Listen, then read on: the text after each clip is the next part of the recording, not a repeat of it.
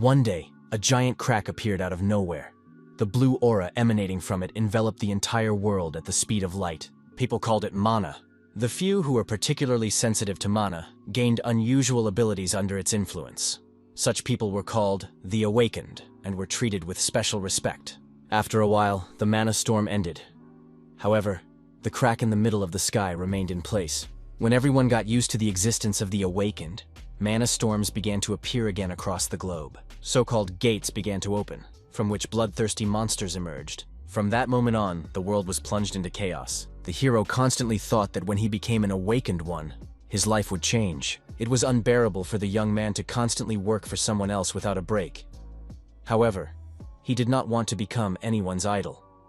He only dreamed of no longer being beaten and robbed. But becoming a villain was not part of his plans either. He just wanted to be someone's friend. But apparently, he wanted too much. The young man considered himself a useless D-rank hunter. People laughed at him when he called himself a hunter. The hero always knew that he would die ingloriously. Now he was moving across the heavenly swords as if on steps, approaching the crack. Of course, the young man did not want to die. Once on the other side of the crack, he encountered a huge monster. He did not want his death to be so pitiful. The hero believed that if he got another chance, he had to become stronger, even if he was a support. The young man managed to fulfill all the conditions to become a player. Perhaps now his life would change. The system invited Shin Jun-so to join the game. Shin Jun-so ran as fast as he could along the designated route. How could he be late on such an important day? The players saw the young man and rejoiced. He had finally arrived. C-rank hunter Lim Do-won was indignant. How dare a newbie be late? C-rank hunter Kim Chi-min was surprised. Had none of them ever been late before? Shin Jun-so ran up and apologized to those waiting. He was a D-rank support, a creator specializing in weapons. Lim Do-won said he was just joking. The guy was hardly late. Kim Chi-min added that they could talk on the way. Hyun-woo and Do-yoon were already waiting inside. Shin Jun-so thought it was terrible. He had joined the guild only 3 months ago.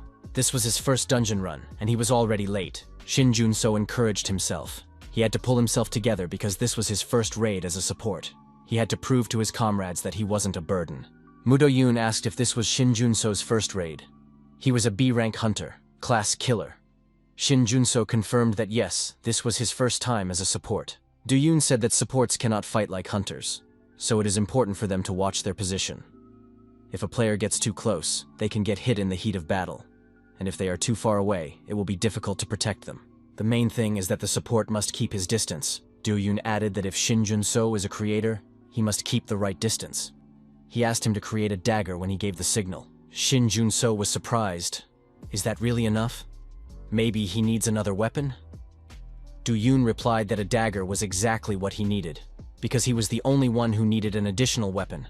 Do-yoon explained that it wasn't that difficult in the dungeon. Since Shin Jun-so was here for the first time, he shouldn't overexert himself. The mage said he could sense mana. A monster was nearby.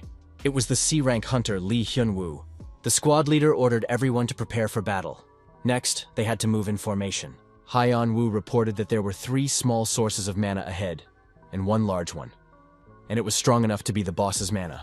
Leader Do-yoon found this suspicious. Usually bosses don't leave their rooms. He said he would deal with the boss himself, and the squad would take care of the other monsters. Do-yoon asked the support how quickly he could make a dagger. Shin Jun-so replied that if it was very urgent, it would take about 20 seconds. But the weapon would last no more than a minute. The commander said it was time to get started. The dagger would be enough for 40 seconds of fighting the boss. The monsters turned out to be crystal lizards. They grew on mana stones in the dungeons. Tank Do-won said he was starting and rushed to attack the monsters. Kim Chi-min also attacked the monster and dealt significant damage to it. She moved from one monster to another, neutralizing them one by one. The girl thought that the monsters were regenerating faster than she had expected. She warned her colleague. 2 monsters perked up and headed towards him. The tank shouted that it was time to use magic. Lee Hyun-woo warned that he was almost ready. The mage released fiery magic balls, which rushed toward the monsters in huge numbers. Hyun-woo said it was done. Do-won praised him and suggested taking a break. Shin Jun-so was amazed by the complexity of the battle. Now he understood how real guilds fought. The leader asked if the weapons were ready. The protagonist thought that this was not the time to be distracted, and reported that the weapons were ready. He needed to be as focused as possible. Support used the user's mana to create items. The creator's basic skill was activated. Shin Junso threw the dagger and told the commander to catch it. It was an A-rank shadow weapon. Its quality and power depended on the user's mana. After a while, the weapon disappeared. Du Yun approached the monster and swung the dagger to deliver a fatal blow. The shadow weapon did its job, and the monster lost its head. Du Yun, the leader of the squad, left the defeated boss on the ground with a sense of accomplishment and prepared to leave the room. After the battle, the players took roll call. Everyone was present and no one was injured. Shin Junso realized that these players were much stronger than he had imagined. Each of them was unique in their own way. Together they worked flawlessly. This is an excellent team. One day they will surely become a top guild. Shin Junso thought that compared to these players, he had only made one dagger and had done practically nothing to help. Du Yun approached the support and said it was a great job. He asked if Shin Junso was hurt. Shin Junso replied that he was fine, although he felt that he had not been very useful. The commander was surprised. With such a support skill, it is possible to save a lot of money. Du Yun added that his skill consumes weapons. Even if you buy the cheapest items on the market, it would be impossible to use them properly. The commander explained that this is precisely why he needs a creator. He only needs weapons with mana to activate his own skill. Du Yun congratulated the support player on his excellent start anyway. The first dungeon clear was successful. Shin Junso said that he would eagerly await the next raid and try to live up to the expectations placed on him. Suddenly, everything around them shook. Was it an earthquake? Would the cave collapse after the boss was destroyed? Shin Junso showed his comrades that the wall was collapsing. Behind it, a passageway opened up. Magician Lee Hyunwoo noticed that it looked suspicious. It looked like a path that definitely led somewhere. Leader Du Yun suggested that this path might be a secret one. Lim Do-won had no doubt. What else could it be but a path to treasure? Kim Chi-min supported the idea, but the mage noted that they couldn't go there unprepared. The leader said that everything would be done quickly and nothing else would collapse. Lee Hyunwoo agreed and said that in that case, he would go too. The commander ordered Shin Junso, the support member, to also go with them along a secret path in search of the supposed treasures. The group of hunters set off into the unknown. After a while, Shin Junso tried to save his life. He was being pursued by a huge monster. The hero did not understand how it had come to this. Everyone had died. He was the only one left alive. Monsters like this shouldn't exist in a D-rank dungeon. He had never even heard of monsters that could not be detected with magic. Shin Junso looked back and saw the monster approaching.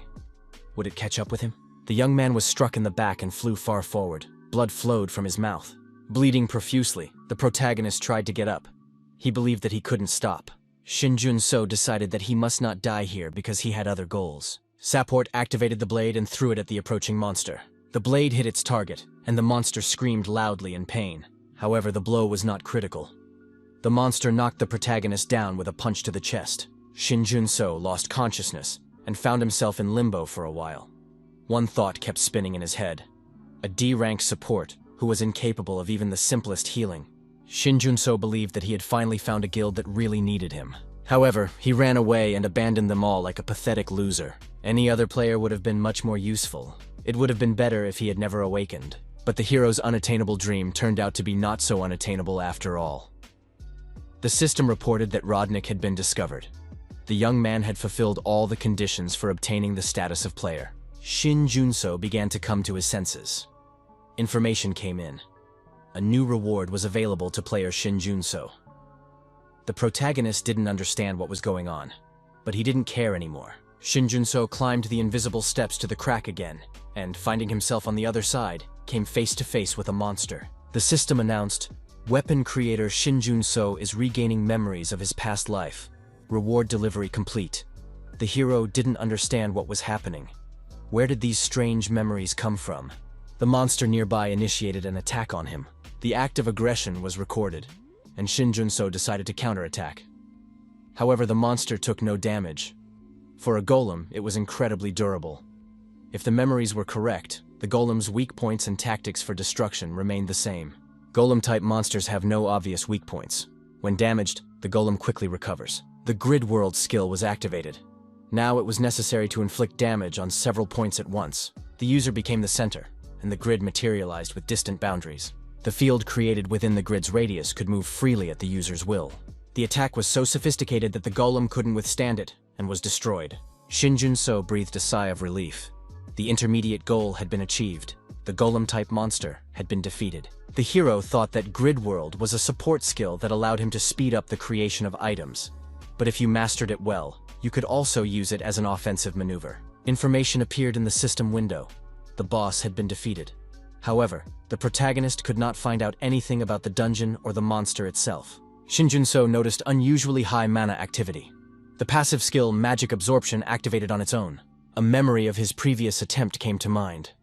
The young man did not understand what past life meant, but it was definitely himself, another him from the future. Shin Jun-so was frightened. The future turned out to be a destroyed world. It was scary to even talk about what had happened in that world. The player absorbed all the experience and knowledge from that time. Even if it was the future, it should not become the future of his world. There were too many differences. A status window appeared in front of the protagonist. He had truly become a player. Player was the name given to the few who were chosen and awakened. According to his new memories, there were currently no players in this world. In about 2 years, only a few of the awakened will be chosen to become players. A blue screen appeared in front of them, visible only to them. In the future, the appearance of the mysterious system shocked all the awakened. The players were not only given the system, each of them received a special reward. Skills and strength that ordinary awakened ones did not have. The system and rewards, which appeared out of nowhere, were used by the players to rapidly increase their strength, much faster than the other awakened ones. Thanks to the guild leader becoming a player, the Daven Guild, of which the protagonist was a member, developed to the highest level. This guild was not particularly close to our hero, but it was the impetus for his development in his past life. As part of a growing guild, the young man constantly honed his skills to keep up. Shin Jun-so decided to check the acquired skills in the system window. This turned out to be very convenient, as the skills were transferred from his previous life. However, the skill used on the golem's body did not even exist before. He had not heard of anything similar from other players. Could it be that only he had this skill? The skill absorbed energy from polluted mana. Now it was possible to collect the energy contained in the polluted mana of dungeons. Shin Jun-so thought that first of all, he needed to deal with the bodies of the dead players. Defeating the monster had not been easy, and had cost too much. Hunters Association headquarters. An employee asked her boss, were they really going to let him go so easily? It seemed strange. A small guild attacked an unconfirmed dungeon, and an accident occurred. 4 out of 5 people died. The only survivor was a D-rank support. It would have been understandable if he had simply run away while the others were fighting. But this guy took care of the bodies and reported to the association. The gates had already disappeared, so it was impossible to verify this. The girl asked what the boss thought about it. The situation seemed very strange to her. The boss asked if she really thought that a D-rank support could destroy the hunters. The boss said that this was not a civil matter. There was no point in worrying about other people's problems. Even if something strange had happened, it was impossible to verify what had happened in the dungeons. All that remained was to passively gather evidence. The girl objected that this was not the case. Recently, such incidents had been happening more and more often. The chief said that hunters disappearing after discovering gates that were not reported was no longer a rarity. If they report it to the association, they will be put up for auction. All these hunters would get was a little money. That's why they risk their lives and go there silently. It's almost impossible for a small guild to win the bidding for the gate. He said that the assistant could contact this young man for further investigation if she wanted to. The department head studied the file. This player's name was Shin Jun-so. Something about the case seemed illogical to him. The situation as a whole was clear, but there was a feeling that it was more complicated than it seemed. During the interrogation, Shin Jun-so was too calm. He had hardly ever been to the dungeons, but despite what he had seen, he behaved as if he was not afraid at all. There were many inconsistencies in his words, but overall they matched. Of course, this could just be a personality trait. The department head thought that something was wrong here, but he couldn't figure out what it was. It was one of two things. Either something had happened, or he had missed something. It was annoying. There was no point in worrying about it now. However, in the future, everything would have to be thoroughly checked. No matter how much the protagonist thought about it, something still didn't add up. Unconfirmed gates. Shin Jun-so couldn't remember this dungeon in his past life. Every member of the guild had seen the bid application form. The application bore the association's seal. But if the association had registered the gate as unconfirmed, then who had impersonated it and deceived the Daven Guild? Or could it have been the association itself? What worried the hero most was that this had happened not only to Daven. The detective said that unconfirmed gates with missing people were no longer a rarity. Shin Jun-so didn't know all the details, but there was something common in all the news about the guilds. Players such as Moon, the leader, and even gifted individuals who would later be called heroes were involved. There was probably someone who wanted to erase the very existence of heroes. In that case, it was necessary to carefully hide one's abilities. Shin Jun-so was the only survivor in the case of the missing players. This investigation remained unsolved. If you act suspiciously, you can make too many mistakes. The hero thought he had about 2 years to prepare for the first player selection. During this time, he needed to utilize and develop all his skills. Shin Jun-so decided that he needed a way to develop without attracting attention. This required as many useful skills as possible. A whole year passed. In an impenetrable part of the forest at the foot of the mountains, the player fought a fierce battle with an aggressive monster. During the battle, the player's weapon broke, and the sword snapped in two. The young man was struck in the chest and flew far back, but managed to stay on his feet, slowing down with a piece of the sword. The monster continued to attack fiercely. Jumping high into the air, the beast prepared for another attack. The other members of the squad watched the situation unfold in horror. The heavily armed monster advanced on the unarmed player, who was sitting on the ground, backing away from his opponent. It was a D-rank gnoll, a high-level creature whose physical abilities surpassed those of ordinary gnolls. This monster's skin was highly resistant to magic. The player thought that a gnoll from the E-rank dungeon should have frozen. Even among D-ranks, this monster was considered one of the most dangerous. The tank rushed to the swordsman's aid and put his shield forward. The gnoll launched its attack on him. The tank said that they wouldn't last long if they only defended themselves. The tank shouted that they needed to look for an opportunity to deal damage, the scourge of low-level hunters. The reason gnomes were given this nickname was not only because of their exceptional physical abilities. Usually monsters of this rank had a weakness for magic. No matter how low-level the adventurer party was, they always relied on spells, but the Goblin Lord was an exception. The hunters, who were cocky with their simple spells, felt fear for the first time. The price of their complacency was the destruction of the entire party. The player thought they had only one fighter who could deal physical damage, but he couldn't withstand a one-on-one battle and lost his weapon. The swordsman told the tank that he had no weapon left. How was he supposed to deal damage? The player thought, if only he had known how it would end, he would not have been so greedy and would have gathered as many people as possible. He did not even imagine that his desire to use fewer people would result in such a defeat. The swordsman looked to the side and noticed a player busy with something completely different. It was a porter. He did not participate in the battle, but acted as a collector and carrier of byproducts, such as magic crystals. As long as a person can sense mana, they can do this job. So the attitude towards porters among the awakened was far from the best. The swordsman remembered that he had brought one porter with him. And now, when everyone else was being overwhelmed by the monster, this guy was calmly working as if nothing was happening. The porter had creative abilities, but it wasn't worth expecting much from him. The player approached him and asked if he could forge a sword. The young man nodded affirmatively. The player asked him to make the sword as strong as possible. The young man apologized, reminding him that he was here as a porter, not a support. The swordsman said sharply that now was not the time for such conversations. After all, they could all die. If they couldn't defeat this gnoll, the porter wouldn't survive either. Shin Jun-so agreed, but set a condition. After clearing the dungeon, the players must forget about his ability. And when dividing the reward, they must pay him as a support. The swordsman was outraged. It was difficult to expect good quality weapons from someone who had failed to become a creator and had become a porter. Did he really think that only weapons could clear the dungeon? The porter calmly said that it was funny. Without good weapons, the dungeon cannot be cleared, but weapons must exist. Shin Jun-so confidently declared that with his weapons, they would be able to clear this dungeon. The Overkill Guild, one of the 3 major guilds in the country. The assistant said that the president of the Awakened Association had sent a request for assistance. The boss clarified, because of the dungeon with the rank error? The assistant confirmed. At first glance, it's just a request, but in reality, they are willing to give anything. They have no choice. There are hardly any awakened capable of entering the forcibly closed gates. The chief looked at the photo, and one person's face seemed familiar to him. A few weeks ago, a dungeon with a rank error appeared in the Soko area. The chief remembered that he had an assignment nearby at that time. This young man was definitely there. According to the report, he was listed as a porter. Even if similar cases occur again, the probability of dungeons with errors appearing is extremely low.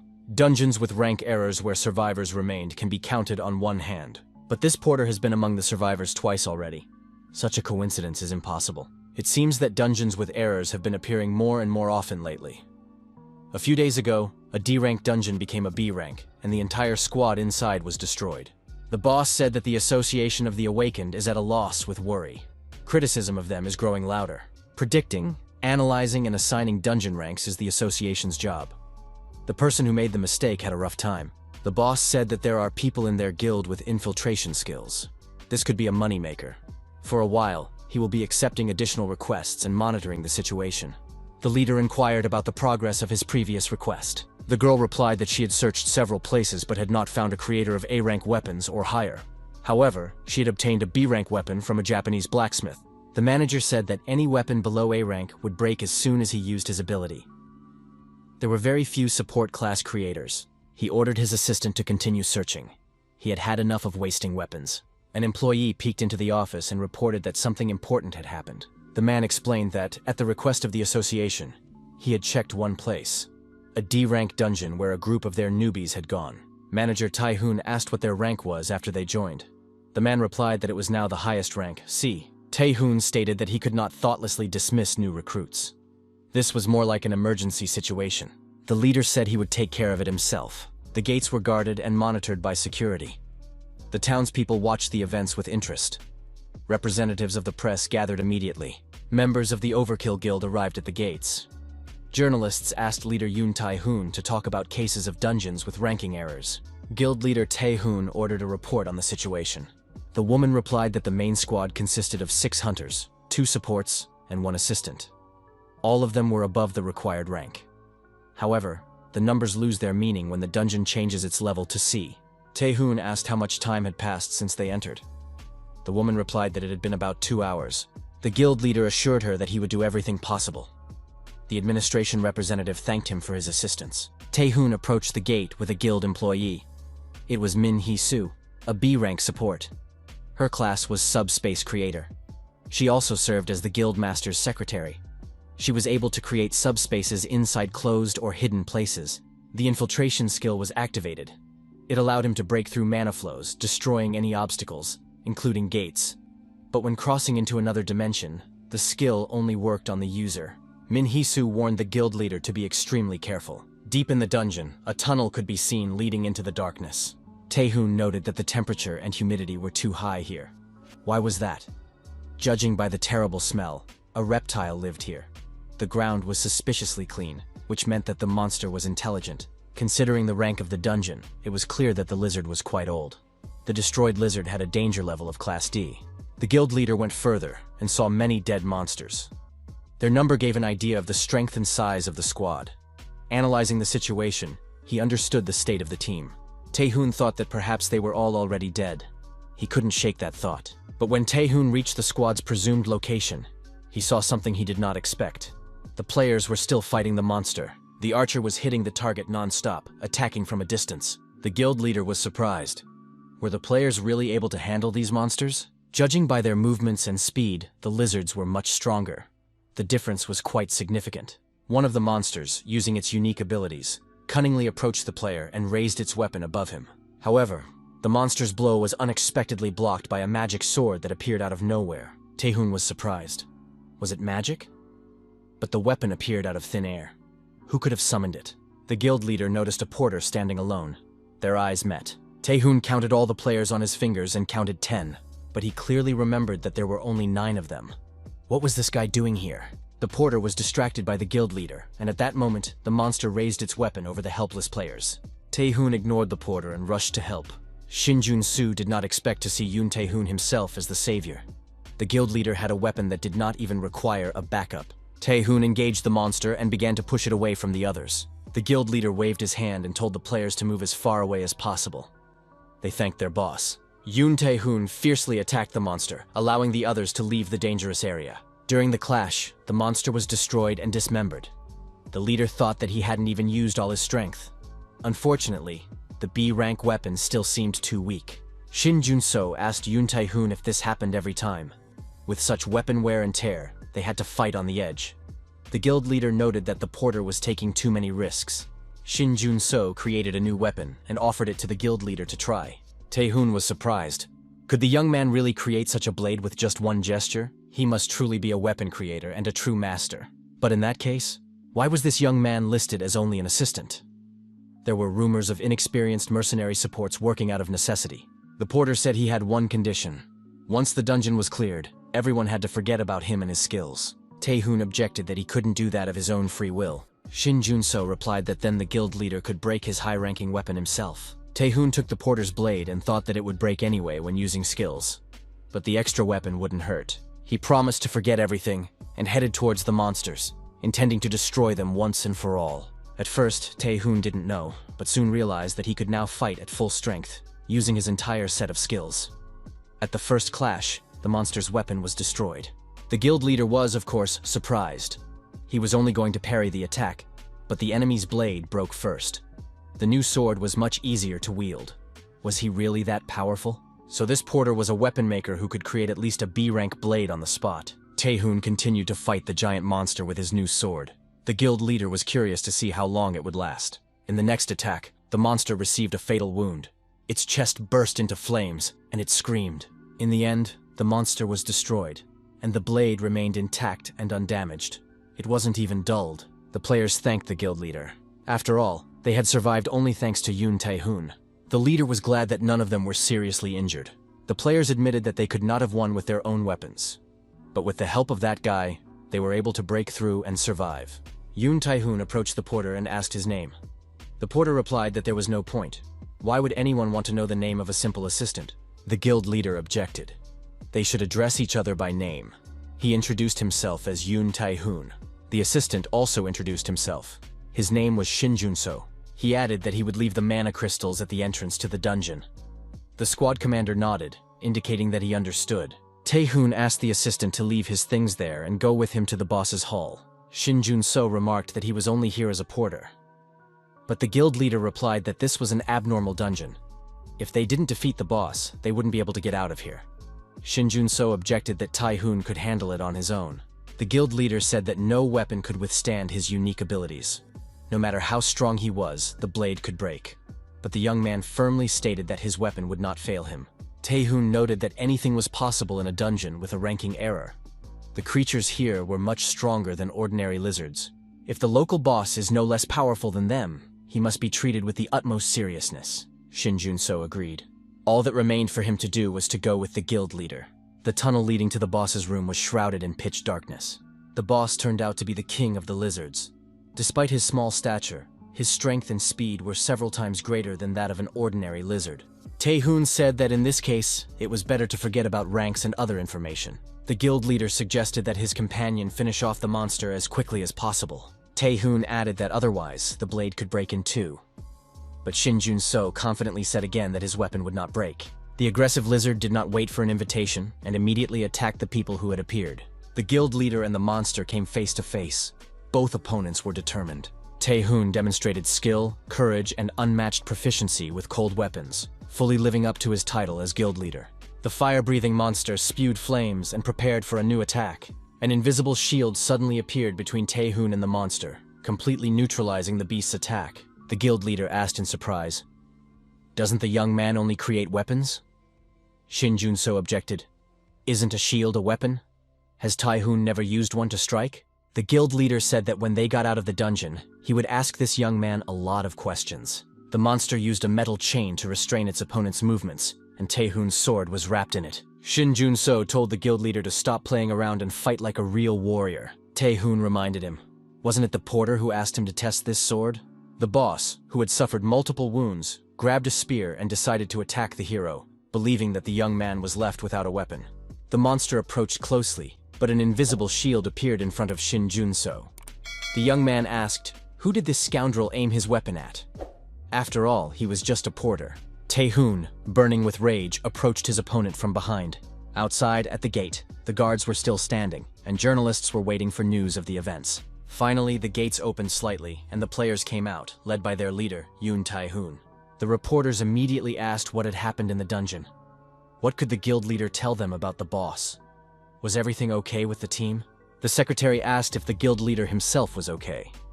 Did he have any life-threatening injuries? The players thanked Tae-hoon for his timely rescue. If it weren't for him, they would have had a hard time. The porter told the squad commander that he had received his payment and did not intend to stay any longer. One of the journalists asked how the guild leader managed to clear the dungeon so quickly. Maybe it turned out to be too easy. Tae-hoon, looking back at his assistant, replied that he was not the star here. He had been helped. However, those present were convinced that while the squad was defending itself, the guild leader had single-handedly dealt with everyone. The players confirmed that their weapons had broken, they had no chance, and it was only thanks to the arrival of the leader that the monsters were defeated. Tae-hoon reminded them that the weapons had been made by that very assistant. That was the only reason they had been able to hold out until his arrival. The squad commander was surprised. Who was he talking about? Tae-hoon explained that he was talking about the support, the assistant, and the creator of the weapons. The commander acknowledged that there was indeed an assistant with them who supported the squad. But did he know how to make weapons? The archer objected that she did not remember such a thing. The guild leader was astonished. Had the players really not seen the young man making weapons? But they did not understand what he was talking about. This assistant didn't even have a pickaxe for mining crystals. Apparently he lost it while collecting all the crystals. Tae-hoon was stunned. How was that possible? They had been running around with weapons they had made themselves. Had they really forgotten everything? And then the guild leader remembered the condition. Everyone had to forget about the assistant and his skills. He thought that this was the rent he had to pay. But how could the young man use a skill that was only available to creators of A rank and above? Young Tae-hoon turned abruptly and ran off in an unknown direction. Everyone was stunned. What had happened to the guild leader? The assistant and secretary caught up with him and asked what was going on. But Tae-hoon still couldn't find the missing porter. He ordered Hisu to find one person urgently. The secretary reported that Shin Jun-so's location was known. Today, around 1 p.m., he entered a D-rank dungeon with a group of 5 people in the Songpa area. Tae-hoon thanked the girl and noted that it was good work. Songpa was not too far away. Secretary Hisu was surprised. Shin Jun-so was just a D-rank creator. Why was he so interesting to the guild leader? Tae-hoon carefully studied the young man's file once again. It did indeed say, D-rank creator. There was no reason to doubt it. All available information indicated that Shin Jun-so was exactly who he claimed to be, but the rent itself completely ruled out that possibility.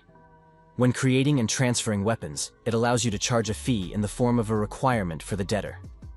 The complexity and level of execution of such requirements depend on the skill of the creator. The skill was impeccable. The guild leader had never seen rent used in this way before. A skill capable of bringing easy wealth was used only to conceal one's identity. He thought, such a creator could easily reach the highest level. Then Tae-hoon experienced a feeling he had never felt before. The ability to fight at full strength without fear of breaking his weapon. In his lifetime, he had met countless blacksmiths who were considered the greatest. The guildmaster tested the blades of these masters for strength and suitability for his skills. In Tae-hoon's hands, the blades would heat up to red hot and sometimes lose their properties. After intensive use, they crumbled into small fragments. The greatest masters felt humiliated because they did not live up to expectations. Tae-hoon was unable to find a weapon worthy of himself. Moreover, his skill in creation was limited to the form of ordinary weapons. But the blades created by this young man did not obey any rules, as if there were no limitations at all. Tae-hoon thought, if Shin Jun-so is capable of this, then he can create something that is impossible with ordinary weapons. On average, it takes a group of 5 people about 4 hours to clear a D-rank dungeon. About an hour had passed. The guild leader asked Secretary Hisu what else was planned for today. The girl replied that Glow was meeting with Hyun-moo at 7 p.m. Tae-hoon asked to cancel the meeting. He was going to leave work early today. Tae-hoon headed for the gate where the dungeon clearing squad was working. Another monster was defeated in battle with the players. As expected, the monster was completely destroyed. The knight thought it was impossible. Could this weapon really have been made by an assistant? It was enough to break the boss's weapon. When the knight's weapon broke, he thought it was the end. Who would have thought that the assistant had such a skill? He had never seen swords of such quality in his life. The knight thanked the assistant from the bottom of his heart for this weapon. The players decided to recruit the protagonist if he was not already in the guild. The knight said that such talent should not be limited to being an assistant. He has a keen eye for good players. Shin Jun-so thought he had to spend too much mana. He didn't expect to meet a group that was barely coping with a normal dungeon. Shin Jun-so understood that if he had had mana left at that moment, everything would have been different. The incredible amount of mana he felt in the dungeon after destroying the golem and using it all up had not been restored. Our hero thought that he now had no more mana than a normal awakened D rank. At least it was enough to create weapons. He couldn't have imagined that his memories of his past life would be so helpful. The main skill of a creator is the creation of items. It would seem that the quality of the created item should be proportional to the mana cost. However, there is a way to increase the effectiveness of this skill that no one knows about yet. It is the level of understanding. The higher the understanding of the item being created, the higher its quality. The best part is that as the quality increases, so does the efficiency of mana. If you use the same amount of mana to create the same item, the result can vary significantly depending on the level of understanding. After the hero learned about this, he underwent rigorous training. As a support, he researched materials, studied with hunters, visited workshops, and took lessons in weapon crafting. However, the current feeling exceeded his expectations. Compared to the mana spent, the quality has increased significantly. It is quite difficult to use both creation and rental fees at the same time. Mana equipment is expensive, so it will not be possible to get it anytime soon. Shin Jun-so thought that at least he could buy mana potions, the only item produced on an industrial scale. He would need to order more potions. But the young man understood that with his salary, it was an unaffordable expense. No one would accept a D-rank creator as a support, so he had no choice. Shin Jun-so studied the situation and realized that a few dungeon clears would not be enough. He gets no more than 1% from a single dungeon. It's too inefficient. There was only one thing left to do: find an abnormal dungeon. It was the only way to absorb a lot of mana at once. Compared to normal dungeons, the absorption rate there was at least 10 times higher. Unfortunately, it was impossible to predict the difficulty of such a dungeon before entering it. In the past, he would have had a hard time if the guild leader hadn't been nearby. In the current dungeon, he was about to face a boss of approximately C rank, and he needed to prepare for that.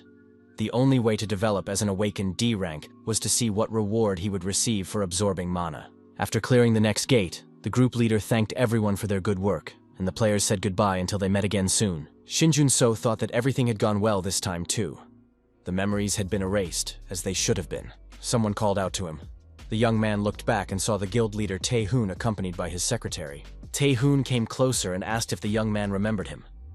Shin Jun-so was surprised. Had this man's memories not been erased? Shin Jun-so replied that he didn't remember anything. Were they acquainted? Tae-hoon said he didn't believe it and handed the young man his business card. The guild leader added that he wanted to discuss something. The card bore the name of one of the best guilds in the country, Overkill.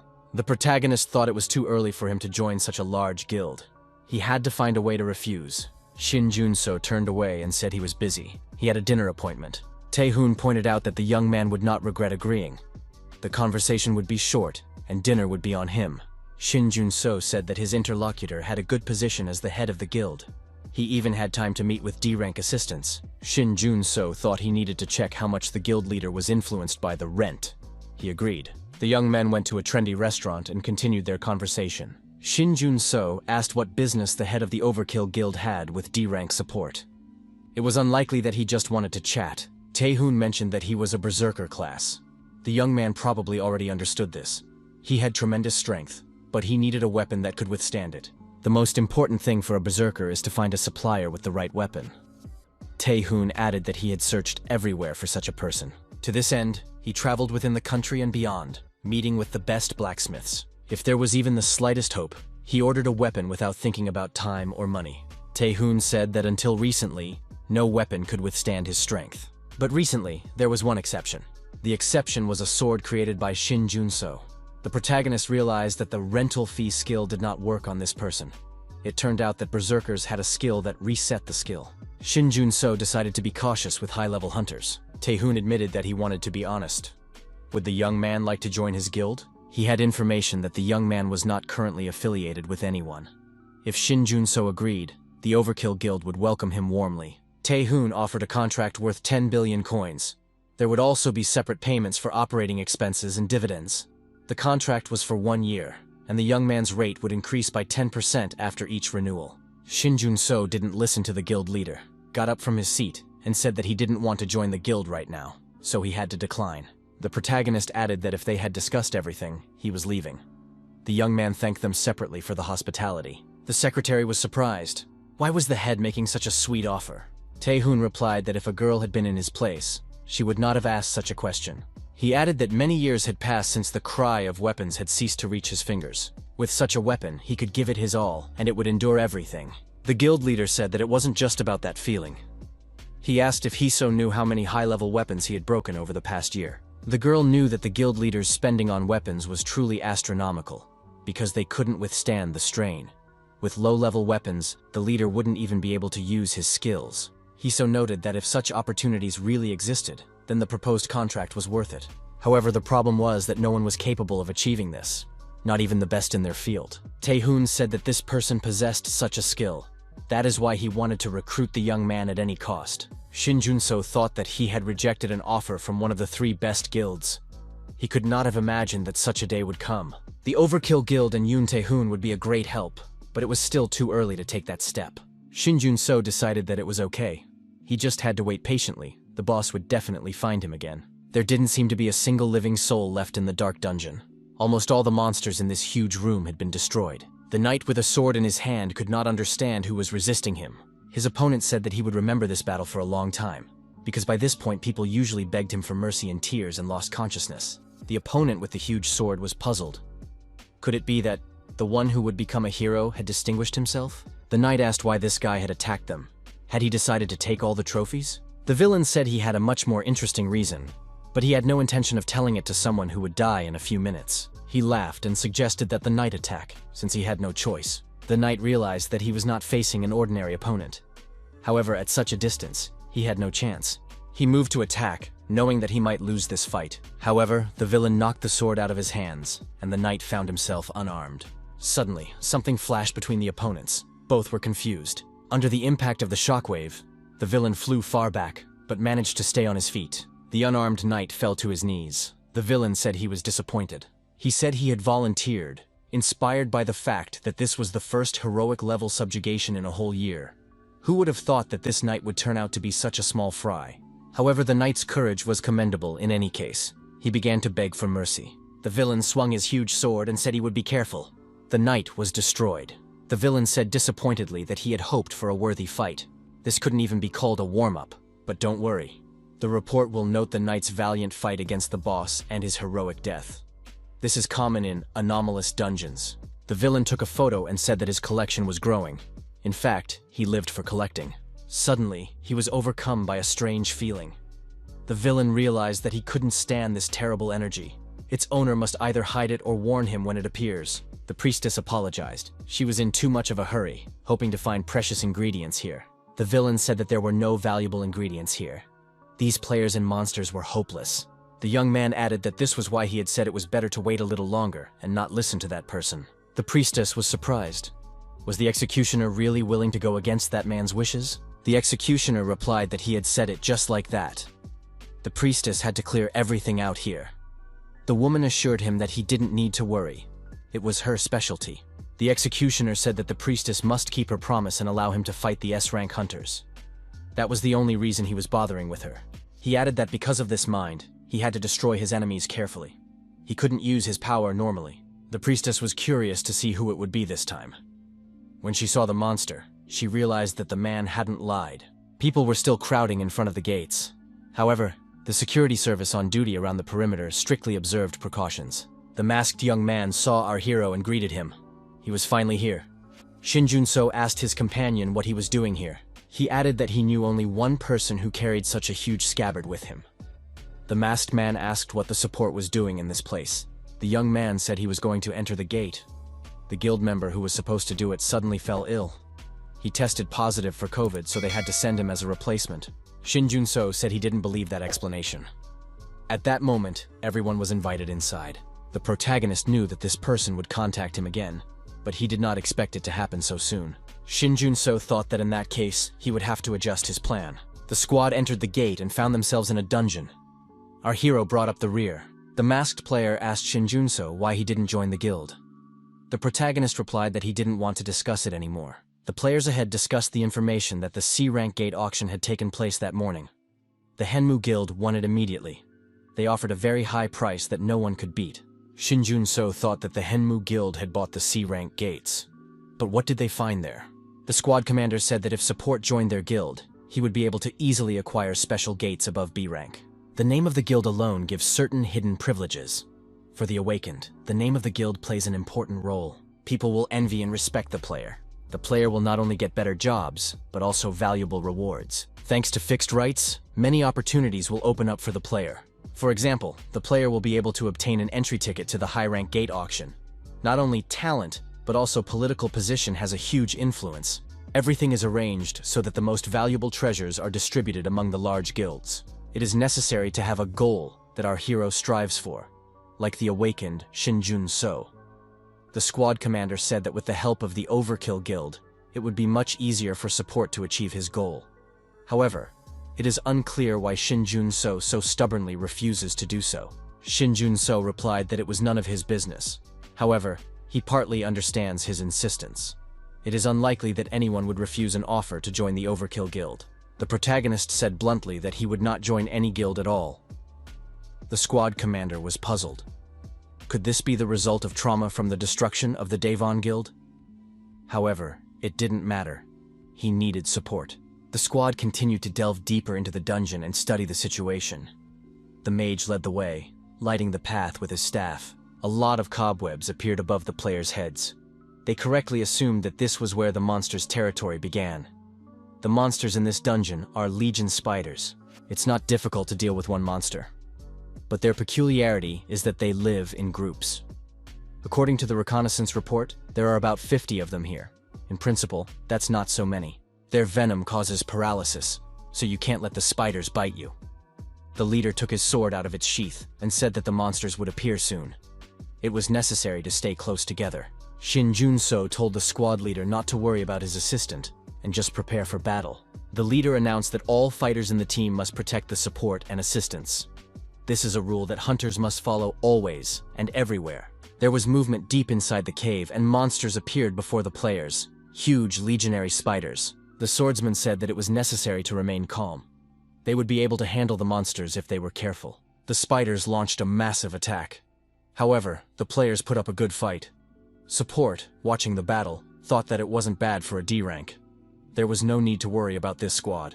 However, the spiders continued to arrive, and it seemed that there would be more than a few dozen of these monsters. The squad leader swung his sword and prepared to attack the approaching monster. The squad commander understood that the Spider Legionnaire was one of the weakest ranked monsters. He didn't even need to use his blade, just release a little chi energy. At this rate, the commander expected to finish the raid without damaging his weapon. The number of monsters increased, and the players formed a circular defense. However, the spiders advanced, and the circle tightened. The tank noticed that the number of spiders was not decreasing. There were at least 100 of them. Why was the intelligence so inaccurate? The mage said that his mana reserves were running low. The swordsman noted that it would be quite difficult. The commander, changing his position, told Shinjun-so to follow him. Our hero replied that he had his own business to finish. The support character headed alone toward the mass gathering of monsters. The squad leader shouted for Shinjun-so to duck immediately. After all, this guy could be attacked if chi energy was used. Shinjun-so activated his hypnotic gaze and looked at the spiders. Magical threads appeared throughout the space where the spiders were. The closest monster was wounded, and its green blood spurted in all directions. The destroyed spider fell at our hero's feet. The young man thought that of all the weapons he could create now, a sword would be the most effective. The most effective thing would be to create several swords at once and launch them into the area where the monsters were gathered. However, he did not have enough mana for that. In this case, the protagonist decided to do something different and created only one magic sword. The sword pierced through space and began to move from monster to monster, destroying everything in its path. The entire area around the players was cleared of enemies. Finishing its movement, the sword pierced through a spider and stuck into the ground near the players. The squad leader thought it was a mass attack. It takes at least 10 seconds to use it. During that time, support dealt with dozens of monsters. Did he use materialization in battle? But that's not the point. Support is capable of fighting at this level. Shinjun-so asked the commander why he was standing there. Didn't he want to help the guys? Meanwhile, the squad continued to repel the attack of the spiders pressing down on them.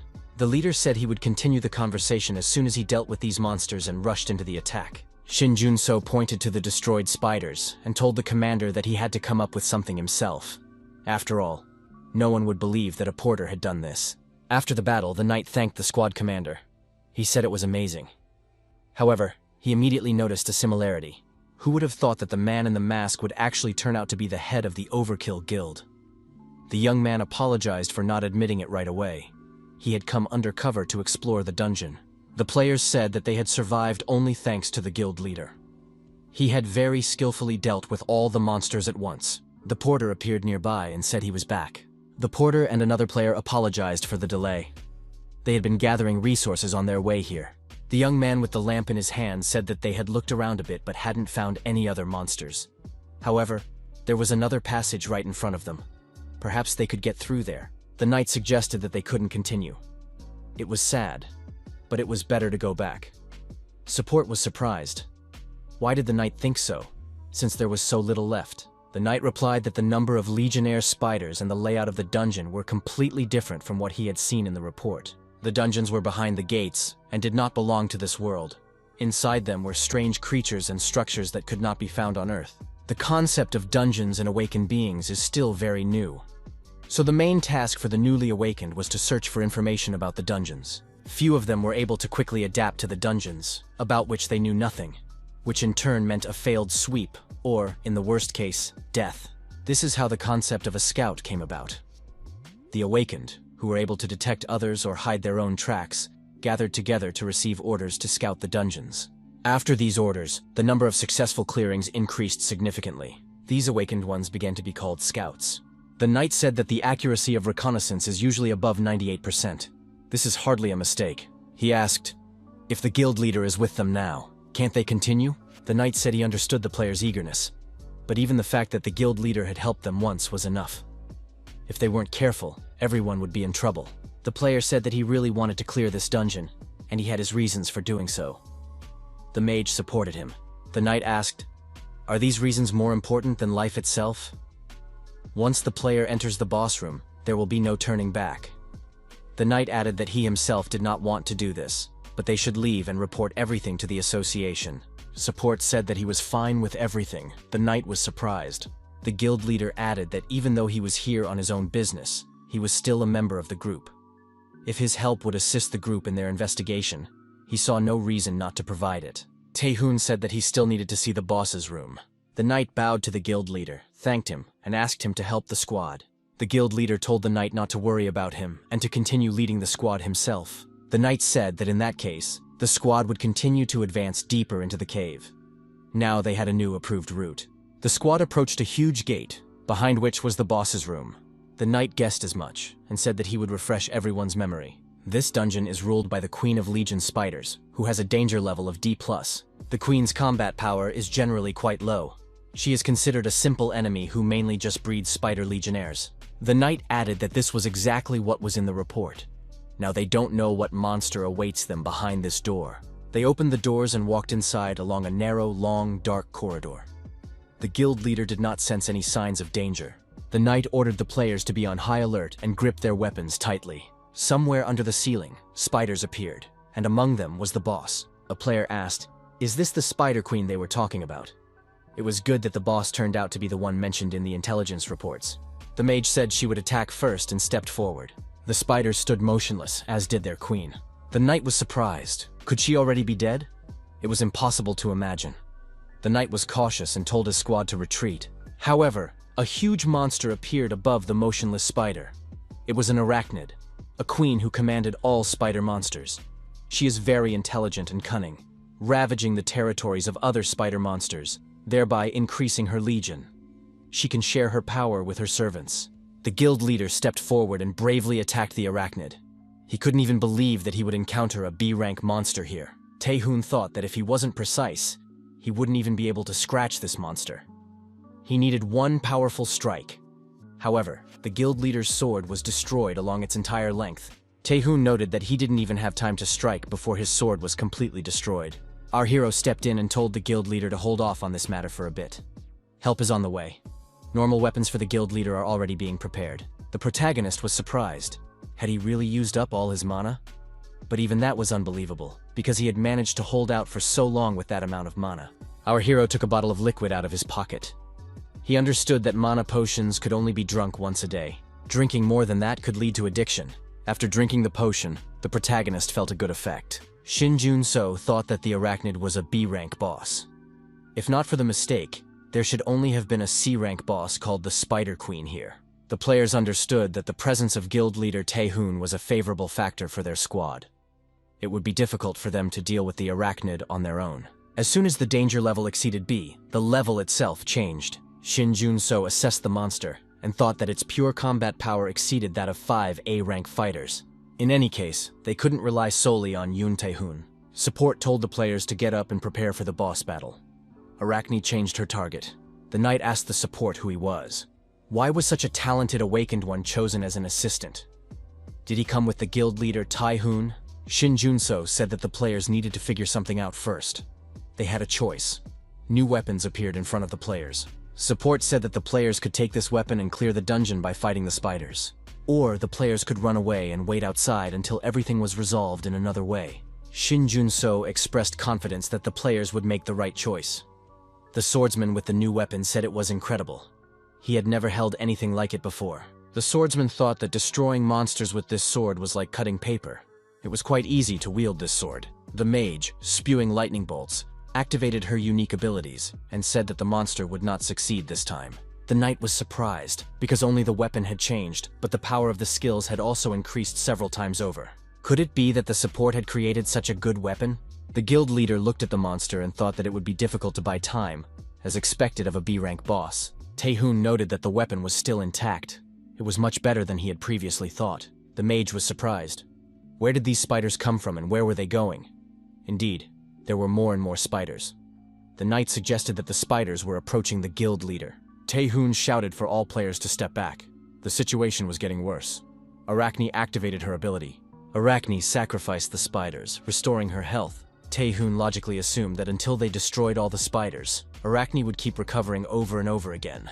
They needed to increase their firepower to finish it all off in one go. Shin Junso stated that even though he created a sword from the remains of mana, he did not think that the guild leader would destroy it. Support offered the guild leader a completely different weapon, a two-handed sword. Our hero added that it was the strongest weapon he could create at the moment. Tae-hoon felt it as soon as he picked up the sword. With this weapon, you can defeat everyone with a single blow. The guild leader was not very familiar with two-handed swords, but he understood that it suited him. A powerful blow with a two-handed sword caused a strong explosion. It was a basic berserker skill. This was probably the first time the guild leader had used this skill correctly. Instead of gaining overwhelming power, this skill loses its rationality, because it is difficult to cope with the risk that will follow when the weapon shatters into pieces. The guild leader was satisfied with the result. He decided not to stop there. Now the guild leader could use his powers to the fullest. The monster was not to be envied. Tae-hoon thought it was dangerous. If he hadn't unleashed his power, one might question his sanity. This was only the second time this had happened since his awakening. He was able to use his skill to its fullest. Yoon Tae-hoon thought he had been wrong before. Support is not an ordinary awakened. When his ability becomes known, the whole world will focus its attention on him. The guild leader stood in front of the destroyed monster boss. An incredible amount of mana appeared. It couldn't even be compared to other dungeon bosses. Shin Junso asked if the guild leader sensed anything from this monster. Tae-hoon stated that the queen was definitely dead. They had disposed of her remains, so she would not come back to life. Shin Junso thought that even a high-ranking hunter couldn't sense this mana. The passive skill, Mana Absorption, was activated. With this skill, you can collect energy from infected mana within the dungeon. The player received a new skill, Demon Weapon Production. Shin Junso thought that he couldn't even imagine what this weapon would be like. He didn't remember any descriptions of the demon world, but everyone knew about it. Shin Junso regretted that the reward was not related to mana. The protagonist thought that thanks to Arachne, he had already received half of the required amount of mana. Tae-hoon turned to our hero. He had something to say. Despite the support's refusal, he still continued to ask him to join the guild. Tae-hoon realized that this was rude, so he wanted to apologize. The knight was surprised. Could it be that the guild leader, Yoon Tae-hoon, was bowing his head to a D-rank assistant? The knight suggested that, judging by his abilities, this was no ordinary person. He must have a hidden talent for mass destruction. The swordsman told his commander that they had searched everything, and there was nothing else. The mage suggested that the arachnid had previously devoured all the monsters in the dungeon. The swordsman said that his new weapon was simply delightful. He could chop monsters with it without expending any energy at all. The mage had never heard of a weaponsmith who could make such a thing. Could he really be from the Mass Destruction Guild? The knight told the players that they needed to contact the association immediately.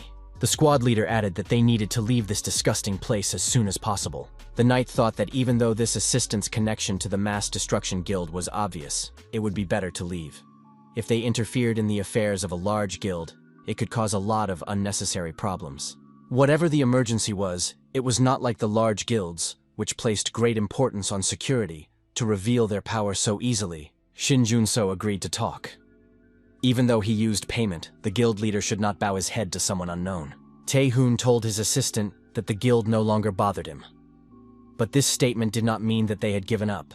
Yoon Tae-hoon extended his hand and offered to sign a contract. The terms should appeal to the support. Meeting separately in the office, the girl said she was happy to see the young man again. Min Hee-soo introduced herself and said she was the secretary of the head of the Overkill Guild. Today, she was responsible for concluding the agreement. Shin Jun-so thanked her and noted that the guild leader had promised to contact him immediately. But who knew it would be the next morning? So replied that the guild leader had ordered everything to be prepared as soon as possible. Hae-soo noticed that they were now in a special reception area. This place had a particularly high level of security. There was no need to worry about confidentiality. Hee-soo suggested reviewing the contract, the terms of which had been announced in the basement. The secretary said that it would take time, but Shin Jun-so could change the content of the contract. Shin Jun-so thought that everything was as the guild leader had said in the dungeon. Now that everything was organized, it felt more real. He pushed the contract aside and said he had no questions. Then, in the dungeon, the guild leader vaguely remembered why the assistant did not want to join the guild. Tae-hoon suggested that the young man had to hide his identity for a number of reasons. If he was right, this proposal could help. Tae-hoon noted that they could secretly provide Shin Jun-so with the necessary materials, equipment, ingredients, gate rights. None of that mattered. However, for the sake of formality, a contract would need to be signed, and everything would be delivered secretly. Shin Jun-so was surprised. Why such kindness? Tae-hoon replied that of course it wasn't for nothing. The player would have to complete tasks assigned to him personally. The guild leader noted that he would not force the young man. If he did not like the task, he could refuse. Shin Jun-so was surprised. What if he did not help, but only received support from the guild? Tae-hoon said that was fine too. The main purpose of the agreement was to establish a connection between the Overkill Guild and Shin Jun-so, as well as to prevent him from joining other guilds. Accepting support was nothing more than a sign of loyalty. Men in black appeared in the dungeon. They said they represented the reconnaissance unit of the Hunters Association. Was the guild leader all right? Tae-hoon said it was time for him to go, and that he was ready to hear the assistant's answer outside. He hoped the answer would be positive. The guild leader thought that this young man's ability was the best thing that could have happened to him. According to the protagonist's plan, he wanted to make a lasting impression on Yoon Tae-hoon and continue his relationship with the Overkill Guild without joining it. Shin Jun-so signed the contract and asked when he could start receiving support. Hee-soo replied that it would start immediately. Shin Jun-so should let her know if he needed anything. The secretary said that the guild leader had prepared a gift for the young man to commemorate the signing of the contract. Hee-soo noted that the guild leader had found something useful in the arachnid's room. Shin Jun-so thanked Min Hee-soo and handed her a list of materials he needed at the moment. The secretary looked at the list and said it could be arranged in about a week. The girl apologized for meddling, but suggested that these materials would not be useful. Shin Jun-so replied that he was not going to use them. Shin Jun-so was waiting for someone at the Overkill Guild office. He saw the girl and thought, finally, she's here. It was the A-rank hunter Han Chia. After the player selection, this brilliant hunter came to be known as the Goddess Archer. Han Chia approached the information desk. The girl apologized and said she wanted to request a training pass to the gate. The staff checked her ID card and realized that they were dealing with an A-rank hunter. The assistant offered the girl a C-rank gate. Han Chia said she was interested in a D-rank gate. This hunter had recently been promoted to A-rank, but she still had almost no experience. She had only entered the gate a few times. Shin Jun-so had seen lower-ranked awakened ones abandon everything, but not A-rank awakened ones. Our hero didn't know why, but he assumed that this girl would soon be promoted in rank. Han Chia signed the relevant papers. The first rank of awakened is based on the absolute amount of mana. When the blue energy poured through the cracks, mana entered all people. However, each person absorbed a different amount of it. The more mana the body can store, the better abilities the player can possess. Therefore, the association began to figure out how much mana each person had. Those who were able to absorb more than a certain amount were called awakened. Then they began to be divided into ranks depending on the amount of mana. Of course, the rank was not fixed. Even if the rank is low, you can still go on dungeon raids. If you become well known in the association, you can expect a promotion. There are cases when the opposite happens. Han Chia returned the papers and said that she had filled everything out. The assistant asked if the girl had a partner. Han Chia replied that she worked alone. The secretary said that in that case, she would put the girl on the partner list. According to the rules, you have to go in groups of 2. Since there were no requests for D-rank gates, she would have to wait a little longer. The assistant assumed that Han Chia did not have permission to go out alone. Otherwise, she would not have registered here. To obtain such permission, one must pass a test. Was Han Chia ready to sign up? The girl at the information desk reminded her that Han Chia's rank would be updated in a month. To confirm her A rank, she would need to either have experience in completing dungeons of rank C and above, or pass the A rank test. The consultant said that the test would be more suitable for the hunter. Most likely, Han Chia would soon receive a message about the test. Shin Jun-so stood aside and watched Han Chia. Han Chia moved away from the information desk and thought that it was difficult to even request the training gate. She should have made an online request. Coming to such a crowded place was crazy. Han Chia decided to come here because she thought she wouldn't be looked down upon. She needed to pull herself together. Han Chia thought that she was now facing a D-rank gate, so this would not happen again. The main thing was not to rush. The girl checked her message and made sure that the invitation had already arrived. It was D rank, as expected. Han Chia thought that she was going to go alone anyway, so she should agree quickly. The gates located within the city were, as always, cordoned off by security services. Han Chia thought she hadn't dressed like this in a long time. It felt unusual. The young man asked the girl. Her name was Han Chia, the hunter, right? The young man introduced himself and said his name was Shin Jun-so, and he was a support. The young man expressed his hope that they would get along. The girl bowed to the support player and told him her name. Shin Jun-so apologized for being late and suggested they leave. Han Chia said she had already made the request. Shin Jun-so thought that this was indeed Han Chia, a ranger-class hunter who had originally received an A rank. But after she repeatedly failed her tests, she was demoted to a C rank. Under these circumstances, Han Chia still received the title of Goddess Archer, because after becoming a player, she discovered her true talent. Shin Jun-so knew what talent he was talking about. The kind that can be awakened even without player status. Today, our hero wanted to awaken this talent in the girl. At the foot of the mountains, in a wooded area, a squad of armed monsters was moving along a set route. Han Chia, hiding in the bushes, watched them. The squad passed by. The archer thought that these were indeed real monsters. It was good that she had decided in advance to buy the necessary equipment. Han Chia had a device on her left wrist that captured monster mana. Han Chia apologized to the young man and said she was going to go alone. Would it be okay if she destroyed the monsters by herself? Shin Jun-so agreed and told her not to worry. If she needed help, she could let him know. At the very least, he was capable of making arrows. Han Chia aimed her bow at the monsters. The arrow flew past, and an explosion sounded near the monsters. The frightened monsters scattered in different directions. The protagonist had not seen the girl fight before she became a player. But her destructive power was much higher than that of many A ranks. All of this, however, was meaningless if she couldn't aim. One of the 3 arrows still hit the target, a record for her. The girl thought that this way she could take down at least 4 more monsters. Han Chia decided to finish everything with 2 shots. She took aim again. One of the monsters took out a horn and sounded the alarm. Han Chia was surprised. Monsters began to flock to the signal from all sides. The girl continued to shoot arrows from her bow. Han Chia realized she was surrounded. There was nowhere to retreat. Due to the limited number of arrows in her quiver, the archer couldn't decide where to shoot. Forward or backward? The monsters, noticing her confusion, rushed to attack. Suddenly, a multitude of magic swords rained down from the sky, aimed directly at the ground. Shin Jun-so said he needed the girl's help. Han Chia clarified. Didn't he say that he was only a D-rank creator? Shin Jun-so replied that the sword defense would not last long, so he needed her help. Han Chia asked what exactly she needed to do. The protagonist pointed in the direction and told her to shoot there with all her remaining strength. The archer did not know what the young man had in mind, but promised to do her best. The arrows flew deep into the forest, clearing everything in their path. Han Chia said she had shot. What now? Shin Jun-so said that with her shot she had cleared the way. Now they had to run. Our hero grabbed the girl by the hand and pulled her along. They ran toward the forest path that had appeared, and the monsters rushed after them.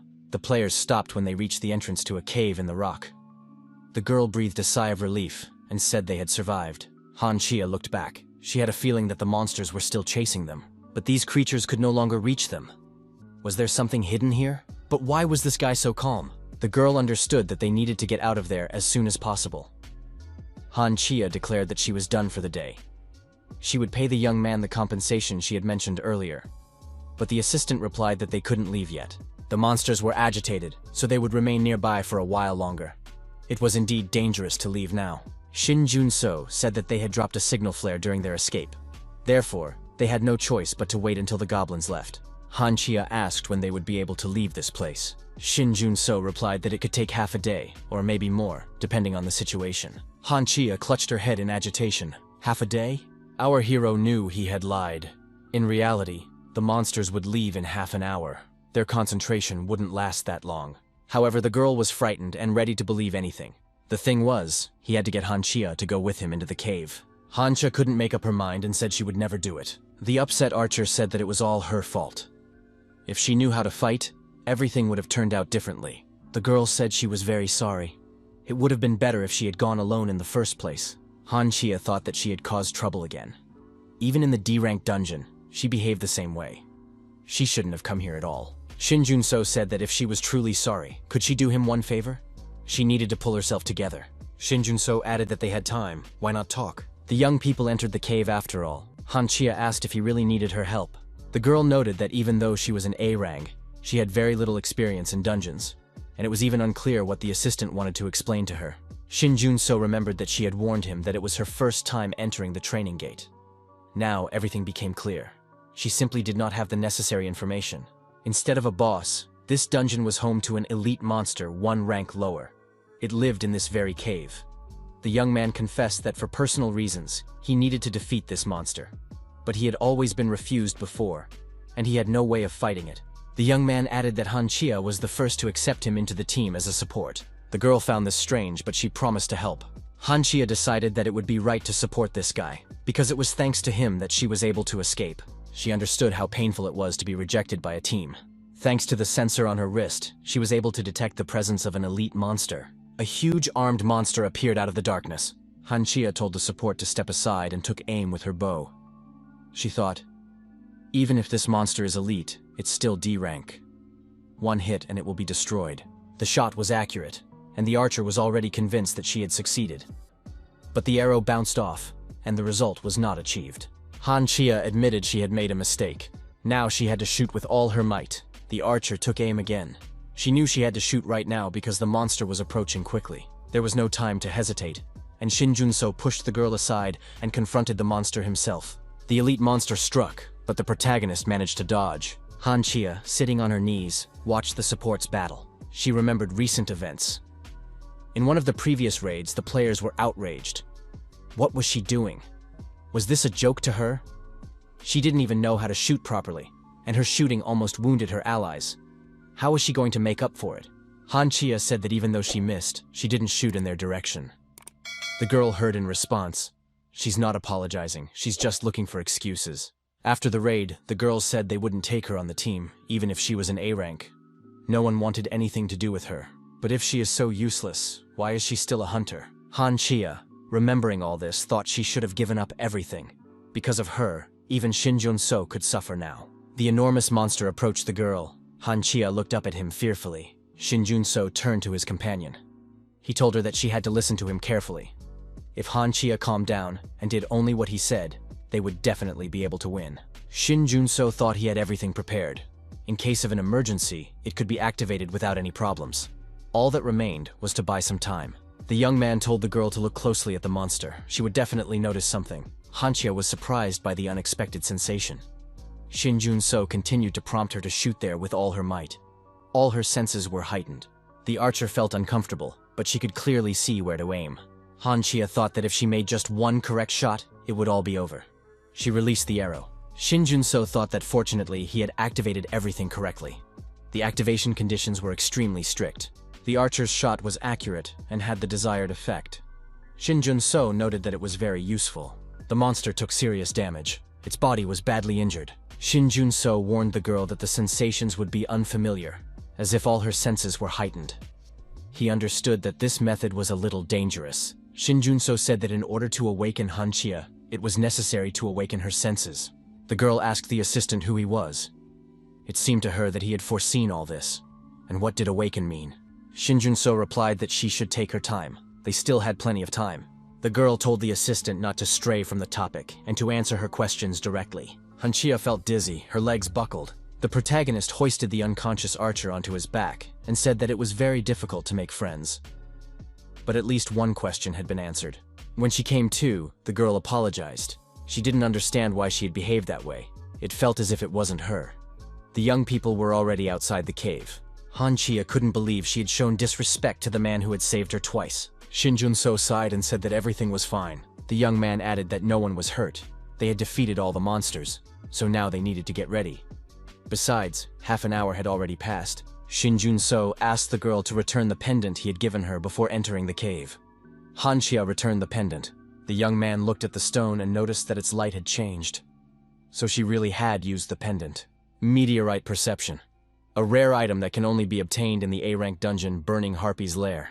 Item ability: heightened senses. It automatically activates when conditions are met. The owner's senses are rarely heightened. At this time, the person's abilities increase significantly. That is when the stone begins to glow. Now abstract senses can be used. However, the problem lies in the complex conditions. The owner's emotions must be at their peak. For people like Han Chia, the best way to activate it is through intense fear. Therefore, the protagonist made her insanely afraid. Although it seemed difficult, he still managed to awaken the girl. Even at such a high market price, there are very few of them. The young man gave up on this idea. However, he thought that this guy would find him in 2 days. Thanks to this, everything became easier. But this was only the beginning. Han Chia felt how she woke up with the help of the item. She needed more practice to reach her previous level. Shin Jun-so told Han Chia to listen to him carefully. Her primary task was to focus exclusively on monsters. To do this, she would first need to change her bow. She was strong enough to replace her short bow with a long one and shoot from a distance. Shin Jun-so added that this way she would encounter fewer monsters and be less afraid of them. Han Chia thanked Shin Jun-so for the opportunity he gave her and for awakening her. The girl added that when she thought she was dying and helpless, she felt something from this pendant. The archer had the impression that everything around her had frozen. She felt that she could overcome any obstacle. Han Chia said that at that moment, she could clearly see her goal and knew exactly where to aim. The girl noted that although she had an A rank, in terms of character and other aspects, she was no higher than a D rank. Attempts to change this led nowhere, only increasing her disappointment. However, now, in the short time they had known each other, she had grown a lot. The girl realized that she was capable of many things and became truly enthusiastic for the first time. Han Chia noticed that she had started talking too much. Shin Jun-so said that it would be difficult for her alone. He would give her his number, and Han Chia could call him if she needed help. Han Chia was delighted and thanked him.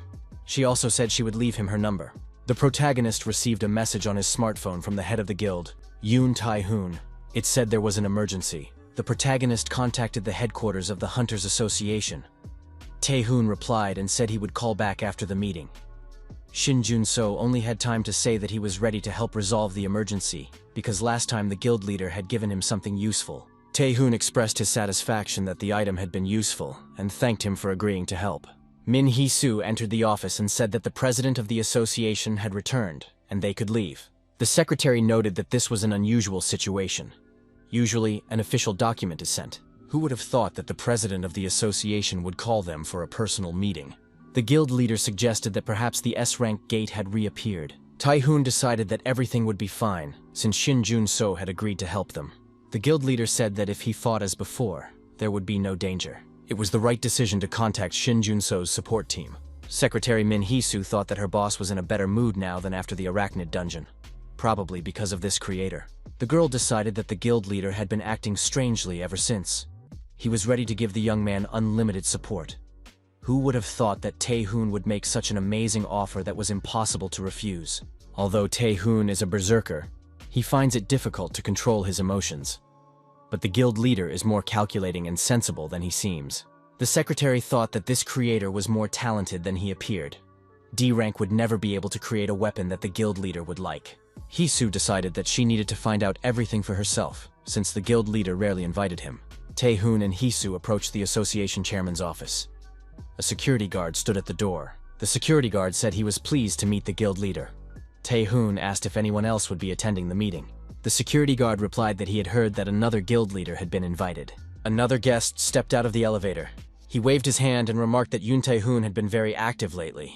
Hee-soo thought that this was the only person who could throw Tae-hoon off balance. It was the head of the guild, Kim Ik-hyuk. Kim Ik-hyuk said that his old acquaintance had capable guild members and that he just needed to improve himself. Dae-hoon replied that he was too busy to respond to such absurd provocations. Kim Ik-hyuk suggested that Tae-hoon was busy choosing low-level dungeons. Tae-hoon probably wanted the newbies in the low-level gates to support him. Kim Ik-hyuk added that although there were mistakes in the dungeon ranks, Opponents entered them for the purpose of clearing them, not rescuing. Hiso was indignant, but her boss told her not to respond. A security guard reported to the association president that the heads of the Overkill and Shinhwa guilds had arrived. The boss added that he could already hear them arguing from where he was. Association President Han Chol-min remarked that nothing ever changes in this world. After a long wait, the security guard suggested that Hisu have a cup of tea. The girl replied that she was fine. The head of the association said he had an urgent task for these guilds. 3 days ago, uncertain gates appeared and disappeared on the outskirts. Han Chol-min noted that these were not gates with errors, but rather undefined gates. Their mana level was difficult to even measure. The head of the Overkill Guild thought this was very strange. Such gates could not even be evaluated. Usually the rank of a gate is determined in 2 ways. First, a special tool is used to measure the amount of mana in the gate itself. Therefore, most often the rank of the gate is equal to the rank of the monsters behind it. Second, the data from the reconnaissance sent by the association is compared. The president of the association explained that dungeons with ranking errors appear when the amount of mana increases sharply. But this is different from a situation where measurement is impossible. Tai-hoon asked if they had tried sending scouts. The president replied that such attempts had been made several times. However, none of the scouts had returned. Kim Ik-hyuk was surprised.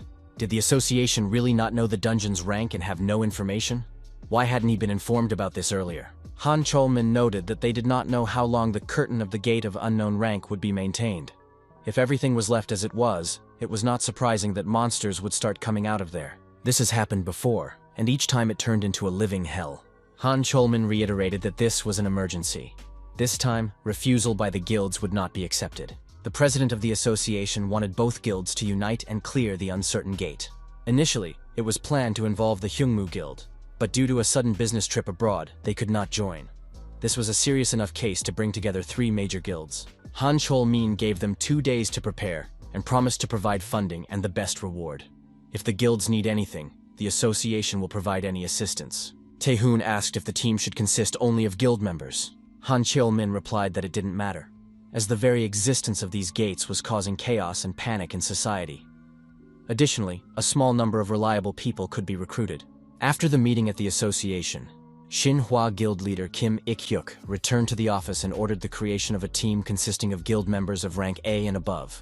Free players must be selected within the next 2 days. Kim Ik-hyuk thought that his opponent, Tae-hoon, had an ace up his sleeve. He had a strange smile on his face during the meeting. Kim Ik-hyuk told his assistant to include her in the team. The assistant pointed out that Kang Yuran was no longer helping their guild. With her personality, there could be problems. The guild leader replied that he wanted to see her in front of him and ordered his assistants to do everything possible. The assistants thought that since Kang Yuran was no longer helping anyone else, they should take advantage of the opportunity and hire her. 2 days passed. People gradually began to gather at the gates. There was growing discontent among those who had arrived. Why was someone allowing themselves to be late? There were 5 minutes left. It was always like this with the Shinhwa Guild. They arrived right on time. One of the players remarked that this was precisely why he disliked such people. They had no manners whatsoever. Would they learn anything if you shot them in the head? The player told Sung Jae-hee to watch his words. Tae-hoon thanked Shin Jun-so for agreeing and accepting the offer. It was unexpected. Shin Jun-so reminded him that he had used the item that the guild leader had given him. He had his pride too. Of course, that wasn't the only reason. There was a hidden quest. A dungeon with a story had appeared. He had to put an end to the abandoned world and get the reward. 5 days ago, this system window suddenly appeared in front of the hero. Only a small number of players receive hidden quests. The selection of players had not yet begun, but our hero had already received a hidden quest. He saw no reason to refuse. Although such quests are very difficult, completing them brings incredible rewards. Some even awakened new abilities. However, who would have thought that this particular dungeon would be involved? Representatives of the Shinhwa Guild approached the dungeon. Tae-hoon apologized in advance for their leader's rudeness. The deputy guild leader was surprised. Why had his colleagues come so early? Kim Ik-hyuk apologized and said they had a lot of work to do. But it seemed that the Overkill Guild had too much free time. Kim Ik-hyuk added that the Overkill Guild was going through low-level gates, so it was no surprise that they had plenty of time. The deputy guild leader said that it was not worth responding to these people. It was better to ignore them. Shin Jun-so thought that the Overkill and Shinhwa guilds were still on bad terms. It wasn't just emotional animosity between the guilds, but also constant arguments in the media about which one was stronger. Kim Ik-hyuk saw the assistant and laughed. Is this really their trump card? Kim Ik-hyuk said that this young man had gone too far. Clearing the dungeon is no joke. Did the young man really want to be carried out of there? The members of the Shinhwa Guild told their leader not to be angry, because they also had a new member. Yuran reminded them that they had been told there was very little time.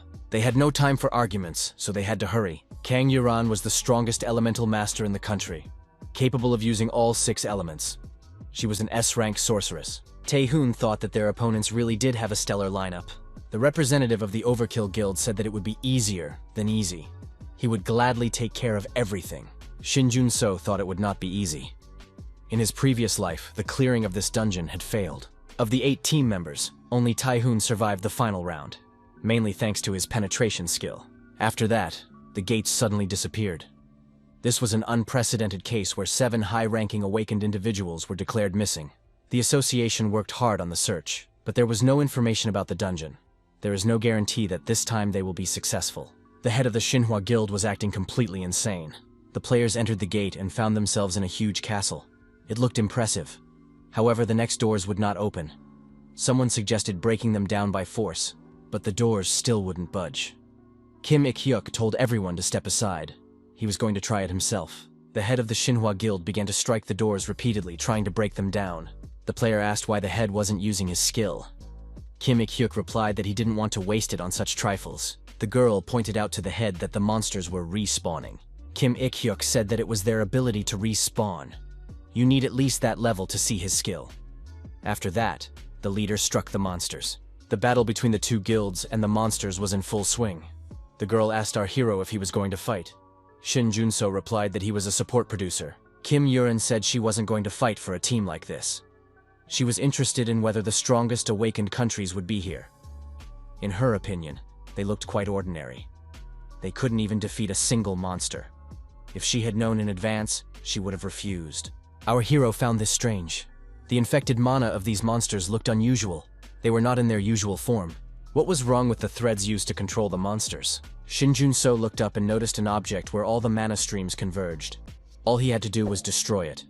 However, the young man did not want to reveal his skills. Kim Yuran demonstrated her abilities and affected a passing insect. Shin Jun-so asked if she had enough mana for the insects, then why not shoot at the monsters?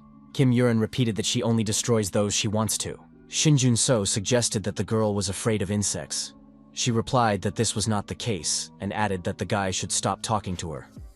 It annoyed her. Shin Jun-so said he wasn't imposing but still pointed out where another insect was. Kim Ik-hyuk fought the monsters and wondered why Yuran was using her skills somewhere else. At one point, Kim Ik-hyuk noticed that the monsters had stopped moving. The guild leader said he was just getting warmed up. According to him, these monsters were nothing more than mere trifles. Shin Jun-so looked at the broken plates and thought that they were the source of the resurrection. If he hadn't seen the infected mana, he wouldn't have understood anything. The young man thought that this was the reason why the cleanup had failed in his previous life. Tae-hoon said that was all. But since they didn't know for sure, they had to search the entire first floor. The deputy head of the guild replied that he understood and ordered everyone to follow him. Kim Ik-hyuk told everyone to get out of the way. He had to be the first one in. The players were surprised. Was the infected mana really gathering in that closet? They should have shot it first. The players searched all the rooms, but found nothing unusual. Had all the monsters died instantly? The first floor was cleared fairly quickly. They decided to go up one floor and check it out. Kim Ik-hyuk told Tae-hoon not to act like he was the boss here. Kim Ik-hyuk followed his colleagues from the rival guild. The guild leader was angry. Had they decided to ignore him? He had to crush their pride. Kim Ik-hyuk suddenly felt a pain inside. Had he gone too far? Shin Jun-so walked alongside him and watched Kim Ik-hyuk closely. However, the atmosphere in the room was tense. According to Tae-hoon, there was nothing special here, but he still had to check for himself. Shin Jun-so sensed an excess of infected mana in front of him. Kim Ik-hyuk still insisted that he didn't have time to use his skill.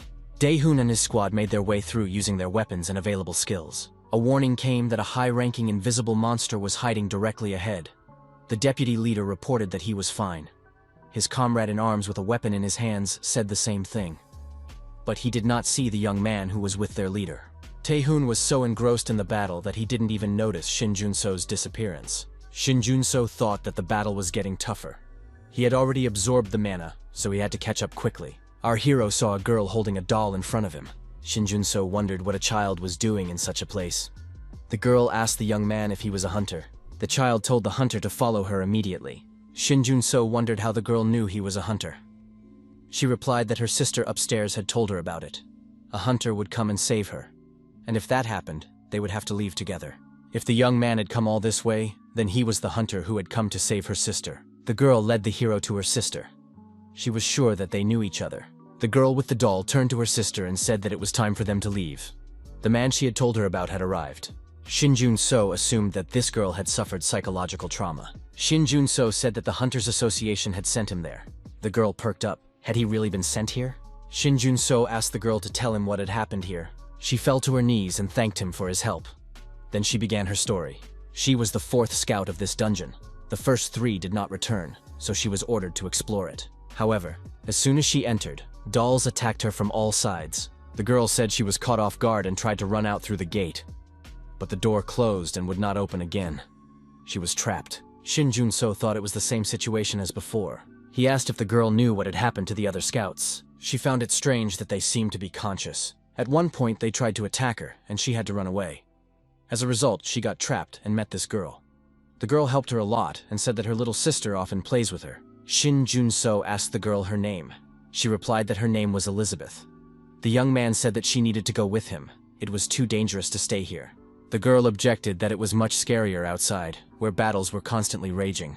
Shin Jun-so thought that secrecy was gradually weakening. Before him were human-like monsters. Was this really a scout's ID? The face matched the missing person's documents that the association president had shown him. The player said that some of the faces were familiar to her. One even resembled the guild leader. The players received orders not to attack. They were facing missing scouts. Stealth is a skill that cannot be used for several minutes after completing an action. Otherwise, speed is greatly reduced. They cannot simply be destroyed. Kim Ik-hyuk was sure that he was facing monsters capable of using stealth. But were they really scouts? The guild leader noticed that their speed had dropped and decided to deal with them in one blow. A player from the Overkill Guild pointed his weapon at Kim Ik-hyuk and said that the guild leader had gone mad. These were not monsters, but people who needed to be saved. A way had to be found to restore them to their former appearance. Kim Ik-hyuk said that when someone tries to destroy a player, there are only 2 options. Destroy them yourself or be destroyed. He added that anyone who showed hostility towards him would be destroyed. This shooter was no exception. The young man thought that the guild leader was behaving inappropriately. Tae-hoon said it was time to stop this. Kim Ik-hyuk had to listen to him. Kim Ik-hyuk objected that the others didn't understand anything, but he was ready to show them the truth. The girl shouted for the guild leader to block the monster's attacks. Tae-hoon said that this was not a request, but a deal. He would transfer the reward for the raid and all the funding for the Shinhwa Guild. That should be enough. Kim Ik-hyuk warned that if they angered him, he would destroy everyone. Shin Jun-so thought that this would buy him some time. Tae-hoon told his players that the most important thing now was to figure out how to save the scouts. The girl asked if her brother had seen the dolls outside. It was very scary to be among them. She added that they were mysteriously entangled in purple threads. Until the threads were removed, the dolls would not die and would continue to attack. The threads were very strong and difficult to break. Shin Jun-so asked the girl and the scout if they were really scared. The hero clarified. So the dolls can return to their normal form? He wanted to bring back his colleagues, who had become dolls. The girl said that her brother had to stop the device attached to the doll's body immediately after the thread broke. But if they tried to get rid of the threads by force, the bodies would explode. She added that this was all the information she had. Would it help? Shin Jun-so thought that even to a difficult question, the girl had answered accurately and kindly. 20 seconds after using stealth, they would die. The team of players continued to fight the monster dolls. A player said they needed Kang Yuran's help. Could she freeze the dolls and block their movement? Yuran replied that it all annoyed her. The guild leader continued to repel the monster's onslaught. When the time ran out, Kim Ik-hyuk's skill was cancelled, and he felt the old pain return. Shin Jun-so said that they barely managed to save the scouts. The protagonist said that he would take care of it himself now. Tae-hoon asked the support where he was going. Shin Jun-so replied that he needed to check something, nothing special. The head of the Overkill Guild asked the young man not to act on his own initiative in the future. The player reported that the scouts were starting to use stealth again. Tae-hoon suddenly shouted for everyone to stay put. An attack took place, to which Tae-hoon reacted lightning fast and parried it.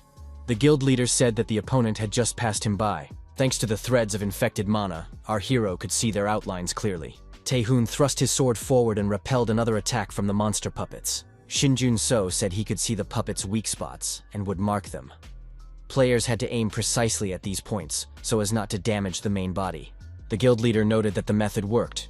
Who would have thought that you could aim at them like that? Their weak spot is the device in the center. You have to hit there.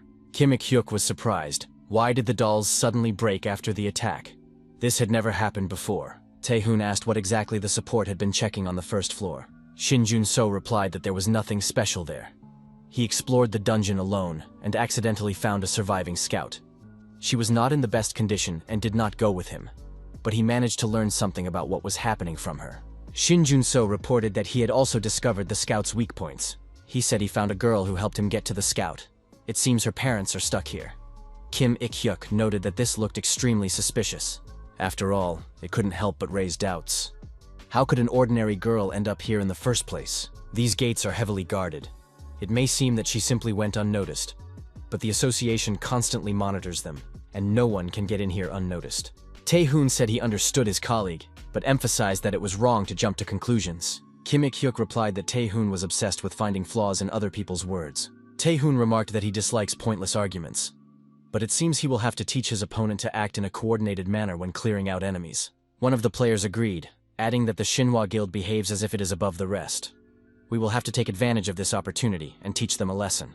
Players from rival guilds began to settle scores, proving their superiority to each other. Shin-jun-so watched the heated exchanges and couldn't understand what was going on. Why did emotions suddenly intensify?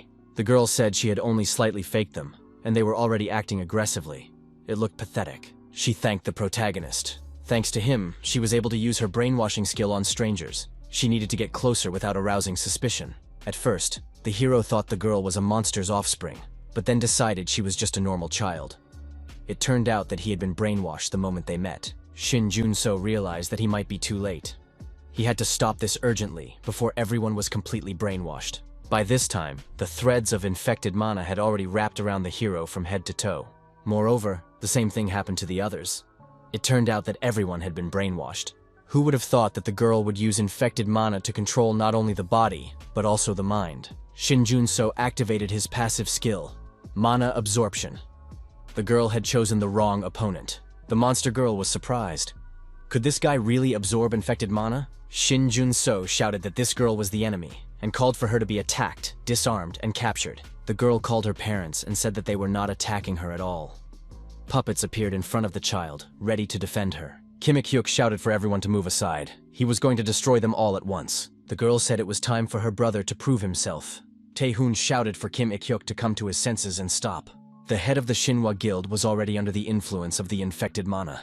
The threads of infected mana completely entangled his face. The girl said that her brother Louis was doing great. Because of this, the protagonist felt the infected mana emanating from Kim Ik-hyuk's hand. The girl added that her little brother likes to hide behind modesty. Nobody noticed that, did they? The little monster said that it was fun to fight with her own comrades. This little brother became a puppet. I wonder what will happen next. Tae-hoon shouted that he would quickly grab Kim Ik-hyuk and asked for support. The player with the firearm said he would provide it, but Kim Ik-hyuk was under protective armor. This is a skill that activates when the guild leader feels his life is in danger. In this state, he is temporarily invulnerable and cannot be distracted. It can last up to several hours. The girl said that her brother had become useless. Now he couldn't fight. They had to deal with the remaining 3 players. The other members of the 2 guilds prepared to continue fighting the puppet monsters. The hero thought that even their energy levels showed that these dolls were different from the previous ones. They were all at the level of a difficult dungeon boss. It was too dangerous to ignore these 2 guards and move on. It was safer to face them head on. The hero had a bad feeling. Shin-jun-so wasn't sure, but it seemed that this wasn't just a controlling type. Tae-hoon ordered Myung-gun, Jae and the others to take care of the female doll. The guild leader added that he would take care of the male doll himself. They needed to finish this as quickly as possible. The players responded that they understood the order and proceeded to eliminate the enemy. Tae-hoon, using his 2-handed sword and unique abilities, rushed into the attack. The protagonist wondered. The ability to turn opponents into dolls and control them. Isn't that a bug if it conflicts with Kim Ik-hyuk's impenetrable ki? It must be a skill that turns hunters into puppets. But something was wrong here. Kim Ik-hyuk's transformation happened instantly, and that was even after the hero absorbed all the infected mana. The protagonist decided that before he used mana absorption, and everyone was entangled in threads, Elizabeth had the opportunity to turn them into puppets. However, she did not do so at that time. One of the players began to eliminate the female doll by opening targeted fire with a firearm. Shin Jun-so was surprised. Was all this just a game? Why did Elizabeth reveal herself then? The girl not only led the hero to the lost scout, but also told him about the weaknesses of those who had already become dolls. Elizabeth managed to gain the hero's trust, and then immediately revealed her true nature. This reduced everything to nothing. Very strange. Even someone who loves internal conflicts would not have done that. It seemed as if she had been forced to fight. It all seemed incredibly drawn out. Taehan thought that he would be able to put his power into the weapon created for him by Shin Jun-so and control it better. Berserk activated the explosion. The players understood that these were the costs, and that they had to use such methods in such situations. Jae-hee told the deputy guild leader that this would be enough, that it would definitely be enough. The young man used an enchanted bullet and fired a shot. The enchanted bullet had a striking effect. A huge hole gaped in the chest of the doll woman. The head of the Overkill Guild thought that everything turned out to be much more difficult than expected. He was surprised that his opponents were using only physical attacks and nothing else. Taehoon was worried about psychic attacks, but for some reason, he, the Berserker, was able to withstand them. Taehoon ordered everyone to get ready again. Until he gave instructions, they had to be wary of psychic attacks and stay where they were. He told Elizabeth that the two dolls had already been destroyed, and that there was no support to be expected. The girl said that this was just perfect, and threw the doll aside. The deputy head of the guild and the other players were surprised by this behavior. Kim Yuran said that the girl was acting very strangely, as if something terrible was about to happen. However, outwardly, everything looked boring. Shin Jun-so thought, it would be better if it ended just like that, and the premonitions turned out to be false. There was an explosion, and everything around was covered in blood. Taehoon noted that the sight was not pleasant, even if the victim was a monster. The head of the Overkill Guild said that now everyone could rest. But in the next second, something incredible happened. The four hunters froze, not because of magic or a psychic attack. Something appeared in the dungeon that they had never encountered before. An overwhelming presence. As expected, it was the appearance of a hidden boss. It was the elder vampire, Elizabeth Bathory. Elizabeth thanked them and said that she had been waiting all this time for people who would destroy her two dolls. These dolls not only betrayed her, but also forced her to exist forever with their power. They turned out to be ungrateful rats who imprisoned her in this useless body. Finally, she came to life. Kim Yuran ordered the players not to stand idly by and to prepare for battle. Although Taehoon was strong, he certainly couldn't handle such a monster alone. Elizabeth Bathory said that these people were very cute rats. The vampire added that she wanted to feast for the first time in a long time and activated Essence Drain. It looked cruel. Kim Yuran knew that high-ranking undead were masters of absorption magic. But how was it possible to affect so many people at once from such a distance? Elizabeth suppressed them without observing any conditions or wasting time on preparation. What kind of monster was this? Elizabeth turned to Taehoon and said that this brother was very strong. Even in his current state, he could cause her problems. If he had full control of his power, the outcome would have been different. The vampire added that now that would never happen. Berserk activated an energy attack, and there was an explosion. The damage was colossal. Taehoon was bleeding profusely. Shin Jun-so asked what percentage of his power had been used. The guild leader was surprised. What did he mean? Support explained that Berserk's explosion had a power scale. After all, the body would not be able to withstand it if he constantly fought at full power.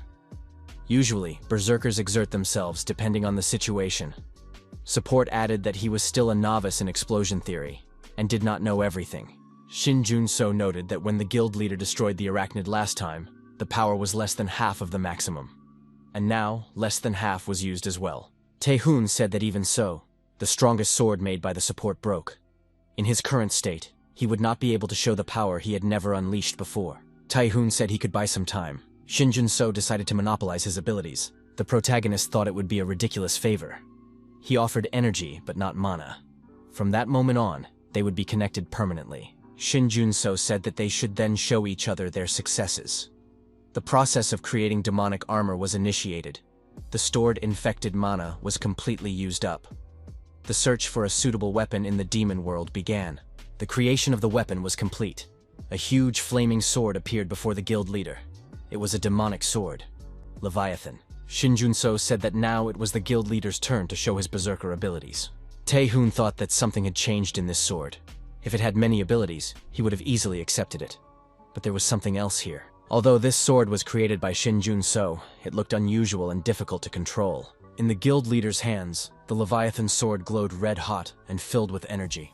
Elizabeth thought that this weapon was infected with mana. Judging by the power emanating from it, it was a special ability of the element of fire. The sword seemed extremely powerful. Elizabeth Bathory activated blood magic. The area around the female vampire was covered in a bloodbath. Shin Jun-so thought that this skill covered too large an area. Could it be an absorption and blocking ability? Elizabeth noticed that although the absorption power was not the same as before, this skill remained quite versatile. The mana was carefully distributed. The enemy's basal metabolism was gradually paralyzed. Everything was supposed to melt down to the bones, muscles, nerves, veins. After a while, the opponents would no longer be so strong. Tae-hoon was frozen for a moment and stopped moving. But soon this stopped, and the guild leader moved towards his opponent again. Elizabeth Bathory was surprised.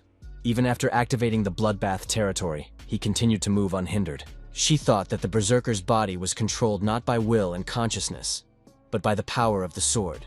Moreover, his abilities now surpassed his previous ones.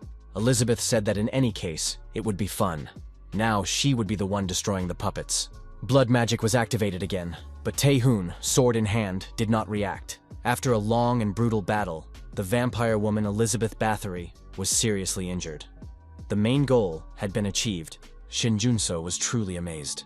Tae-hoon had been holding back incredible power all this time, although he probably didn't realize it himself. A valuable item appeared in the protagonist's hands as a reward. Our hero expressed hope that this item was somehow related to restoration or magical activity. The materialization Leviathan was released. The next time this skill was used, a separate search would not be necessary. It could simply be materialized. Shin Jun-so was surprised. What does separate search mean? Isn't the standard search for weapons completely random? Our hero told the guild leader not to even try to get up after such a battle. Even if he could, he was currently unable to walk. Shin Jun-so added that high-level power had been used against Tae-hoon, and he had already suffered significant damage. It was surprising that he was still conscious. In any case, it is necessary to rest a little. Although the players have been injured, their lives are not in danger. The hidden boss, Elizabeth Bathory, lay on the ground, bleeding profusely. The female vampire said she congratulated her little brother on his victory. Shin Jun-so assumed that Elizabeth was in critical condition. But why did he receive a reward and information that the cleanup was successful if she was still alive? Our hero asked the vampire how she was connected to the dungeon. Shin Jun-so noted that those fists were controlled by the same infected mana he senses from Elizabeth, but she couldn't control them completely. After all, the fists were primarily trying to protect her. The female vampire admitted that they were trying to protect her. After all, she's a valuable source of power that feeds them. Elizabeth Bathory said that long ago she indulged their whims. Normally she would not have done so. However, she saved the rats that were about to fall into the water. If that had been the end of it, it would have been just a strange story. However, these rats turned out to be unusual. They said that they couldn't just let their savior go. She had to accept their invitation. Elizabeth said that it was the first time she had heard anything like this from a human being. The woman added that she had been caught in this way. Elizabeth did not know what the turning point was. However, when she came to her senses, she was no longer a guest, but a member of the family. The vampire added that it didn't last long, but she was happy. This continued until she realized why the rats had accepted her into their family. Now her body was entangled in threads. Elizabeth admitted that she was to blame for everything. After all, she had given them the chance to betray her and control her. The woman added that she had become infinitely soft and weak. Thus, they imprisoned her in this body and sealed most of her abilities so that she could only provide them with the infected mana they needed for protection. Shin Jun-so asked, protection from what? Elizabeth replied that she wasn't sure. Although her brother had looked around before entering the estate, he might have noticed something. Shin Jun-so said that there was an endless desert with no end in sight. The woman replied that it was not a real desert, but only a barrier and space created to protect the estate. Elizabeth added that that woman had created it with her power, to protect herself from the monsters on the other side of the rift. Elizabeth said that, judging by her brother's reaction, there was also a rift in his world. Was that how they ended up here? Their worlds had gone through the same thing. A rift appeared in the sky, people with mana awoke, and gates began to appear one after another. Elizabeth noted that monsters much more vicious than vampires like her emerged from these gates. Shin Jun-so asked how their world was coping with the disaster of the gates. How many years had passed since the last rift? Elizabeth replied that she didn't know much, as she hadn't seen anything herself. After she was imprisoned in this body, dark times came for her when she could not move. During this time, her world fell, and the estate was isolated.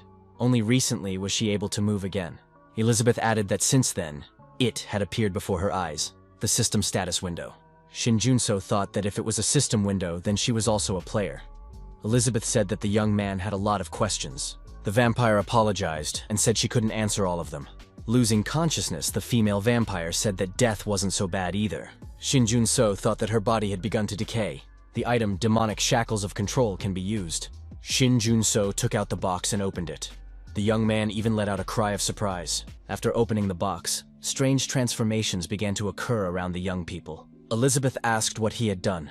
The item of strong confinement can be used on defeated monsters in critical condition. Shin Junso said it was no coincidence. He could use them and save them for later. However, he had a personal interest. After successful equipping, the corresponding monster would come out of critical condition and obey the player who used the item as a familiar. The protagonist has seen many players with familiars, but this is the first time he has encountered a situation where the player himself has become a familiar. A contract was signed with the ancient vampire Elizabeth Bathory. Elizabeth Bathory is registered as the familiar of the player Shin Junso. The woman turned into an animal. Shin Junso said that this was somewhat unexpected, although he had suspected something like this. Who would have thought that she would turn out to be a cat, not a bat? Even the necklace changed size. The woman was furious. How dare this boy make her his familiar? It was better to be a cat than to suffer such humiliation. Shin Junso was surprised. Was it really that difficult to maintain a human form? However, Elizabeth could not refuse the situation that had developed. If there is normal or infected mana in reserve, the familiar's abilities can be temporarily unblocked. It turns out that this is a familiar that cannot even perform a simple transformation. Shin Junso picked up the cat and said that even in this form she could communicate. Shin Junso asked, just in case, if those two dolls had really deceived her. The cat replied that she had already told everything and had nothing more to add. Shin Junso recalled Elizabeth's words. They stole her powers for their own survival. The young man wondered if there was any point in such a life. He didn't understand what had happened, but this family didn't seem refined. He wasn't even sure if they had rational thinking or egos. They were more like programmed dolls than living beings. The cat said that there was nothing strange about this. People's psyches adapt to their bodies. They find themselves in this state because they are forced to use infected mana. Therefore, their thinking and ego atrophy. Did he really expect her to sympathize with these dolls? Shin Junso replied that it wasn't necessary. The protagonist added that he and most people would not continue such a life. Our hero approached the destroyed male doll. Shin Junso thought that if he had changed bodies, he would not have continued such a life. The cat wondered with surprise what was happening to this young man. Shin Junso concentrated his mana in his hand and told the cat to come to him. Elizabeth thought that she was being forced to obey even a simple command. Shin Junso explained to the cat that it was called the Crystal of Essence. It was usually used for spells related to black magic and saved some of the mana and soul. They must have put something like that in the doll to give it a soul. Apparently, they didn't have enough power, but technically they were well equipped. The cat didn't like it. What is he saying? Isn't there another way? She thought. The woman said that she had seen several thousand visions over the past few days. However, the result was always the same.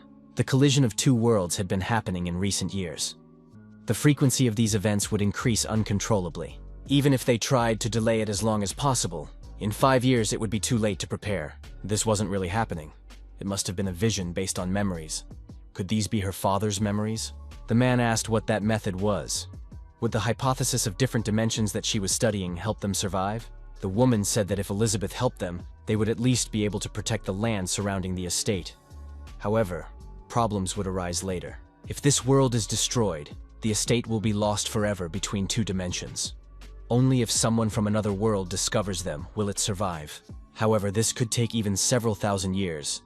They would simply wait slowly for their demise. The man reminded her that she had just said that they would be able to live for a few more years. The boy said that his sister Elizabeth was not like them.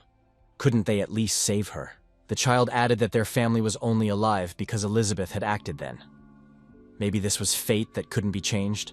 At least one member of the family must survive.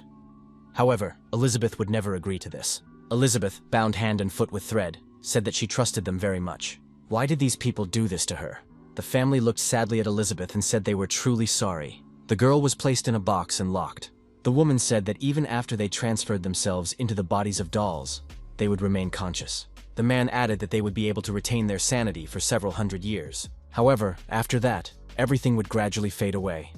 In 2,000 years, they would not remember who they were, but they would still remain dolls. Even if their dimension was isolated, it was unknown what dangers threatened them. This time, they had to protect Elizabeth. It is unknown how long this will take, but they will act until someone from another world comes and takes Elizabeth away. The protagonist used 50 points of infected mana and temporarily unleashed the abilities of Elizabeth Battery's familiar. The woman was upset. Why hadn't they told her about this earlier? Shin Jun-so said that in that case, they would all meet their end together. It was inevitable, and she would have died with them. Shin Jun-so told the woman to get up. They didn't have much time. Shin Jun-so thought that this was not a complete recovery. However, 50 points of infected mana only gave them 3 minutes. He had paid dearly for this, not so she could cry here. The young man added that Elizabeth Bathory should at least draw conclusions. All this time they had been puppets just to protect Elizabeth. In the end, she had to help them calm down. The woman cried out that she couldn't do such a thing. Shin Jun-so told her not to be so pathetic. Even though their destruction and death were predetermined, they could have simply decided to live out their last days happily. However, they did otherwise. They imprisoned themselves for life for the sake of her future, the reality of which they were not even sure of. Shin Jun-so added that this was the least Elizabeth could do for their devotion. It was her minimum obligation. The additional goal was achieved. The truth about Elizabeth is known. The reward will be a mischievous treasure chest. The dungeon with a history of clearing is 100% complete. An additional reward has been received. Representatives of the 2 guilds completed the task and left the dungeon through the gate. Rescue and support services were actively involved in their recovery. Everyone was alive, but some of the players were injured. The protagonist had the feeling that he had spent more time there than he had expected. Shin Jun-so asked the cat how she felt here compared to that world. Elizabeth replied that there was no comparison. Even the mana was weak. However, she still had no choice. Elizabeth said that no matter what this place was, she would try to live a wonderful life here. It was her duty. The woman added that this was precisely why she couldn't stop drinking. Today had been a terrible day. The woman realized that she was not alone in the dark room and wondered what the rat was doing there. Had it come to ruin everything? The man turned on the light in the room and said that calling it a rat was too harsh. He was waiting for his colleague and poured himself some wine, tormented by the long wait. She should understand him. The girl asked why he had come here. If he wanted to pay for that bottle of wine, he wouldn't even have enough money to live on. The man said she was very rude. However, he really did not come here on personal business. He heard that she had been to the underrated dungeons. He reminded her that he was very interested in the underrated dungeons. He had heard rumors that it was a lot of fun there. He said it was simply amazing that she hadn't seen anything there. Who would have thought that she, the tall and proud queen, would pitifully lose consciousness in the middle of a raid? Kim Yuran said that the situation had changed dramatically in a strange way. Although she was unconscious, she saw the results of what happened with her own eyes. Yun Tai-hoon finished off the boss with just 2 swings of the sword given to him by the support. Even considering the berserker's explosion, it was an unprecedented amount of power. Her interlocutor said that there are different types of S ranks. That means he is definitely worth hunting. Kim Yuran replied that she wasn't sure about that. Although Tae-hoon was very memorable, they should focus on the support. Kim Yuran assumed that he was a minor D rank, and all he could do was create weapons. However, these weapons withstood the full power of the guild leader. The man said that it was very useful to know how to create a good sword. It was good to have such a person around. However, a tool is just a tool.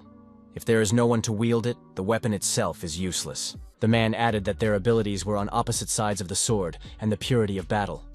The rest was simply impure. Kim Yuran said that if he hunted Yun Tae-hoon, that impurity would be the main reason for his defeat. The man laughed. A D-rank support that the queen is obsessed with. Now he was interested. The man said goodbye and remarked that he could destroy them both. Yun Tai-hoon and the impurity. Several days passed. Shin Jun-so opened his eyes. He was lying on a bed. Our hero thought he had slept for several days in a row. However, his condition still hadn't returned to normal. It was probably not because of the creation of the demonic weapon, but because of Elizabeth's absorption skills. He needed to find out if there was a way to get rid of the side effects of this skill. However, after thinking it over, our hero still couldn't find that cat. The young man expressed hope that everything would be fine. She is a familiar, and he can summon her by force. Elizabeth is well aware of this too. She must be interested in this new world. Until Elizabeth started acting strangely, she was currently on the street getting acquainted with passers-by. Our hero had a reward in front of him. A mischievous chest with treasures. Who would have thought that he would be able to see this chest in real life? This is a random reward that players often encounter. Although a random item drops from the chest, it is not 100% random.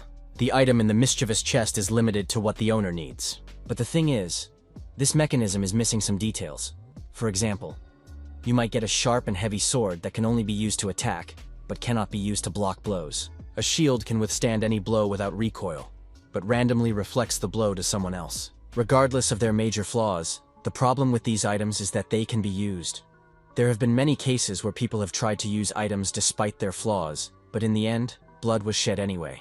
If there is an item in the chest that is currently needed, there can only be one thing there, something that can restore mana or increase it by a certain amount. The young man thought that the type of item that could be there was certain. The important thing was what this item's weakness would be. A strange item appeared in our hero's palm. Trader's Gluttony. It allows the owner to use the mana leak skill. The mana drain function is proportional to the amount of positive attitude the target has towards the owner. Elizabeth returned to the room. The young man thought that this annoyed him. Mana drain itself is not a bad skill. It is a kind of base. But the condition of a positive attitude? From the name, it was clear that this was something sinister. Elizabeth didn't understand why the young man was angry. The cat noticed that they had a guest outside. There's a strange guy here, she thought. Kim Ik-hyuk got out of the car. He was disappointed with the neighborhood. Why did Tae-hoon allow his support to live here? He always acted as if he were insanely generous. Kim Ik-hyuk looked at the house in front of him. The guild leader thought that even though it wasn't very good that he personally wanted to hire a support, this guy was worthy of it. Even without what Yuran had told him, he felt that something unusual had happened. Shin Jun-so had done something to Yoon Tae-hoon. The energy that came out of him was enough to break through the barrier and instantly reach his opponent. Kim Ik-hyuk didn't know why this guy was D rank, but he definitely had the potential to be at least A rank, if not higher. So Yoon Tae-hoon didn't hire him for no reason.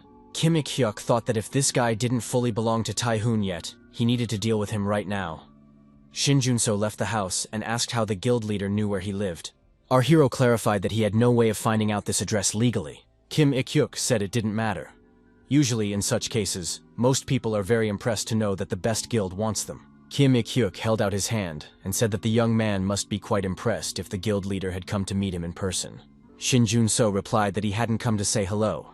Today, he needed to renew his assistant's work permit. Kim Ik-hyuk said that if he hadn't promised Tae-hoon, he would give him a second chance.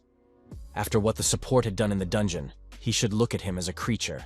The guild leader noted that he treats people with such abilities accordingly. He is ready to create conditions that cannot be compared to anything else, no matter where the young man goes. Shin Jun-so replied that he was surprised that the guild leader was so confident, but that it didn't matter. The protagonist said that he would respond to Kim Ik-ho in the same way he responded to Tae-hoon. They couldn't offer him anything that would interest him. Kim Ik-hyuk was angry. Kim Yuran behaved the same way. They believed that the Shinhwa Guild meant nothing to them. Kim Ik-hyuk thought that both this guy and Kim Yuran would beg to work for him. Our hero had planned to do this earlier, but the Hunters Association claimed that getting there by public transport was quite problematic. Most hunters use cars, so there is some logic to this. Our hero accidentally bumped into a passerby and apologized. Shin Jun-so thought that he didn't seem to have fully recovered yet. This man was walking straight towards him. The face seemed familiar to the young man. Shin Jun-so looked back, but the man was already gone. The protagonist decided that this couldn't be. Could Dojin be alive? The man in the hood also recognized the person he had encountered, Shin Jun-so. The gates in the center of the city were unlatched according to standard procedure, and guards were posted in front of them. The hunter with the hammer on his shoulder said that if the preparations were complete, then they would depart. At gates of C rank and above, even high-ranking hunters can be injured or killed by a single mistake. When it comes to safety, nothing can be left to chance. The mage said she was worried because it was her first time at a C rank gate or higher. Shin Jun-so thought that this tank was a veteran. If he listened to him, there shouldn't be any particular problems. Although it wasn't his place to judge, the mage told our hero that he looked quite experienced. He had an intelligent gaze and a firm step. The man in the mask and hood looked at our hero and thought that he was Shin Jun-so, a D-rank support specializing in weapon creation. He had been a hunter for 2 years, but only had 1 year of practical experience. At the beginning of this year, there was the Daven Guild. It was Moon Toyan's guild. The young man asked his interlocutor why he was aiming for some D-rank gate. With his guild's standards, Shouldn't he be aiming for something higher? The guild leader replied that even though it was D rank, the level there was very high, and there were many resources. In such dungeons, there was an incredible profit compared to the labor force involved. Therefore, large guilds often use them. The young man said that D-rank dungeons are nothing more than pocket money for a large guild. Moontoyan said that their new guild was not one of those. They could afford a lot, even if they only got half of what they had hoped for. They could strengthen the weapons of the most diligent guild members and train on exclusive equipment, rather than with others. Moontoyan told his brother Dojin that there was very little left. They had to wait. Soon, the whole world would know about the Davin Guild. However, that did not happen. Was it really Moondu Jin?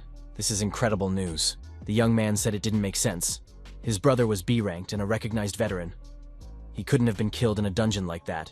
However, according to the documentation, it was an unusual dungeon. The interlocutor stated that the player had entered an underrated dungeon. A subsequent investigation revealed that it was a high-risk location. Moondu Jin then felt that his brother's death was not a simple accident. He said he had obtained the gate through an official auction. His brother would not have cheated. The interlocutor asked if his brother had said anything. Moondu Jin asked who was in charge of the auction. Something was definitely wrong here. Something beyond common sense had happened. The interlocutor said that his brother's body would be delivered 2 days after the investigation was completed. It was fortunate that his remains had been found. The employee reported that there was only one survivor, thanks to whom it was possible to collect all the bodies. Shinjun Su, studying the information on his smartphone, continued along the established route.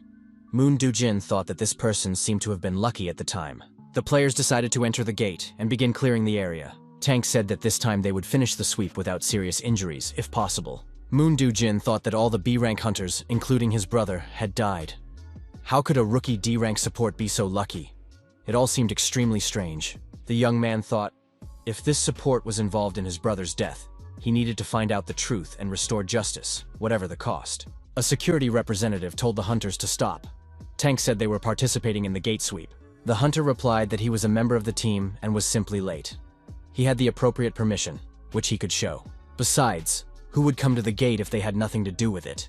The security representative apologized and allowed them to pass through the gate. The hunter said that if they hadn't let him through, everyone here would definitely have died.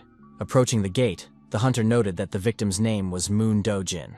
The hunter added that it would be interesting to see the abilities of his candidate for hero. A decapitated monster called the Duke lay in the dungeon. Danger level B. Tank said that they had indeed defeated the monster on their own. The masked hunter thought something was wrong here. After all, it was just a C-rank dungeon. If you looked closely, it looked more like a high-level B-rank dungeon. If the abilities were hidden until the last moment, it could be very dangerous. Tank noted that it was all thanks to the assistant. He never thought that such a talented person would be with them. Shinjunso said that even though he helped, it was only half the battle. It was difficult to deal with such a monster alone. At one point, the tank found himself on the floor. His broken hammer lay nearby. The masked hunter thought that if he had brought his usual equipment with him, it would have been much easier. Support said that this player needed a new weapon. He would be able to create it. However, after leaving the dungeon, he would have to forget about his abilities. The hunter noted that the strength and cutting power, as well as the weight, were several steps ahead of his usual weapon. A guy who can instantly create something like this is a D-rank support. Is that even possible? The masked hunter approached the protagonist and asked who he really was. Shinjunso said that he should ask his interlocutor about that. When did they get to know each other? Our hero noted that he did not know the guy's name and had never told him his own. The stranger agreed. The man in the mask said he would rephrase his question. Did he know Moon Toyun's support? The young man took off his hood and said that he was his older brother, the head of the Davin Guild, of which the support player had been a member a year ago. Moondu Jin added that he didn't care who was in front of him. He wanted to know what had really happened to his brother a year ago, and whether the support player was involved. The sword hunter didn't understand what was going on. Was there another monster here? An uninvited hunter with a sword on his shoulder appeared in the dungeon. He said that unexpected developments were expected. The hunter noted that he was surprised that their rising star, Moondu Jin, had survived until now. He didn't think anyone else could avoid his attack. Who would have thought that someone else would survive? The hunter did not know where this imposter had come from, but he was very strong. He was probably a berserker, and a very talented one at that. The hunter said there was no need to be afraid of him. The stranger heard that there was a D-rank support here. Was it really that same assistant? The hunter noted that he needed the support to defeat Tae-hoon. But that didn't mean he could just let him live. The swordsman was surprised. Did this stranger know Shin Junso? The villain said he was very curious to see if this support was any good. In that case, the hunt would be even more fun. The rivals clashed in battle. The young man thought his opponent had incredible strength. You can only clash with him twice. Otherwise, you won't be able to withstand it. It could end even after a simple defense. If circumstances dictated it, he had to avoid him at all costs and find a loophole. The villain thought that this swordsman was nothing special and completely useless. It couldn't even be called 2 against 1. Shin Junso said that this guy was absolutely right. The sword and the attacker himself were instantly entangled in threads of mana. The villain saw a female vampire performing the appropriate actions to block his attacks. Shin Junso and Elizabeth Bathory simultaneously said that now it would be 3 against 1. At this point, there was no accumulated infected mana left. Therefore, the owner's mana would be significantly reduced. The familiar's summoning would be forcibly terminated in 10 seconds. Shin Junso thought that what he had obtained in a dangerous place would not last long. However, that time was more than enough to end the fierce battle. The fog skill was activated. Our hero's physical attacks were not intimidating at all. Although this villain seems to be of the same type as Tai-Hoon, there is a slight difference in levels. Weapons are also important, of course. Elizabeth said that in any case it was like a farewell. Time was up, and Elizabeth Bathory's summoning was complete. The woman noted that it wasn't bad, although the ending was a little messy. The attacker held his sword with his left hand. His right hand was irretrievably lost. Resisting, let alone attacking in such a state, was very problematic. The swordsman thought that even if this opponent was difficult to destroy, he could be seriously wounded. However, there was a huge difference in their basic skills. But with his opponent in such a state, there was definitely a chance of victory. The hunter said that if he wanted to stay alive, he had to drop his weapon and surrender to the mercy of the victor. However, given his actions, the outcome would be the same. The villain felt helpless. Dropping his sword meant clearly showing that he was submitting. The sword fell from his hand. However, Dojin immediately realized that this guy had other intentions. The hunter saw that the villain had decided to use infected mana and lunged at him with blades in his hands. The hunter realized that his opponent had activated a magic circle and used a teleportation skill. Shin Junso said it was good that it was just an escape item. If it had been an attack or debuff item, regardless of the outcome, the hunter would not have remained intact. Shin Junso said he would tell him everything now. He would tell him what happened a year ago with the Devon Guild and this young man's older brother. He had a right to know. After clearing the dungeon, the hunters left the area and went to the city, passing through the gates. The wounded were given the necessary assistance. Moon Do-jin said he wasn't feeling well. Even though these hunters were destroyed by that scoundrel, they had to lie and say that they were destroyed by monsters in the dungeon. Shin Junso said they had no choice. According to security personnel, they believed there were 7 people on their team. A few minutes after they left, someone with an access card entered the gate late. The certificate was a good enough forgery to fool the guards. The unbelievable happened. Although, maybe it really was a pass. Shin Junso noticed that the same thing had happened a year ago, as an underrated dungeon was discovered, auctioned off, and certified.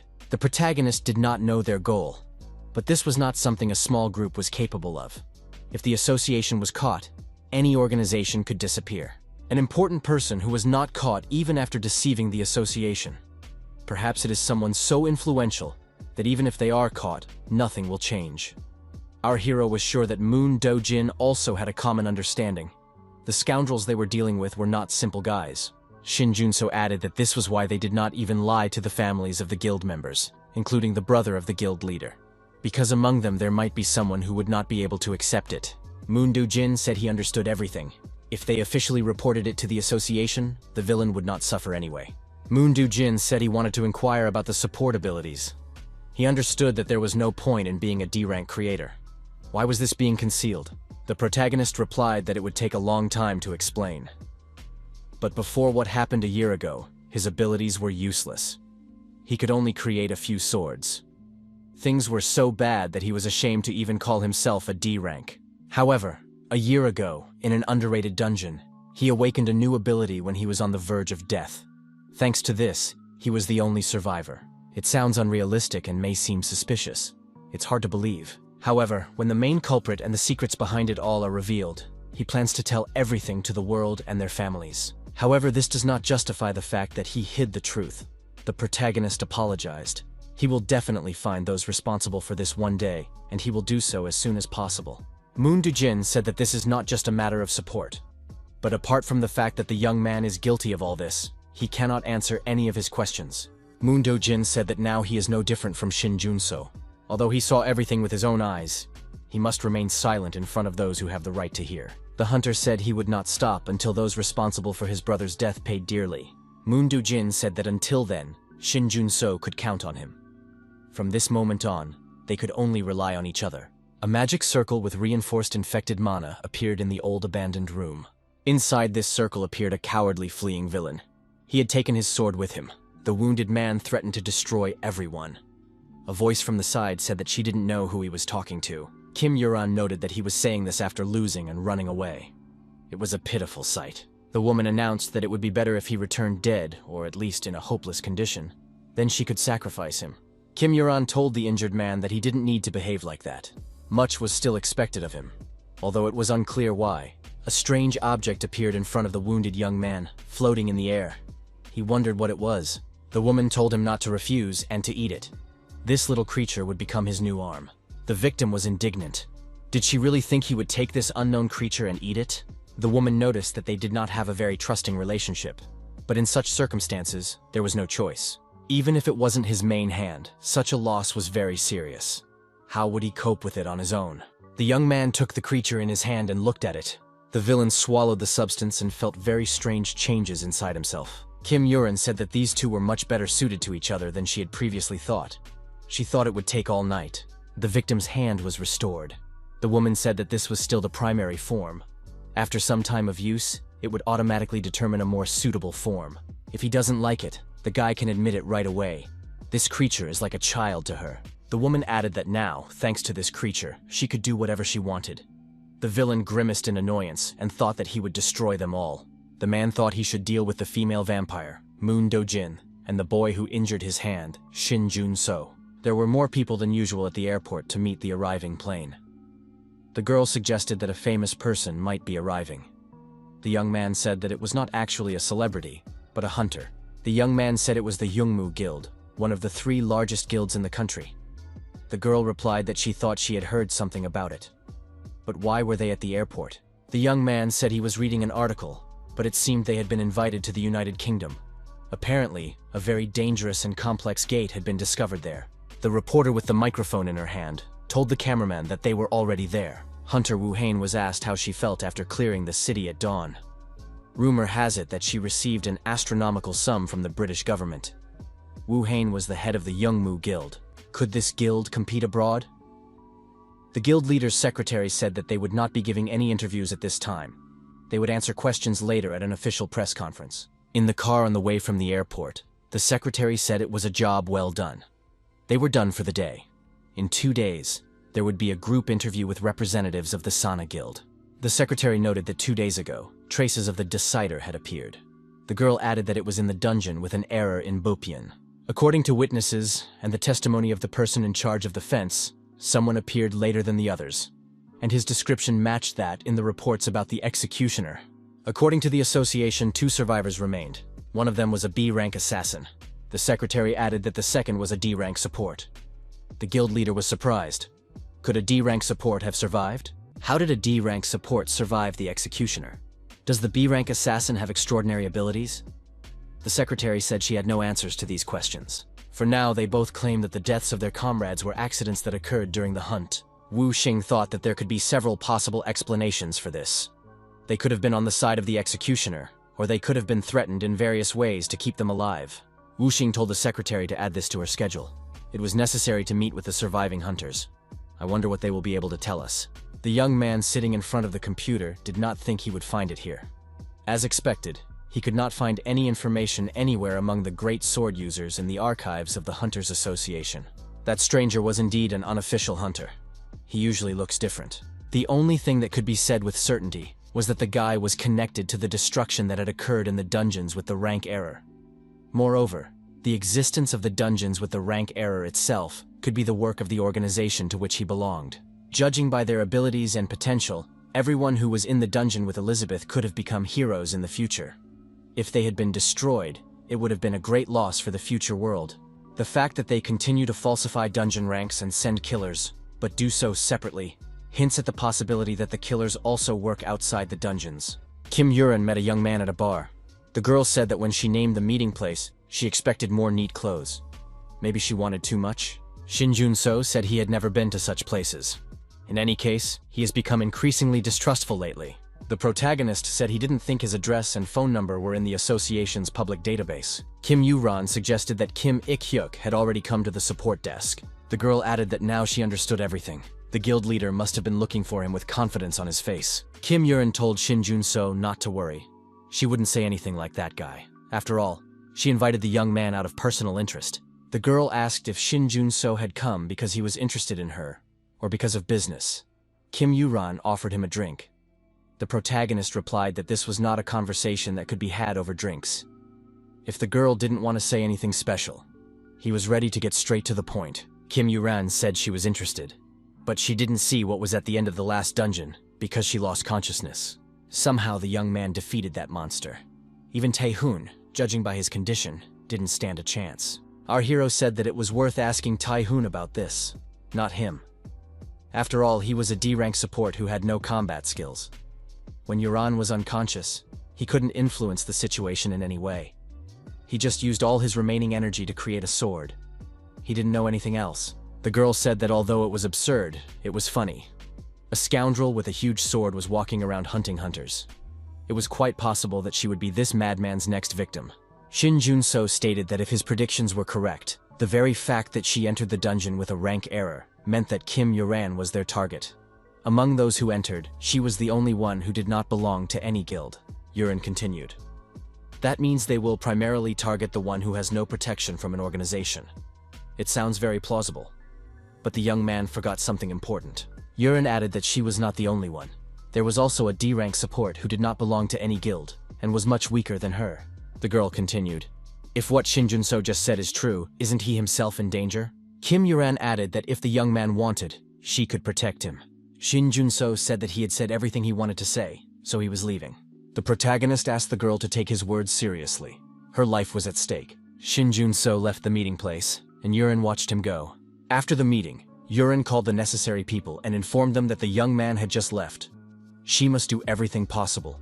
This was a chance to repay her debt. The caller was listed as Rat Bastard. Our hero was waiting in a dark alley. The stranger said that they hadn't seen each other in a long time. The man said he admired the guy's courage. He didn't expect the support to be walking alone at night after only a few days. Our hero was being waited for by the very same executioner. Now his hand was in place. The villain said that the young man could run away or scream, but it would all be useless. The protagonist said that this guy probably didn't notice, but he was already trapped. The dark space skill was used. The woman who created this trap was very talented. As long as the barrier existed, no one would know what was happening inside it. She not only blocks the entrance, but also creates a virtual space that mimics reality, not taking into account the infected mana. He was a little worried that he would not sense the presence of others. He thought that this guy had destroyed those who live here. However, despite his abilities, their organization has a certain level of insight. The protagonist stated that to some extent, he had expected this.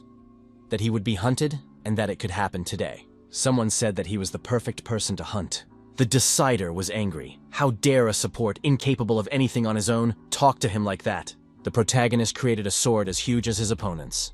The Decider thought that a normal strike like last time would not be enough. Our hero said that this was the first time in a year that he could fight his enemy one-on-one. Shin Jun-so added that today he definitely won't be worried about witnesses.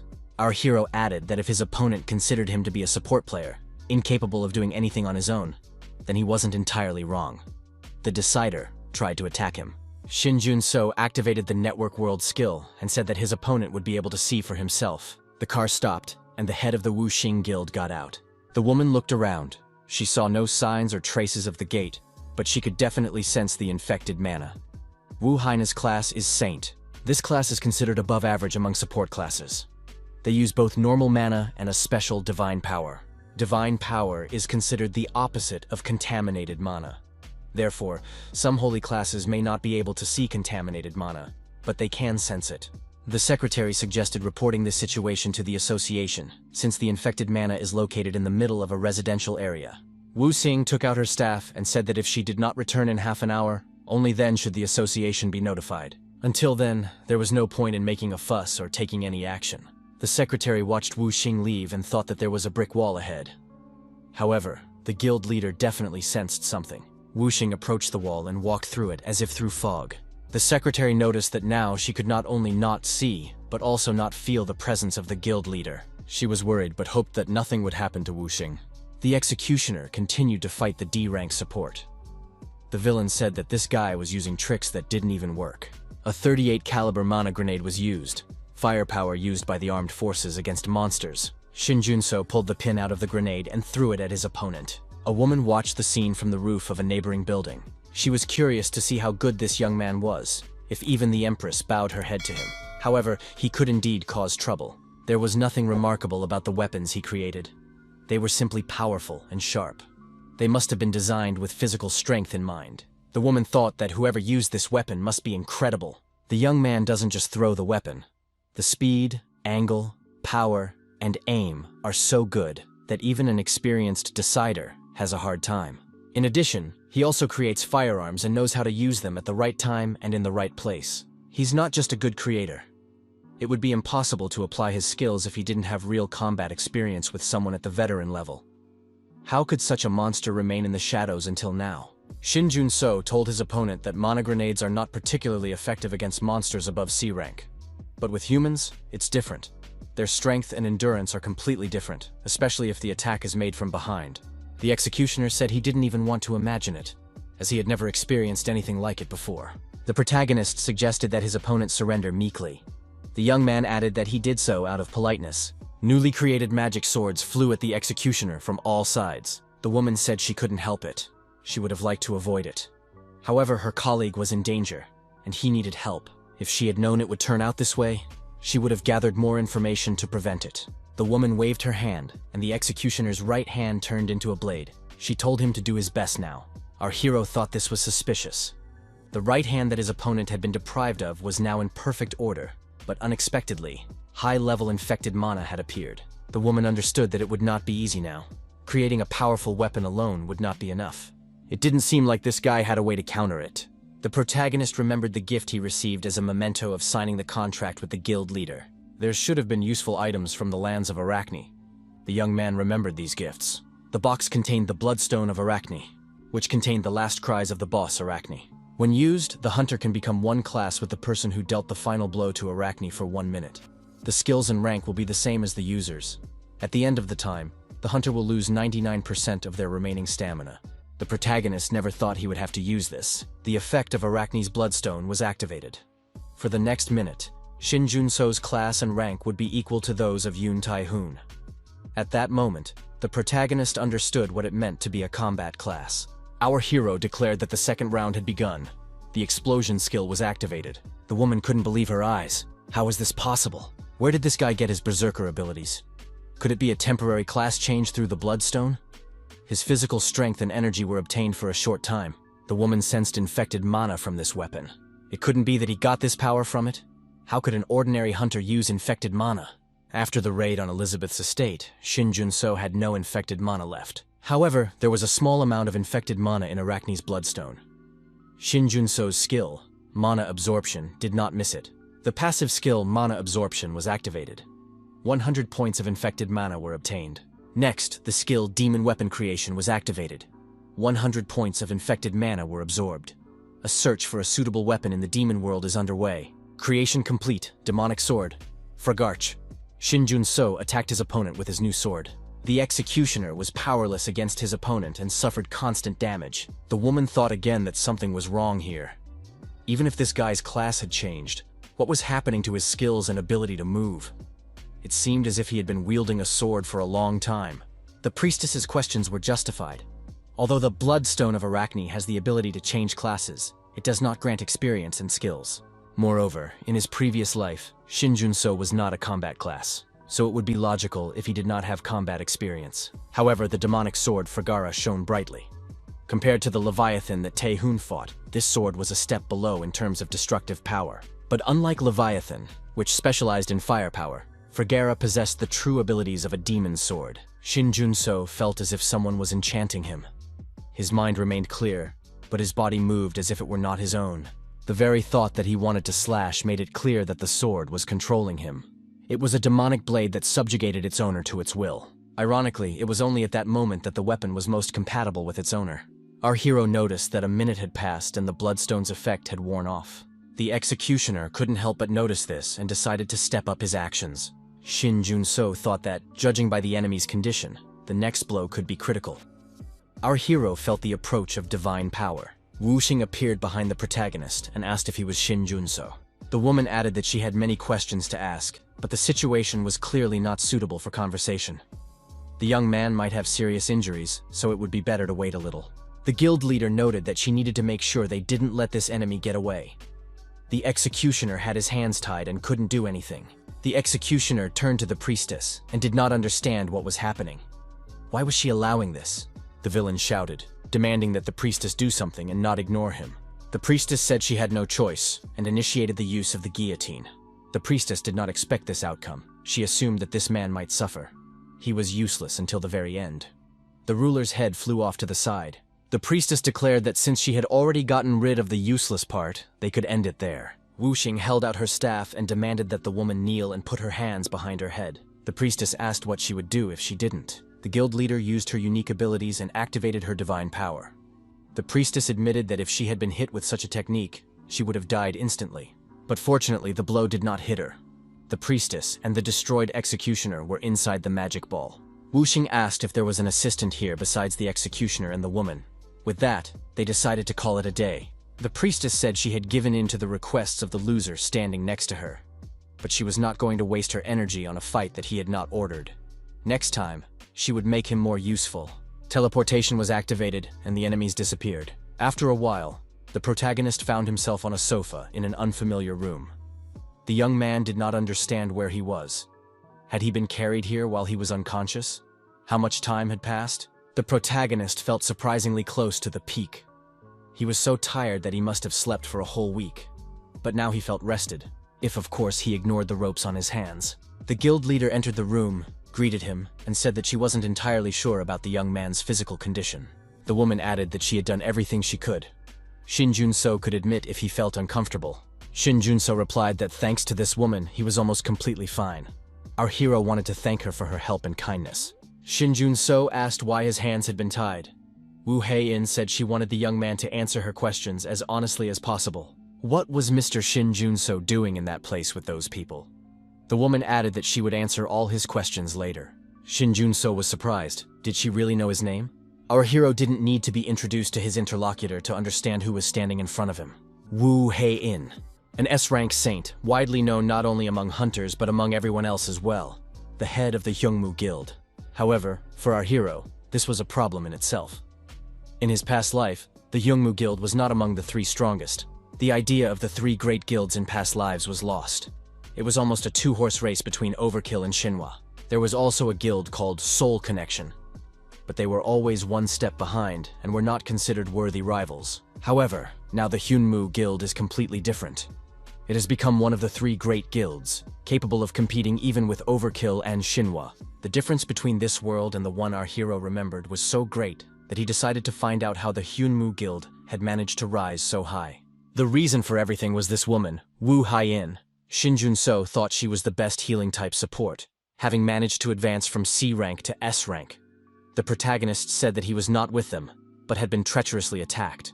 However, in her past life, Wu Hei-in remained only a support player, stuck at B rank. Our hero was not personally acquainted with her, but their paths crossed several times when the guilds collaborated. Therefore, our hero remembered that she was weak, but she exuded gentleness. Wu Xing was definitely not as sharp as a razor as she was now. Our hero wasn't sure if her character and abilities had changed that much, but one thing was certain. Wu Xing deserved all the credit for it. That's why he had every right to suspect that she was one of the hero hunters. But for some reason, she saved him and stood up to those guys. The woman said she wanted to ask something else. Did Shin Jun-so know the Decider? The young man replied that he couldn't say for sure, but he would like her to answer his question first. Shin Jun-so assumed that this woman was well acquainted with the Decider. Otherwise, why hide him from the association, tie him up, and interrogate him personally? Did she really want to catch them herself? Guild leader Wu Xing was surprised. Was the young man now interrogating her? Even though she had saved his life. Shin Jun-so objected that as long as he was tied up and unable to use magic, it was ridiculous to talk about interrogation. Wu Xing reminded him that she had said she would not harm him, but Shin Junso replied that with his hands tied, he could not trust her. He acknowledged that she had saved him and fought the executioner, but that wasn't enough for him to tell her everything he knew. After all, she saw everything with her own eyes. Perhaps the ruthless killers of his comrades sensed that something had gone wrong. They fought the Decider to save him. Or perhaps it was all staged from the beginning to eliminate the Decider so that they could extract information from him later. Our hero said that this woman somehow managed to break through a barrier that no one else could overcome. If she really knew about the Decider, she would understand that his suspicions were not just paranoia. Wu Xing laughed. How could anyone think that she was working with them? That was unpleasant to hear. Then the guild leader decided to tell them about herself first. She had a younger sister named Jiyong. Unlike her sister was very talented and capable. The young man thought, Wu Jian, there was no doubt about it. Fire Lotus, Wu Jian. In her previous life, she was one of the players who were called heroes. So, he was now standing in front of Wu Haine's sister. Many guilds coveted her talents and invited her to join, but she refused all offers. The woman said, 2 years ago, Jian came home all excited. Her sister said that if everything worked out, they would be able to start their own guild. Jian handed her a piece of paper. Wu Hing explained that it was a gate won at auction, but it turned out to be a trap that took the lives of everyone who entered it. Shin Junso noticed that this purchase was a fake. It was supposed to be a gate of indeterminate rank. Wu Hian was surprised. How did the young man know this? It was indeed so. Moreover, the dungeon turned out to be extremely risky, she added. If it had been a normal dungeon, her sister would have been able to get out. However, then that guy appeared. Jiyong asked him why he was tormenting them. The executioner replied that they should at least respect the members of the group who came before them, although they had no right to choose. Wu Heian said that this guy might try to attack, but she would not allow such a scoundrel to do whatever he wanted. However, Jiang was indeed attacked and flew far back. The ruler declared that he had gotten rid of the small fry and was ready to take on the big fish. Jiang was hit hard and deactivated. Hian added that this was the last time she saw her sister alive. The guild leader continued. Then, for some reason, she found herself still alive. The girl searched the entire forest for the villain, but never found him. Jiang remained lying alone on a deserted rock. Returning, Hein took her motionless sister by the hand. After that, she did everything she could to become stronger. Wu Haina added that she desperately honed her skills as a saint, joined the Hyungmu Guild, and rose to her current position. The woman admitted that her abilities were terrible at the time. But at that moment, on the brink of death, something awakened in her. The only reason she survived when she was pushed off a cliff was because of the skill that awakened within her. Whether it was a wound or clinical cardiac arrest, as long as it wasn't too late, her healing skill brought her back to life. It gave her status and wealth she never even dreamed of. But it didn't bring her any closer to her goal. The executioner who destroyed her sister and the organization covering for him were definitely behind it all. Shin Jun-so thought that this woman was just like him. She too seemed incapable of changing anything, only able to watch as her loved ones perished. It would be wrong to pry anything out of her after such a confession. Shin Jun-so said that now it was his turn.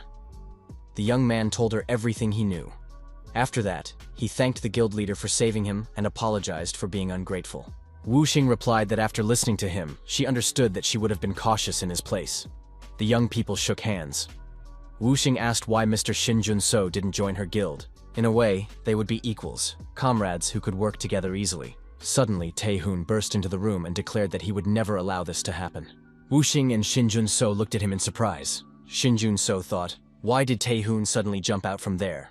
Wu Hei told the guy that she didn't think he would be able to rush here so quickly. Wu Heian told our hero that she and Yoon Tae-hoon were graduates of the training center. They were assigned to the same group, so this guy helped her a lot. At the very beginning, the Awakened, before becoming hunters, undergo mandatory training, 1 class per quarter. There are 4 classes per year. During classes, the Awakened attend the training center. They learn the basics of using their skills, mana management, and the laws that all Awakened must know. Wu Xing added that after completing their training, they hardly saw each other. But when she joined Hyungmu, they began to meet regularly. The guilds and Hyungmu have been cooperating for a long time. Wu Xing said that during the last incident, they saw the executioner, so she started looking for Shin Jun-so, the only survivor. While searching for the whereabouts of the other survivor, Moon Jujin, she found out that the Overkill Guild had its own plans for support. However, it was unexpected to hear Tae-hoon say that he didn't know this guy. It was the first time Tae-hoon had lied to her. He must have been very interested, so she contacted Tae-hoon in advance. If Taehoon's people were following the young man closely, there could be a serious misunderstanding between them. Taehan replied that he was not spying on Shin Jun-so. Besides, he wanted to hear an explanation from Woo Hyun. What was this guy doing here? Woo Hai reminded him that she had mentioned a conspiracy. Kim Ik-hyuk was also present at the time. She briefly recounted everything and asked for cooperation. For some reason, a certain force is targeting hunters. It was necessary to find this force by mobilizing the 3 guilds. Wu Xing noticed that no one believed her at the time. Even Tai Hong said they needed more evidence. Shin Jun-so thought that the heads of the 3 guilds already had information. Wu Haiyan added that it was reasonable to ask for more details, so she called him here. The woman said that this force attacked Shin Jun-so that evening, so she had to intervene and stop them. Shin Jun-so is proof of her words and a witness. Shin Jun-so said that what Wu Xing said was the absolute truth. Those people attacked him during the last dungeon raid, and tonight the attackers found him and his colleague. Taehoon was surprised. Why didn't the support tell him about the previous dungeon? Wu Hei, in turn, was surprised. Doesn't the guild leader know? The woman said she knew him and said she had experienced it herself. But he still reacted weakly, saying it was hard to believe. Wu Hei-in added that, regardless of the fact that Taehoon would not believe this guy anyway, the association could brand him and consider him very strange. The risk for Shin Jun-so would be too high. Moreover, their relationship could not be called close. Wu Xing reminded him that she knew they often communicated, but Taehoon was still unable to get this guy into his guild. Wu Xing asked again if the young man wanted to respond to her offer. What did he think about joining her guild? The offer to join was not made solely for the purpose of cooperation. Over the past 2 years, Wu Xing had uncovered countless cases of missing persons, which she believed were the work of the executioner gang. Wu Xing continued. After starting the investigation, she realized one simple and obvious rule. In the case of the Overkill Guild, the Xinhua Guild, and several other guilds with similar statistics, if you don't count the missing persons, they had no incidents involving faulty gates or underestimated gates. Taehoon replied that regarding the statistics, he did not think it was a matter of guild size. Even if these people had influence over the association system, he doubted that they cared about guild size. It must be a matter of guild density. In guilds with a large number of members, the frequency of people going missing is much higher compared to those who were not members of a guild. When people disappeared from these guilds, it was often covered up for the sake of reputation. That is why they were an easy target for them. Shin Jun-so asked if there were other targets besides these cases. The answer was yes. Guilds with no missing members have a healthy organizational structure with a high-ranking person at the helm. Places with strong organizational power, even with poor results, are very close-knit and care for each other. In such places, no one would turn a blind eye to the suspicious disappearance of one of their comrades. Wu Hei-in added that she had been tracking them quite openly, but she felt that they were avoiding her, possibly because she was acting on behalf of the Hyungmu Guild. Even Kim Ik-hyuk cares about his people. That is why he is able to lead Xinhua. Wu Hei-in expressed doubt that they would continue in the same vein forever. Most likely they would resort to this as a last resort. But even so, Shin Jun-so can be confident in his safety for now. Taehoon agreed with what Woo Hyun said, and added that it wasn't necessary to be a member of her guild to do so. Taehoon noted that in terms of combat power, the Overkill Guild was a step above Hyunmu. To ensure the safety of the support team, it would be wiser to join the Overkill Guild. Wu Hei-in suggested forgetting about it. Taehoon was acting unusually. Even his pride was noticeable. Was Taehoon hurt that Shin Jun-soo hadn't told him about the executioner? If Shin Jun-so joined his guild, how would he explain it to the members with high combat power? The woman noticed that this was not a decision to be made impulsively. Shin Jun-so thanked him for the offer to join the guild. The protagonist decided to clarify. He still had no intention of joining any guild. Wu Hei-in asked, did the young man really think that this would limit him? He would simply be officially considered a member of Hyungmu, which would ensure his safety. Shin Jun-so pointed out that there was no need to ensure his safety. He would simply become bait, the young man added.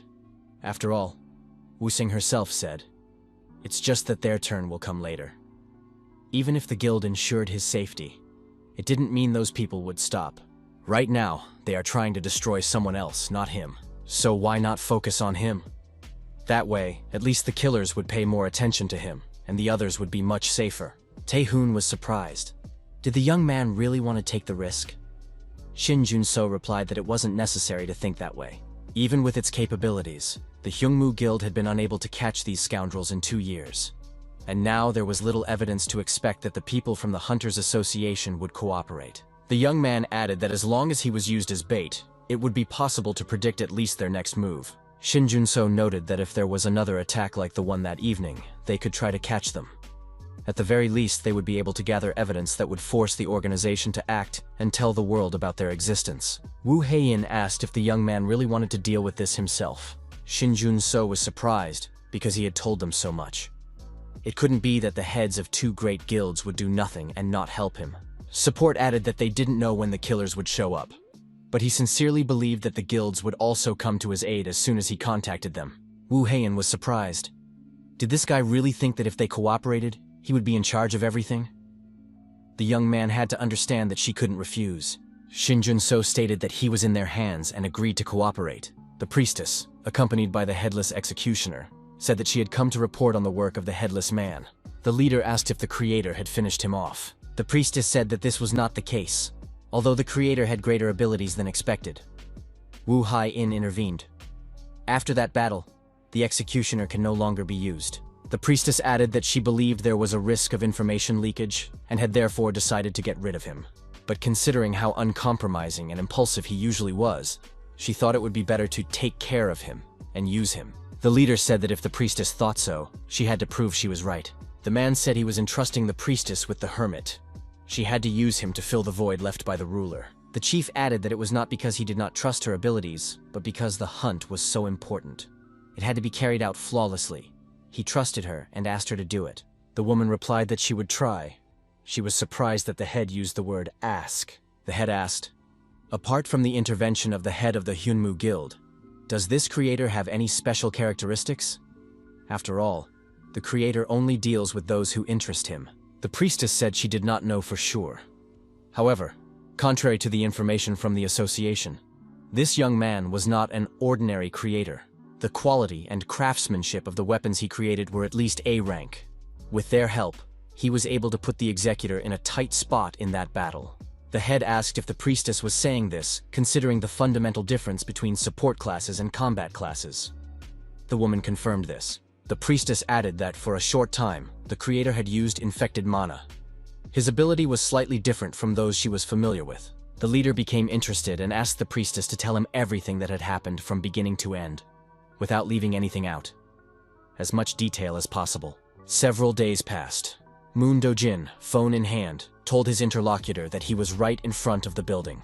The young man added that he had come early just in case. He had agreed to have breakfast with Mr. Taehoon. Shin Junso said that in that case, Dojin could eat something more expensive, as the guild leader would not skimp on food.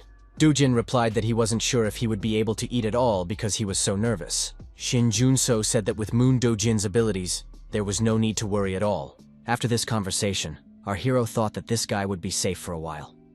He is talented enough that his entry into one of the 3 greatest guilds would not arouse suspicion. Besides, he still has room to grow. He is like a diamond in the rough. In the Overkill Guild, many could become his mentor, including the leader. Compared to when he worked alone, this would be more beneficial for the development of his abilities. The antagonists didn't know what they wanted, but for now, he would be the bait until they made their move. A few days earlier, Wu Xing asked if he had done anything. Shin Junso replied that he was continuing to act like a normal support. It was as if he hadn't revealed his true strength. Taehoon noted that since they disappeared together, their enemies believed they had a connection to the guild. Wu Xing added that they needed to come up with another plan. Shin Junso asked what the killers would do if they assumed they weren't connected. His revealed ability was the biggest variable for the enemies. In the unlikely event that he was not connected to the guild, they would do everything possible to get rid of him. If they don't hear from them for a while, the enemies will definitely want to see for themselves. They will constantly monitor him until they are convinced that he is really alone, and then they will make themselves known. Taehoon asked, "And they will wait for that moment?" The young man replied that he would take care of everything himself. Shin Junso added that enemies are used to hiding and will remain suspicious until the very end.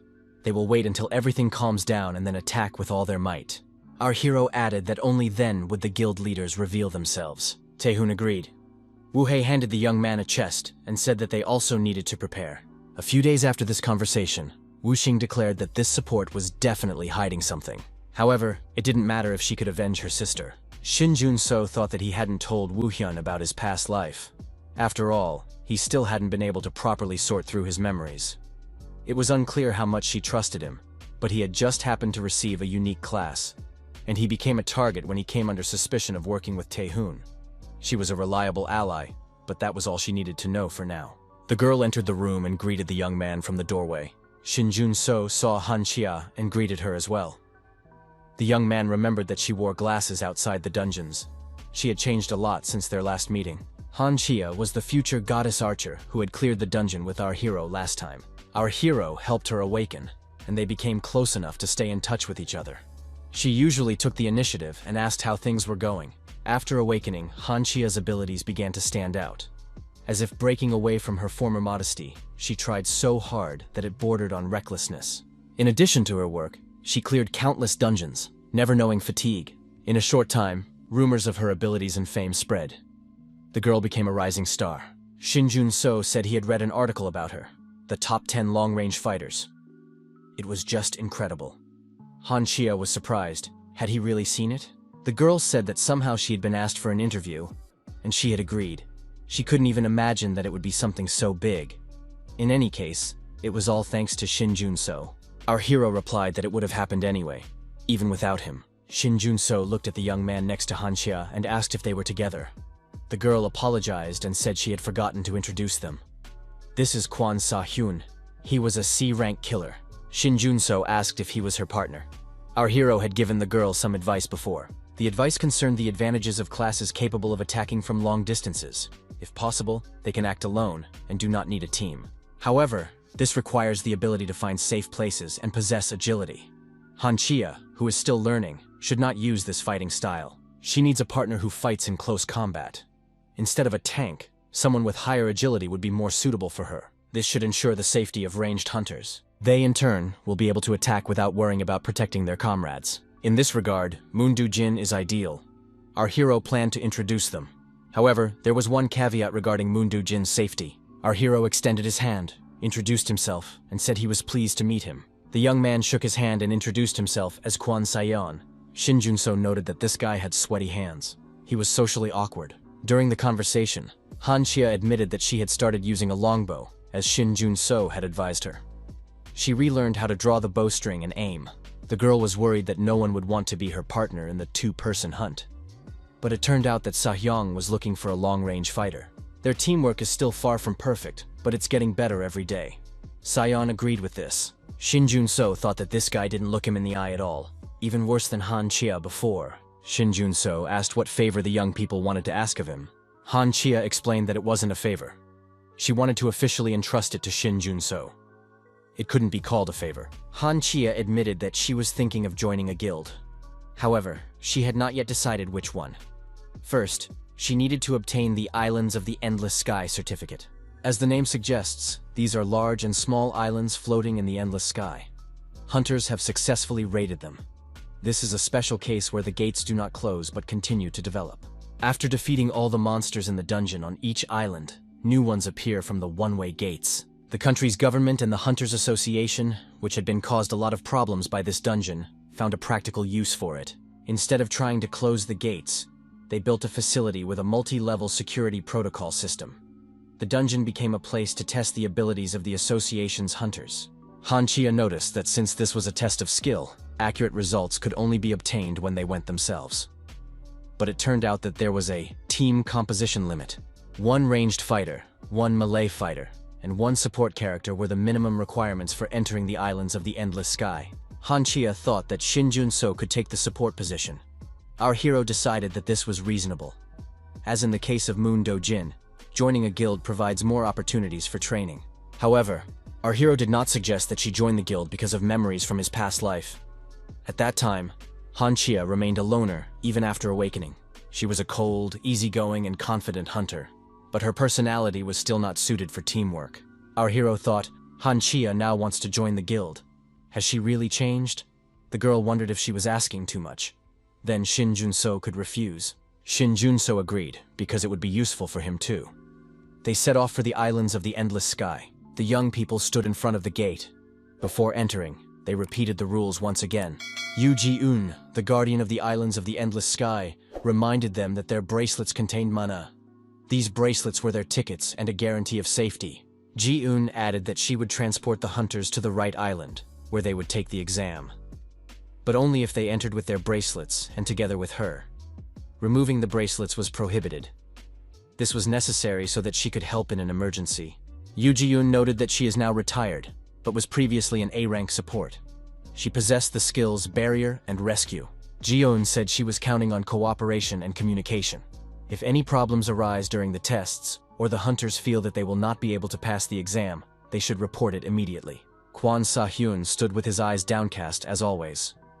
Shin Jun-so thought that even though he had worked with Han Chia several times, he still looked like a complete novice. Moreover, he had never seen a sword like this before. Judging by its appearance, the weapon was designed to pierce the enemy. Yoo Ji-eun told everyone to follow her. The Islands of the Endless Sky, the 12th district. The hunters emerged from the portal and found themselves on one of the islands of the archipelago. Ji-eun announced that the first wave would begin in 5 minutes.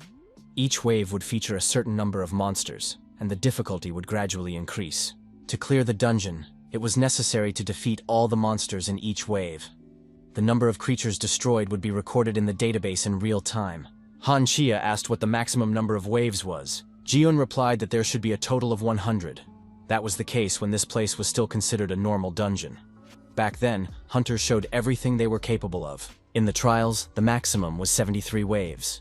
The leaders of the Overkill and Hyunmu guilds, as well as Overkill guild member Sung Jae-hee, still hold the record. Shin Jun-so thought that even considering that Taehoon couldn't reach his full potential because of his weapon, they were only able to reach the 73rd wave.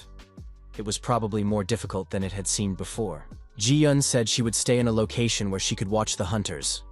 If she decided they could no longer continue the trial, or if they themselves announced their surrender, she would have to intervene immediately. The first wave began. The bracelets detected the approach of monsters. The hunters focused and prepared to repel the attack. The monsters of the first wave turned out to be X-30 gremlins. Shin Jun-so thought that for Han Chia, with her gremlin level, it wasn't even a warm-up. But where did this bloodlust come from? It was almost monstrous. The monsters of the fourth wave were H3 orcs. The players continued to win. Shin Jun-so remembered that he had felt something similar before. When the awakening of the players began, among those who defended the dungeons and simply hunted monsters, there was a secret guild called Empty Fantasy that hunted the players themselves. It was a crazy organization of killers, about which there was almost no information. It is unknown who their leader is and what their true goals are. Our hero even encountered them several times before the players, realizing that the end of the world was coming, created the Great Alliance. Shin Jun-so said that he had long wanted to ask, why are they doing this? One of the killers smiled and asked, didn't the guy get the assignment? Shin Jun-so was surprised. Was hunting other players a hidden quest? And what rewards did they receive for destroying other players? The player just smiled and wished him luck in surviving. Then there was an explosion. The hidden quest had failed. The player faced punishment for not completing the quest. Shin Jun-so thought that this time he had to find out everything. Han Chia noticed that the young man was a little surprised. His fighting style was indeed unusual. The fifth wave, Gnomes X10. Shin Jun-so was surprised. Han Chia said they were on the same team, but it was already the fifth wave, and only he was fighting. The girl explained that it was because of his class ability. He was a berserker. That's why his personality changed during battle. He didn't like it when she interfered. Shin Jun-so was surprised. Wasn't he a killer? His quick movements and piercing-based fighting style set him apart from most berserkers. This player ignored attacks from blind spots and focused only on offense. Shin Jun-so concluded that this guy was more suited to one-on-one duels than group monster hunting. He thought that Sa-hyun, for example, could fight people. Kwon Sa-hyun apologized and said that his rank was still low, so he couldn't always control his emotions. He was too sensitive to interference. Shin Jun-so noted that the guy was getting shy again and told him it wasn't his fault. Han Chia explained that after the fifth wave, there would be a half-minute break between attacks, and she would be able to explain in more detail. Seon's fighting style has serious flaws in terms of defending against attacks to his blind spots. Han Chia added that this is why she tries to stay away and finish off those whom Seon misses, or who fall into his blind spot. Shin Jun-so asked what he should do. Han Chia replied that his skill was creating weapons.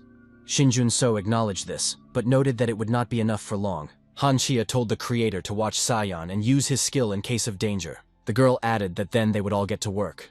A new wave is coming. Our hero found the archer suspiciously excited. The 6th wave is the Ice Wolves, X20. The 7th wave is the Lizards, X7. The 8th wave is the Skeletons, X24. The 9th wave, Crusts, X13. Hanxia said that they had reached the 10th wave. Now an elite monster should appear. The protagonist noted that his stamina was depleting faster than he had anticipated. He had little mana left. If he did not distribute it between waves, he would soon use it all up. Shin Junso thought that Hanxia was fine, but Kwon Sa-hyun was tired from fighting alone. This pair clearly lacked professionalism and experience. Their teamwork was far from ideal. Hanxia announced that the monsters were approaching. The 10th wave, Trolls X2. The girl said that something was wrong here. Only 2 trolls in the 10th wave. Shin Junso admitted that it looked strange. Our hero thought that the difficulty had increased, but Hanxia would be able to take their heads off without even giving them a chance to recover. The only question was whether Sa-hyun could handle 2 at once. The trolls turned out to be really strong. Kwon Sa-hyun had to try hard to defeat them. After another blow from the monster, the player flew far back, gaining momentum. As the protagonist had expected, this guy couldn't withstand their blows, and was only trying to dodge. Hanxia said that Sa-hyun was in danger, and that at least one troll needed to be distracted. The girl prepared her bow for shooting. The arrow hit the target right on the mark. What would happen now? The troll turned around and headed towards Hanxia. The girl was surprised. Shin Junso thought she should have taken care of that first. Shin Junso said he would try to buy some time. Trolls can regenerate their limbs, so next time they need to be shot in the head. The protagonist activated the creation skill. He needed to accumulate mana to create a more powerful weapon. The net world skill was activated. The net was prepared and thrown. Shin Junso told Hanxia to aim carefully and shoot for the head. The troll gained speed and approached Hanxia and Shin Junso. Shin Junso was surprised. The troll, which should have only instincts, ran to help its comrade. Our hero thought that these monsters possessed a strange complexity. They must be destroyed. Ji Yun suddenly appeared and intervened in the battle, shouting that she would block it. The players moved to the lobby. These monsters were not supposed to appear in this wave. Something was wrong with the portals. The outer portal opened, and monsters began to emerge. Now this place could be classified as a dungeon with a rank error. However, our hero did not sense any contaminated mana. Hanxia said that there was a member of her team there who absolutely had to be rescued. Ji Yun said she would rescue him herself, and the rest should evacuate immediately. The rescue skill was activated. This skill allows you to instantly move targets within a certain radius to a pre-designated location. Although setting the destination takes a long time, the skill can be used simultaneously with others. An announcement was received from the security department of the Endless Sky Islands.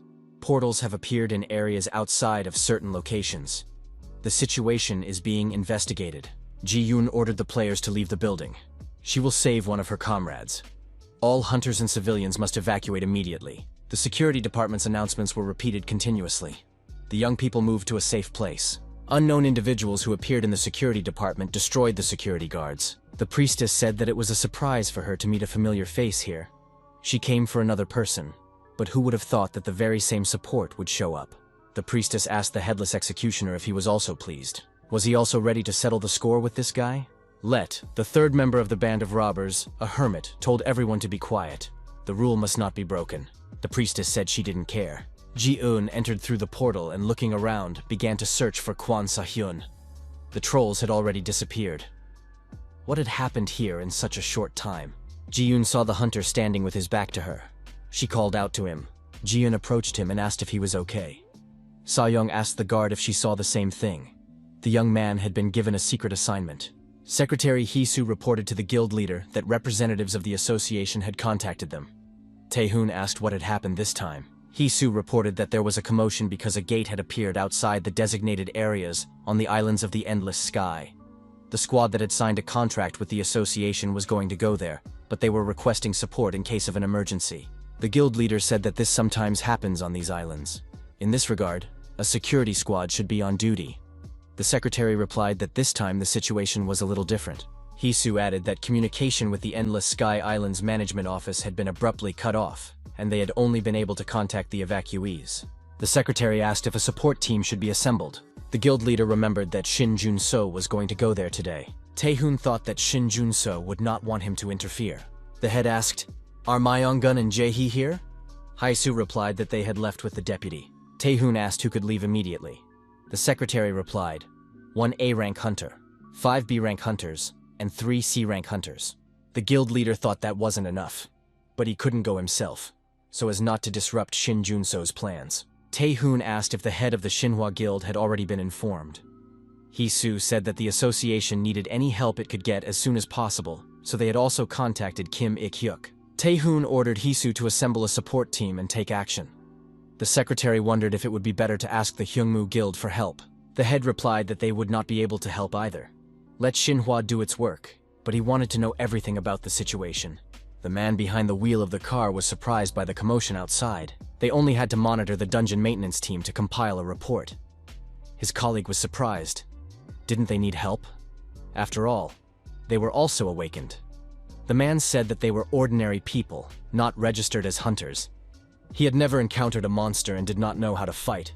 The man was surprised. Did So-yeol bring her staff with her? The man added that she had never participated in battles as part of a squad before. She would only get in the way. So-yeol took out a stun gun and asked if he should get rid of it too. The man was surprised. Where did she get it? The hunter held out his hand and introduced himself. He was the leader of the Lee Shinta squad. He was very pleased to welcome the leader of the service squad. Lee Dongju greeted the hunter and said he was also pleased to meet him. His colleague stated that she was the manager of the service unit, Shin So-yeol. Lee Shin-tae said that these two were truly brave. The squad leader said that he had a daughter the same age as Shin So-yeol. She had gotten married and moved to America, but the girl reminded him of her. Lee Dongju said that they had contacted the 3 largest guilds, but it seemed that no one had come. Lee Shin-tae was surprised. Had the association called other guilds? After all, it was just a simple inspection. Lee Dongju replied that the guilds had been invited in case of an emergency. No one knew what was inside. The squad commander said they shouldn't have gone so far. This wasn't the first time something strange had happened on the islands of the Endless Sky. Surely this would turn out to be something insignificant. But this time, they were completely cut off from the island management office. Some inspectors reported that there had been a mistake in the rank. But shouldn't that be checked and reported to the association? Lee Dongju said that everything looked strange. The association had not yet come forward. Someone had used its certification. According to the report, some people were unable to evacuate through the gate. They should have already left. Squad leader Lee Shin-tae said they would go on a reconnaissance mission. If people were missing, they needed to be found first. Lee Shin-tae stated that in case of danger, they would be able to leave. Lee Shin-tae added that if these 3 guilds did not know how to work as a team, they would be a hindrance even to A-rank hunters. 1 skeleton guild would be enough to deal with several monsters. The skeleton guild squad confirmed to the commander that they completely agreed with him. Lee Dongju grabbed his head and thought, something is wrong here. So-yeol wondered why they were doing this. Lee Dongju suggested that they didn't want to lose the reward. Medium-sized guilds agree to do as much as they can during the contract period. So-yeol realized that they were temporary employees. Lee Dongju noticed that they were probably a group of veterans, judging by the way they held their weapons. Normally, firearms that do not require mana do not work on monsters behind the gates, but investing mana in each projectile makes them very effective. However, the Skeleton Guild insisted on using firearms thanks to an exclusive enchanter. Therefore, they applied their military skills. So-yeol was surprised. How did Dongju know so much? Dongju said that his colleague should remember all this too. It is not necessary to know all the hunters, but at least the guilds and those with whom one often has to deal. Lee Dongju told So-yeol to make sure nothing was taken. The girl asked what he was talking about. Lee Dongju explained that the guild leader had been forcibly removed for illegal activities while serving in the army. Later, after becoming an official hunter, he was caught several times illegally clearing dungeons.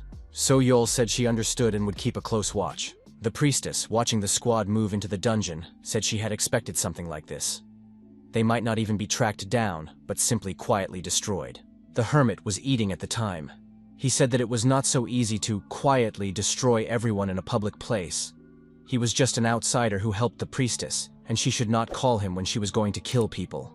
The hermit added that he was not her lapdog, and did not enjoy the process of destruction. The executioner approached the hermit and brought his blade hand to his throat. The priestess said that as soon as the hermit stopped helping to carry out his plan, he would find himself in the same situation as the executioner if he talked too much.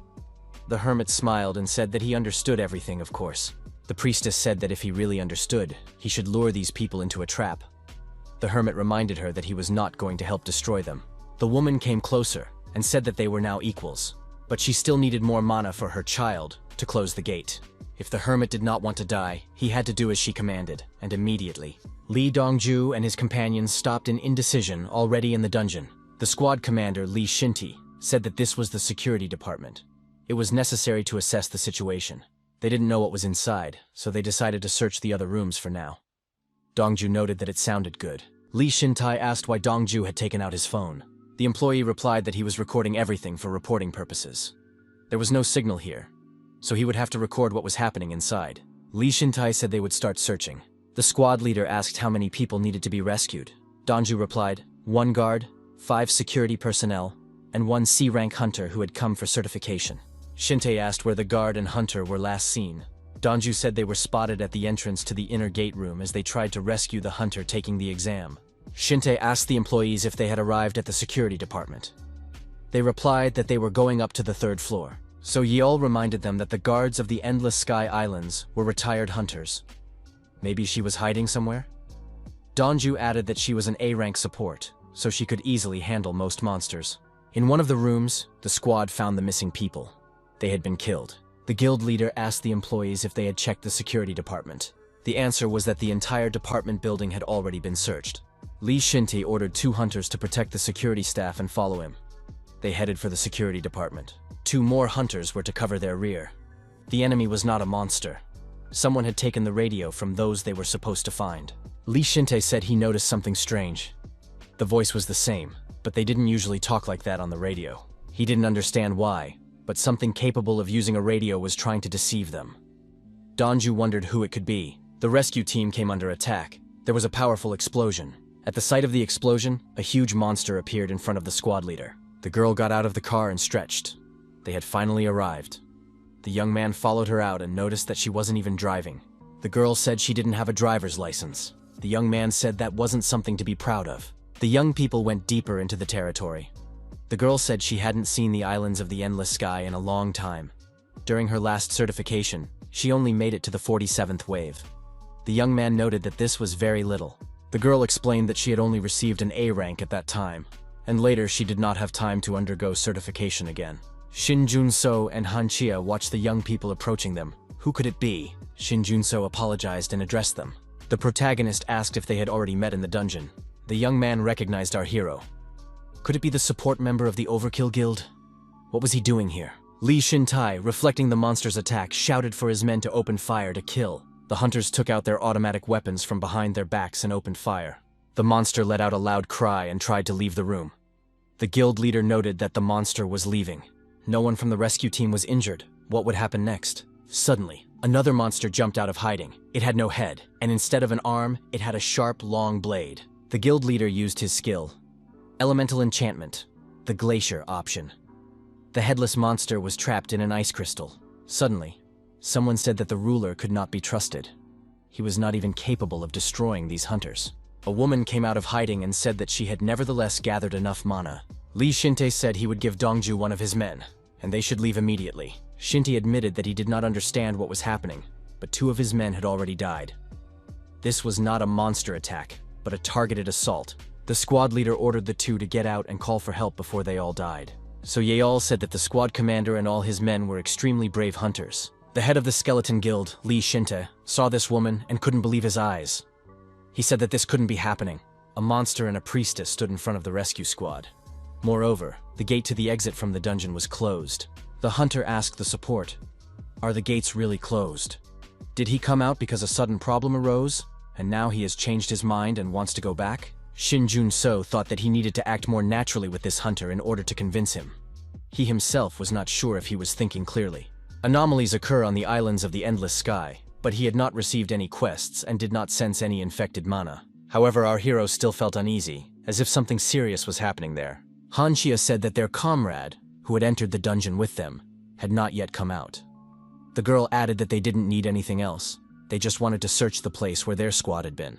The hunter reminded them that the Shinhwa Guild should have dealt with this issue. The girl suggested that they all go together. After all, they had suffered and gone through a lot together as part of the same squad. Otherwise, Haran would scold him again. The young man said he didn't care and wondered, "Who is this man, Kim Ik-hyuk?" After a moment's thought, the hunter agreed to go with them. Shin Jun-so and Han Chia thanked him for his help. The young man said that last time, because of the guild leaders, they didn't even get to know each other properly. His name is Jun Hyun, and he is from the Shinhwa Guild. The girl replied that her name is Mio Haran, and she is also happy to meet him. Our hero gave his name and said that he was not a member of any guild. Han Chia announced that she was also a free hunter. A messenger ran up to the young people and reported that there were problems in the Shinhwa Guild. The gates of the islands of the endless sky were gradually shrinking. The priestess said she was going to clean up their new home. Li Shinta declared that he would not tolerate these scoundrels, and that they should not have acted in such a manner. The hunter swung his axe, intending to injure his opponent, and warned them not to underestimate his guild. During the clash between the warring parties, the hunter Li Shinta used his unique skills: elemental enchantment, flame, and ignition. The resulting explosion released a huge amount of excess energy. The guild members hid behind their shields and were unharmed. At one point, Li Dongju remembered something: the system that supported the islands of the boundless sky. Even an unidentified monster would not be able to completely destroy the gate until the system ran out of power. In that case, wouldn't the gate, albeit small, be able to recover even if the sorcerer was unconscious? Li Dongju was right. For a moment, the gate took on its original form. Some hunters showed their skill and did not miss this moment. Shin Jun-so, Han Chia, and 2 other young hunters entered the dungeon.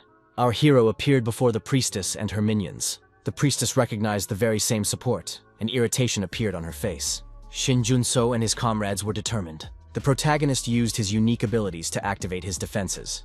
His body moved subconsciously. Otherwise, they would have hit him if he had hesitated even slightly. Our hero thought, if such an opportunity has arisen, he must test his abilities. Shin Jun-so asked the priestess if she was ready to confess what she had in mind. The woman asked what would happen if she didn't. Shin Jun-so replied that if necessary, he was ready to destroy her. One of the opponents said, "First people, then actions, and finally memories. The first rule is to keep your spear carrier in your field of vision." The hermit added, "The second rule." Now his opponents were listening to him. The hermit was unhappy because the priestess had not warned him that he would have to reveal himself. He was a citizen with an ID. If he was caught here, he would become a criminal. This was the last time he would help the priestess. The third rule: everyone present will forget what happened here. The hidden skill, Hermit's Rule, was activated. The hermit applies the unreasonable rule to one target within sight. He will inform the target of the conditions and rules that it will be forced to follow. One of the hunters said he understood everything. For a while, the hunters stood motionless. In any case, the hermit had been exposed. 2 hours before these events, Hunter Quan Sayan stood with his sword in his hand, in front of a group of monsters. The hunter was surprised. Why did everyone leave? They talked about the gate, but they were so far away that I could hardly hear anything. The young man thought, maybe it makes sense to hide for now, but he will soon remember him and set off in pursuit. The monsters reappeared. The young man was surprised. He thought that there were only one-way gates on the islands of the endless sky. Apparently, these were the gates the guard had mentioned. But what about these trolls? They disappeared as if someone had sent them away. Information appeared that a hidden quest had been activated. Quan Sayan was surprised. What kind of quest? He wasn't in a game. Was he hallucinating? Guard Jiyun found the young man and asked, "Quan Sayan, are you okay?" The hunter asked, "Can the guard see it too?" Jiyun didn't understand what he was talking about. Sahyun looked at the information window and was even more surprised. What was going on? The screen read, "The goal of the hidden task is to destroy Yu Ji-un. Failure to complete the task will result in punishment." Jiyun asked the hunter what was going on and where the trolls had gone. Behind these people, someone asked in surprise, "Why is someone still here?" It was the priestess. She said that they had warned them many times. Why haven't these people left yet? Jiyun's guardian activated a protective shield. The priestess said, "Impressive. Not everyone can put up a protective barrier so quickly." She couldn't see the infected mana yet, but she was quite capable. Jiyun thought, if she hadn't reacted so quickly, she would have already died. Who is she? The priestess looked at the hunter and said that this guy probably already sees the infected mana. This young man hasn't even awakened yet. It must be an empty fantasy. Sayan didn't understand what she was talking about. Ji-yoon told Quan Sayan to get ready. They needed to get out of there. The rescue skill was activated. The priestess noted that it was indeed a useful skill. Quan Sayan still didn't understand what was going on. Ji-yoon told the young man to listen to her carefully. It was unknown what exactly this woman had used, but she was at least A rank. The guard added that she knew almost all certified hunters. At that moment, Ji-un was attacked, and the executioner pierced the guard's body with his blade. Kwon Sa-yeon did not expect this, and was frightened. The young man pulled himself together and stood between the executioner and the wounded guard. The redemption skill was activated. This skill can be used when the user's life is in danger. The designated target will be surrounded by a barrier and moved to the safest place depending on the user's emotions. Ji-un used her last ounce of strength to tell Kwon Sa-yeon to listen to her carefully. When he leaves the dungeon, he must immediately report to the Hunters Association that there is an unregistered awakened being here who is killing people. Ji-un said she was fine and would hold on until help arrived. The young man saw her cover the wound with a barrier. Kwon Sa-yeon said he would return as soon as possible and, changing his trajectory, left the room. The priestess looked at the guard and said that it must be her anchor skill, an enviable ability. Ji-un noted that this woman seemed like an awakened one, but she had never met her before. What was she after? The priestess replied that she needed a base. She thought this island of endless sky would be the perfect place for her. The priestess said that the girl was simply unlucky. Ji-un replied that she disagreed. She added that she had never had any problems with luck before. The priestess said it was time to end this conversation. It was a pity about her skills, but her child wanted to eat. Ji-un saw something unexpected that the priestess decided to use. The young man noticed a wedding photo on the shelf. Kwon Sa-yeon was in the guard's house. He understood that he needed to contact the Hunters Association.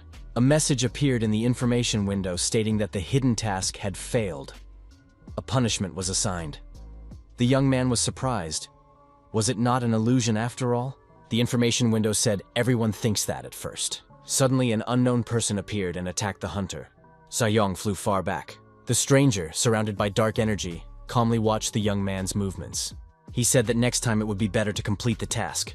Otherwise, he would have to destroy this guy. 2 hours passed. The hunter with a spear in his hands continued to attack. Han Xia dodged her opponent's attacks and repeated to herself that she had to gather her strength. Shin Junso thought that this guy was not using his skills. It seemed like he was just waving his spear around. The protagonist noticed that the priestess had disappeared while they were distracted, and when they returned, the gate had shrunk again. This was bad. First, they had to stop Junhyun. The rescue team commander ordered everyone to disperse. He activated the elemental enchantment skill, Glacier. The spear-wielding hunter found himself trapped in an icy prison. The head of the skeleton guild asked if these hunters were from the best guilds. Han Xia replied that she was not in a guild, but she needed to find someone. Li Shinti said that first they had to help him deal with these scoundrels. They were controlling a monster that was suppressing the gate. The hermit noted that the executioner was already useless. Even the spearman had caught him, and it wouldn't be long before he was sent to prison. The priestess told him to shut up immediately, or she would take his mana away.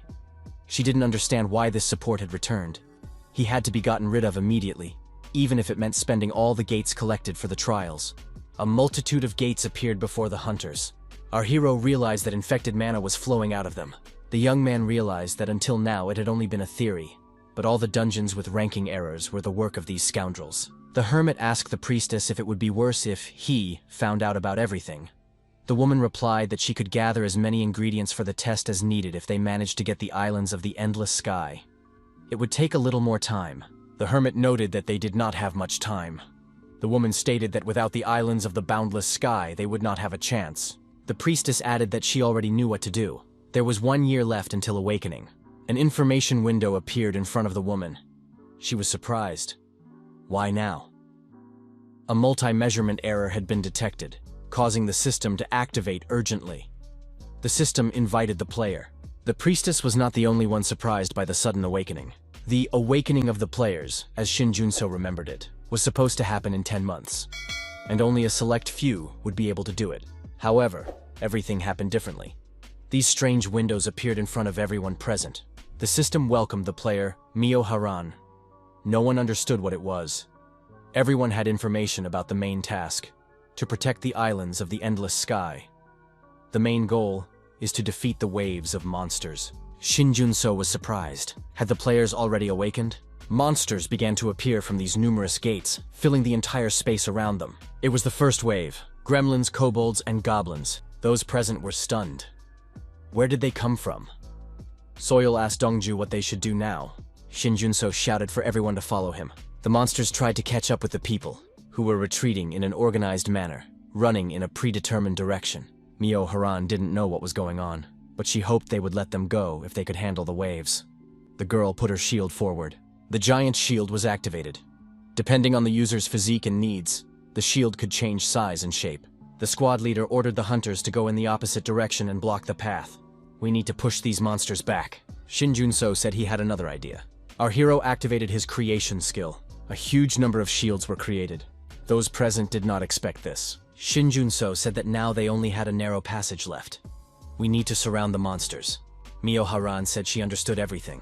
The rescue team commander looked at the deactivated hunter. The weapon was lying nearby. The fighter could not withstand the onslaught of the monsters. Haran said that they had enough people. If the commander of the squad was a close combat fighter, he could try to revive the hunter. The girl added that he was the best in large battles. The head of the skeleton guild looked at this frozen spearman, who specialized in mass combat. The monsters chose their target and moved into attack with fury. Hanchia thought it was the perfect moment to use her skill.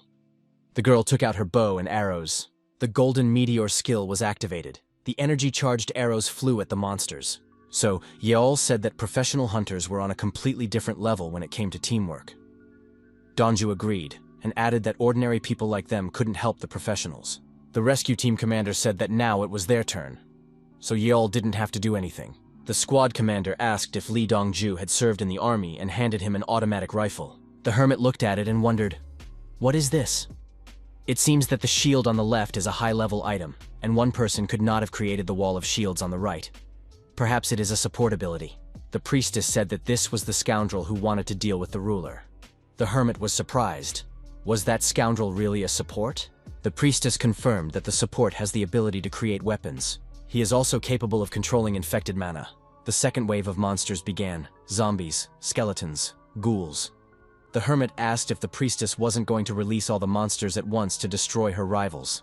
The woman replied that when the system was activated, it was already too late. Her child had opened the gates, but she could no longer control them. The hermit asked if it might be worth letting them go. After all, the target was the islands, not these people. The priestess said she didn't like that option, but it might work. The priestess looked down on the interaction between Soyol and Dongju. They could be let go if they hadn't done anything useless. Hanchia thought that things were not going very well. She had less and less mana left. The girl wasn't sure she had controlled her mana properly when fighting the trolls. Haran said she would help, and Hanchia should hold on a little longer. Hanchia replied that it was difficult for her because she was the only ranged fighter. Haran said that Hanchia was wrong. She would prove herself too. Haran activated her unique abilities and energetically attacked the approaching monsters. Hanchia was surprised. Was Mio Haran really capable of this? Hanchia noticed a sound that was getting louder with every passing second. What could it be? The sound did not disappear even after Mio Haran stopped and ceased her actions. Haran said that she was collecting the sound and activating it for a further attack. This was followed by the Wave Strike skill. After applying vibrations to the desired medium, a ranged mana attack would occur. The stronger the vibrations applied, the stronger the blow. The blow could be delivered with any part of the body. Hanchia thought it was simply incredible. It was much stronger than many of her attacks. Hanchia now understood what an A-rank hunter meant. Armed with an automatic weapon, Dongju said that he was also ready to help as much as he could. Shin Jun-so told Hanchia to take a break. They could handle it themselves now. Hanchia said that wasn't what she meant. Sahyeon might still be there, and they were only defending themselves here. Shin Jun-so pointed out that there was a chance Sahyeon had already left the dungeon. The guard had gone to rescue him, so the probability was increasing. Dongju said that the guard had been there. Shin Jun-so was surprised. What did bin mean? Dongju said they found her body at the gate. Hanchul couldn't believe it. Dongju added that there were 3 bodies of security department members there. He did not think that the person they were looking for was already dead. Hancha said that it was necessary to speed up the search. Hanchia asked in surprise, "Wasn't there another person here?" The cat was walking around on its own, watching what was happening from the sidelines. The wounded and frightened young man, sitting on the ground, asked his knife-wielding opponent why he was doing this. The villain was surprised. Did he really not understand? The armed man asked where the money he had lent him was. He had said more than once that the money was needed to pay the young man's mother's medical bills. The bleeding man said that it just happened that way. "You can threaten me all you want, but I still don't have the money. If I die now, you'll have to go to prison. Who will pay for my mother's treatment?" The armed young man said that his mother had died yesterday. Now there was no need to worry. The young man with the knife added that he was going to kill him anyway. He just wanted to see if he could hide. The cat, sitting on the roof of the house, used to think that this world was quieter. But apparently more incidents were happening here now. The cat noticed a young man walking by, going about his business. Watching from above, the cat noticed that the young man was approaching the place where the conversation about the debt had taken place. The cat said that it was good for her to exercise from time to time and jumped from the roof to the ground. Donju looked around, but So-yeol was nowhere to be seen. He said that the girl must have been taken away. The rescue team commander noticed that Donju was distracted and had forgotten something. Shin Jun-so asked what had happened. Lee Shin-tae said that the monster who uses the gates and portals was to blame for everything. Shin Jun-so understood how the priestess had disappeared. Han Chia suggested splitting into groups and looking for So-yeol as well as Kwon Sa-hyun. Shin Jun-so asked if it was necessary to look for Kwon Sa-hyun. Han Chia was surprised. What kind of question was that? Our hero said that the probability that Kwon Sa-hyun had already escaped was quite high. In that case, they would be wasting their time. Han Chia asked how they could be sure of that, since no one had come out after them. The protagonist added that the guard Ji-yoon had skills designed for rescue. The islands of the endless sky were an isolated space, dependent on a single gate. There had already been cases of instability. It is reasonable to assume that she has the skill to move people from the islands of the endless sky in an emergency.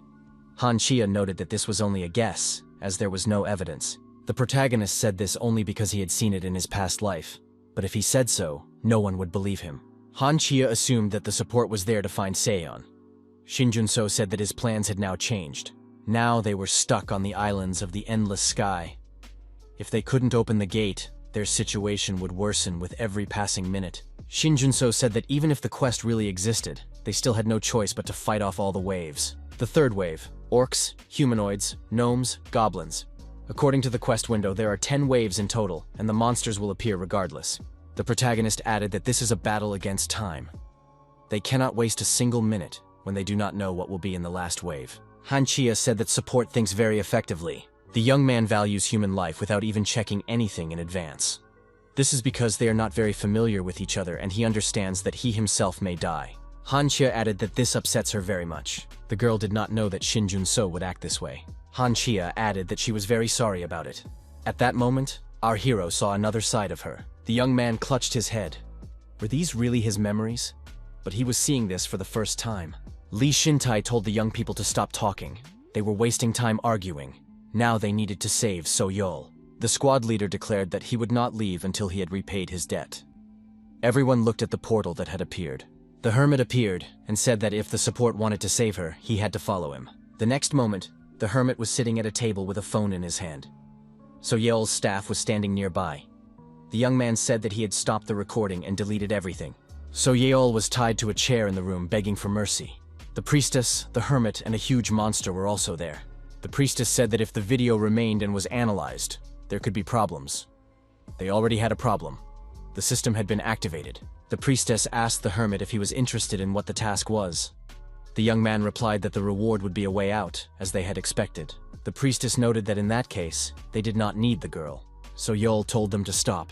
She couldn't see their faces and begged for mercy. The hermit suggested using the girl in some way. The young man added that it seemed to him that the priestess wanted to destroy that support. The priestess said that the hermit could do as he wished. She could see that he did not want to deal with this girl. The young man thanked her for her understanding. The hermit thought that he would also like to settle something with this support. After receiving this information, Donju thought it sounded like a trap. He asked the support if everything was okay. The rescue team commander noted that they had no other way to find So-yeol. Lee Shin-tae said that they couldn't waste any more time. Han Chia and Lee Donju had nothing to worry about. There was a man fighting hundreds of monsters alone. They had to help him quickly. Haran was fighting off the fourth wave: orc warriors, goblin archers, skeleton knights, skeleton warriors, and skeleton archers. Han Chia told Shin Jun-so not to do that. It was all her fault. The protagonist replied that the girl was not to blame, and that everything was fine. The protagonist didn't expect this, but at some point he would have to show them his abilities. The young man decided to stick to the plan. Shin Jun-so turned to the warrior. The squad commander reminded him that his name was Lee Shin-tae. The protagonist handed the commander 2 freshly made swords. Lee Shin-tae noted that he already had weapons. Shin Jun-so told Lee Shin-tae to throw them into the portal in a minute. The protagonist asked the squad commander to promise him one last thing. The skill payment was activated. Our hero passed through the portal and found himself in front of the priestess. The woman was surprised. Had he really come? Shin Jun-so asked what was required of him. The priestess said that the support should behave sensibly. One awkward move, and that girl's head would be smashed in. The priestess added that she was not going to destroy this support character for no reason. Therefore, it would be better if he stood still. The spearman, imprisoned in ice crystals, demanded to be released immediately. Li Shinta remembered the young man's words that it was necessary to throw these swords into the portal. The commander of the rescue squad decided that the time had come, and swung his swords. Our hero had a strange feeling ever since he left the islands without a sky. The hermit said, "The third rule is that the support must tell them everything he remembers." The protagonist had a feeling that he couldn't just go back, as if he had missed something. The skill, World of the Network, was activated. However, thanks to Han Chia, our hero understood what it meant. Suddenly, swords appeared from the portal. Those present were naturally surprised by their appearance. At that moment, the protagonist said, "Kang Yurim." The hermit was surprised that he knew him. The swords flew across the room, leaving an energy trail behind them. Shin Junso said he didn't know how this man was connected to the priestess, but that wasn't enough if he wanted to catch him. The next moment, the priestess found herself inside a glowing sphere. She admitted that both in the battle with the ruler and now, she was trying to deal with her opponent without harming his limbs. However, it must be admitted that she only needed to study the young man's head. How could she have forgotten that? After all, the head could simply be cut off. The monster attacked the protagonist, but the young man managed to jump through the portal. Shin Junso returned once again and had to dodge the priestess's attack. Li Shinte almost completely helped the spearmen escape from the icy confinement. Everyone present watched the portal. What was happening on the other side? Haran told the spearmen that the young man should help them and not relax. Han Xia announced that the next wave of monsters was approaching. The girl recognized them. They were the trolls. The fifth wave. Ogre mages. Trolls. Haran was surprised. Was the archer familiar with this monster? Han Xia replied that it was only a passing acquaintance. Han Xia said that even though there were many monsters this time, she now knew how to deal with them. The archer continuously fired arrows, each of which hit its target with precision. One of the monsters was quick-witted and managed to dodge the arrow. Haran warned that these monsters were very intelligent. The knight with the shield stood in front of Han Xia and said he would protect her from the aggressive monster's attack. It was a timely action, as at that very moment the hunters were overwhelmed by a massive attack. Haran wondered where the trolls got such intelligence. The monsters parted, and their leader appeared in the center, an ogre of incredible size. The skill, Orga Mage's Irresistible Roar, was activated. A powerful sound wave spread throughout the room, from which there was no escape. The next moment, the monster was attacked and torn to pieces. The monsters looked in surprise at the author of this successful attack. Li Shinte was also surprised. What was that? The spearman said that it flew out of the portal that Shin Junso had entered. The squad commander declared that they must go to the support team's aid. The battle with the monsters ceased for a while. Everyone turned their gaze toward the portal.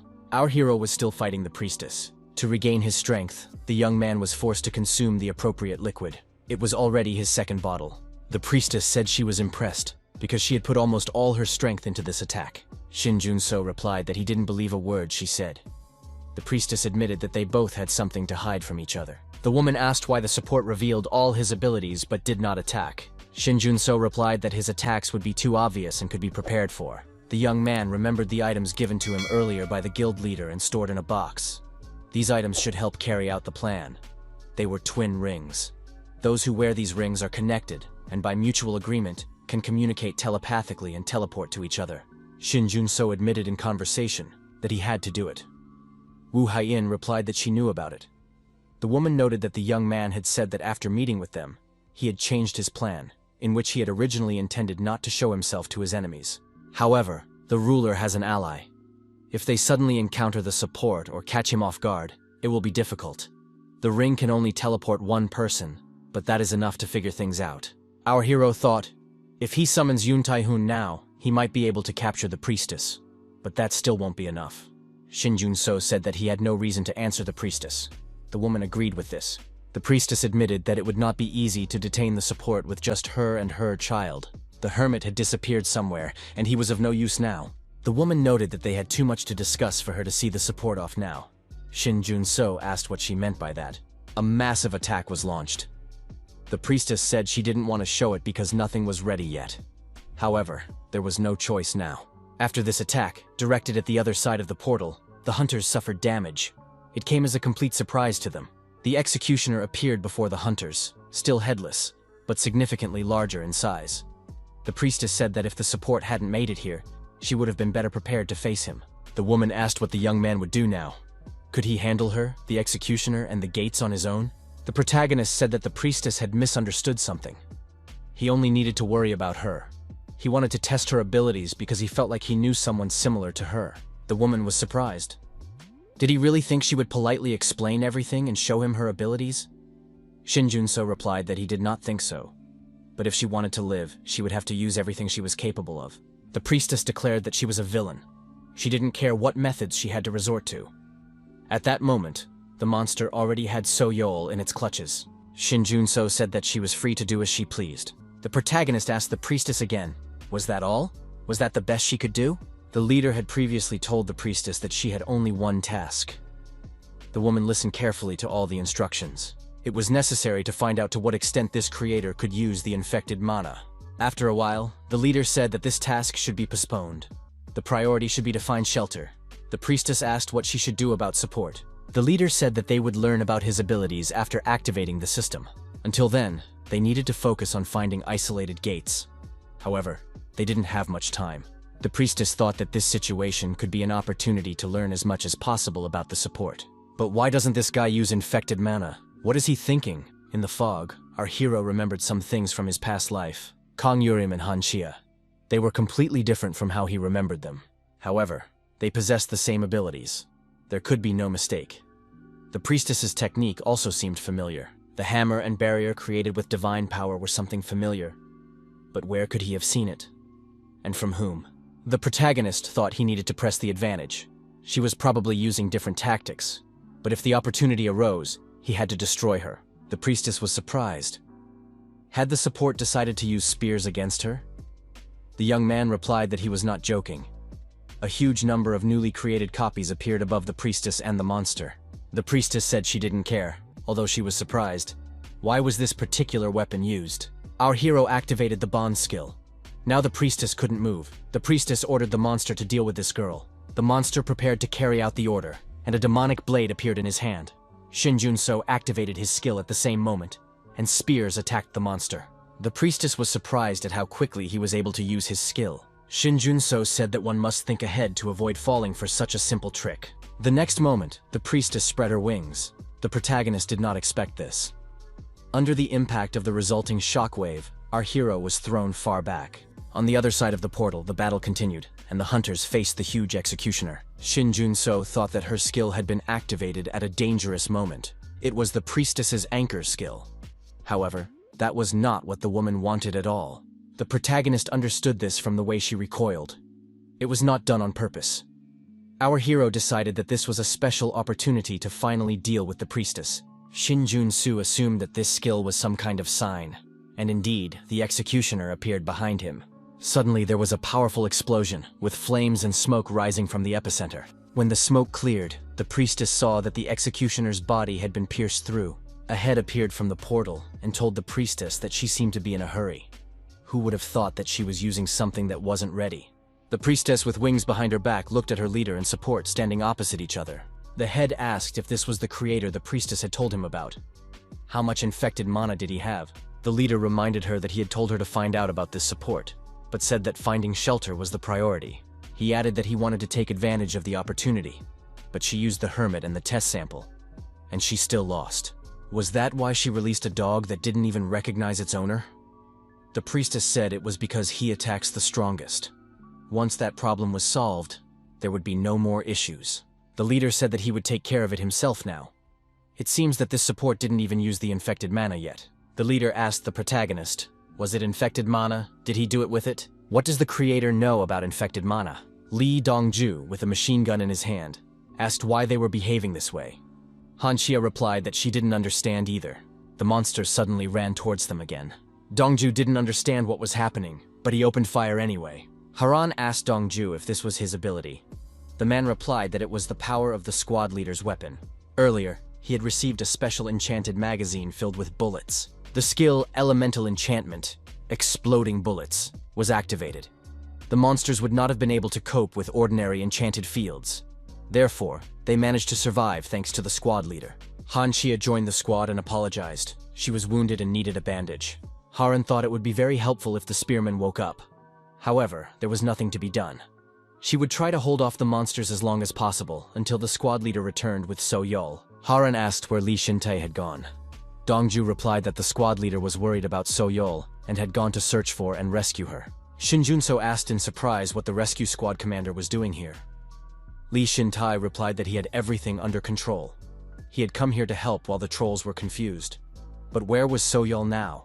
Shin Junso understood who he was talking about, but did not answer. The leader of the villains said that the woman was still alive. The commander demanded that the man immediately reveal her whereabouts. The protagonist pointed to the side, and Li Shintae saw So Yol lying unconscious. There was a barrier around her to protect her. The main villain said that if the spears had missed even slightly, she would have died. Or if he hadn't called the priestess's child so close. Li Shintae admitted that he didn't understand anything. The villain had to explain himself. His opponent said that support had used this woman as bait. Li Shintae was surprised and angry. Because of the priestess's order, he had no choice but to restrain her. He turned out to be an excellent target. The priestess must have been waiting for him to make a mistake. She was waiting for the moment when support's vision would be limited so she could quickly move.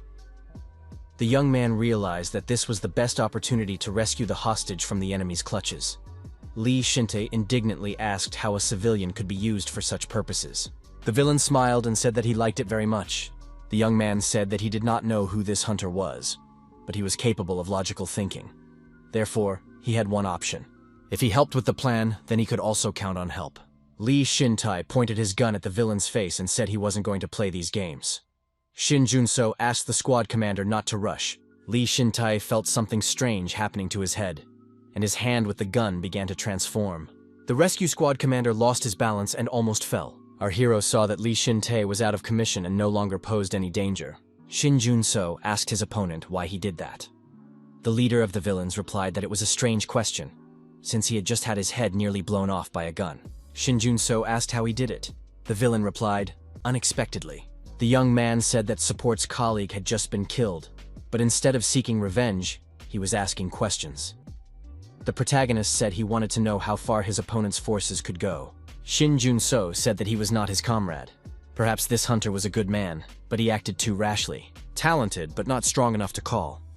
Unfortunately, there was nothing that could be done about it. The protagonist thought that it was his own choice, and he had to suffer the consequences. The villain said he liked this support. The protagonist repeated the question. How did he manage to use this technique? The villain said he was tired of talking.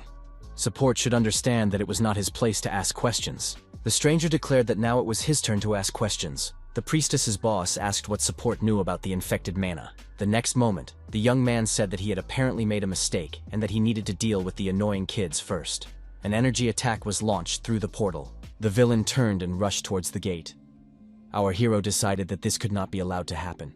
On the other side of the gate, Li Dongju and the other hunters continued to fight off the wave of monsters. A powerful charge of negative energy flew out of the gate, and the shockwave knocked many of them off their feet. Hanchia did not understand what was happening here.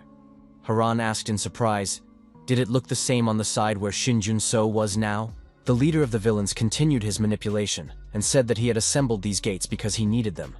But he could no longer control them, so they were useless. Shin Junso thought that he shouldn't even think about fighting. This man was capable of controlling even infected mana. Our hero understood that he was powerless against his opponent.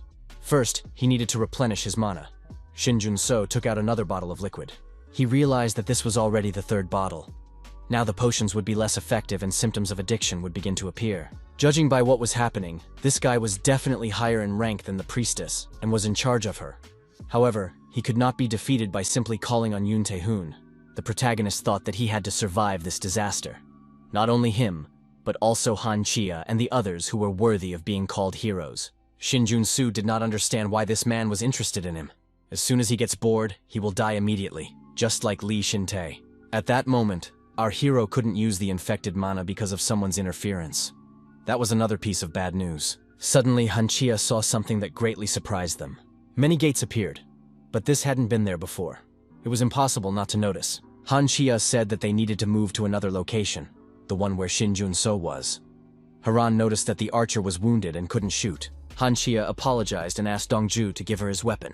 Han Chia, with the machine gun in her hand, headed for the portal without waiting for anyone. Haran watched the girl leave. What was going on? All the portals began to collapse, an unprecedented event. The villain told the protagonist that now they could talk calmly. The young man said he was interested in answers. What did support know about the infected mana? Our hero apologized and replied that he didn't know anything either, because he had only recently received it. The young man asked if support also had memories. Infected mana cannot be obtained just like that. He began to suspect this when he heard the priestess's words, but now he could clearly see that support had it. Our hero decided that this guy was testing him. The villain told support not to worry. He was just trying to do everything possible to prevent the end of the world. He was counting on his help. They could become comrades pursuing a common goal. Shin Jun-so asked why he had destroyed this hunter. The villain replied that this guy had gotten in his way. The young man added that his goal was bigger than a single death. He didn't have much time, so he needed allies. The opponent asked the protagonist if he could count on his help. The priestess heard a strange noise and looked back. She told the leader to be careful. Han Chia, with a weapon in her hands, ordered the young man to raise his hands, otherwise she would shoot. Shin Jun-so was surprised. Why did Han Chia come here? She could ruin everything. Our hero had no intention of becoming this guy's enemy, but he had to protect Han Chia before the infected mana reached the archer. Shin Jun-so decided that he had to take down this opponent and rushed at him with his sword. His opponent easily dodged, and our hero flew to the side. The stranger said that was too slow and counterattacked the protagonist with a punch to the head. Shin Jun-so fell to the floor. The opponent said that support uses skills but is completely undeveloped physically.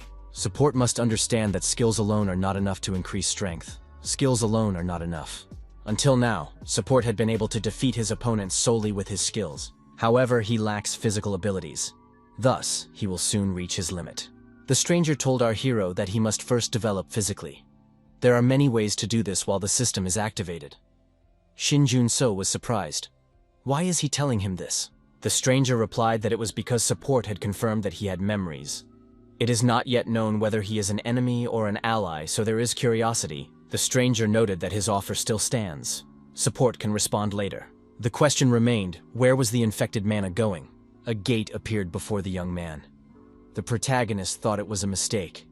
He did not expect this guy to go all the way through the crack. Saying goodbye, the stranger took off his hood and showed his face. He said his name was Les and added that he had made a good offer. The priestess watched the departing leader. Han Chia rushed to Shin Jun-so. The archer asked if support was okay. The priestess also headed for the gate. Information about the main quest appeared. Defend the islands of the endless sky, the last wave. Shin Jun-so said that this was not the end. Apparently there was still a boss left. Han Chia declared that she could no longer fight. The protagonist also realized that he had no mana left. During the last attack, he barely managed to create a dagger. What would happen now? There were no more ways to defend themselves. A monster was expected to appear from the gate. A bird with a cap on its head appeared. The young people were surprised. The protagonist thought he had never seen such a monster before. Where did it come from? However, this monster did not look very impressive, assuming it was the boss. The bird turned its head from side to side. Han Chia took out a stun gun and said she would try to deal with this boss. Shin Jun-so asked the girl not to rush. At that moment, our hero clutched his chest and fell to his knees. Blood flowed from his mouth. Shin Jun-so was stunned. Why did the side effect appear now? Judging by the weak reaction, there was a high probability that this monster was using infected mana. If it has a similar ability, Han Chia is now in danger. Han Chia approached the bird with her weapon. She decided to use the machine gun for something other than its intended purpose. The monster said, "You must give it back." The monster said that it belonged to him. He said he would return it, but he didn't. The monster added, "The hour has struck. It's time to give it back." Shin Jun-so thought he understood everything now. Our hero couldn't figure out the essence of it, but this monster clearly reacted to the infected mana. As long as Han Chia didn't take any sudden actions, the monster would focus on him. Our hero saw the problem in that this was the goal of his quest. How to deal with this monster? The monster asked, "Is the man listening to him?" Our hero thought that this creature had a little infected mana, but it wasn't ready to attack yet. The monster said that the man must make amends. The man did not listen when he was asked to return, so now he must make amends. Shin Jun-so wondered, did Lessa really have his infected mana? The monster said he had a lot, almost all of it, but the man had almost none. Where did it go? Shin Jun-so replied that there had been a misunderstanding, that the monster had mistaken the man for someone else. The monster said there was no misunderstanding. It was definitely used here. His reserves. Shin Junso said it wasn't his. The bird flapped its wings and demanded, "Human, give it back immediately." Haran approached and attacked the bird, punching it in the head. Haran said to the surprised support, "Didn't we have to defeat this monster?" Shin Junso replied that it was a job well done. Information came in that the main task had been completed. Rewards would be given. Shin Junso wondered what to do next. Many of those present lost their balance and began to fall to the ground. What was happening? Could only the awakened see this? Shin Junso realized that instead of receiving rewards, they had been released. Police officers said that people outside had seen strange windows appear. The association was also confused.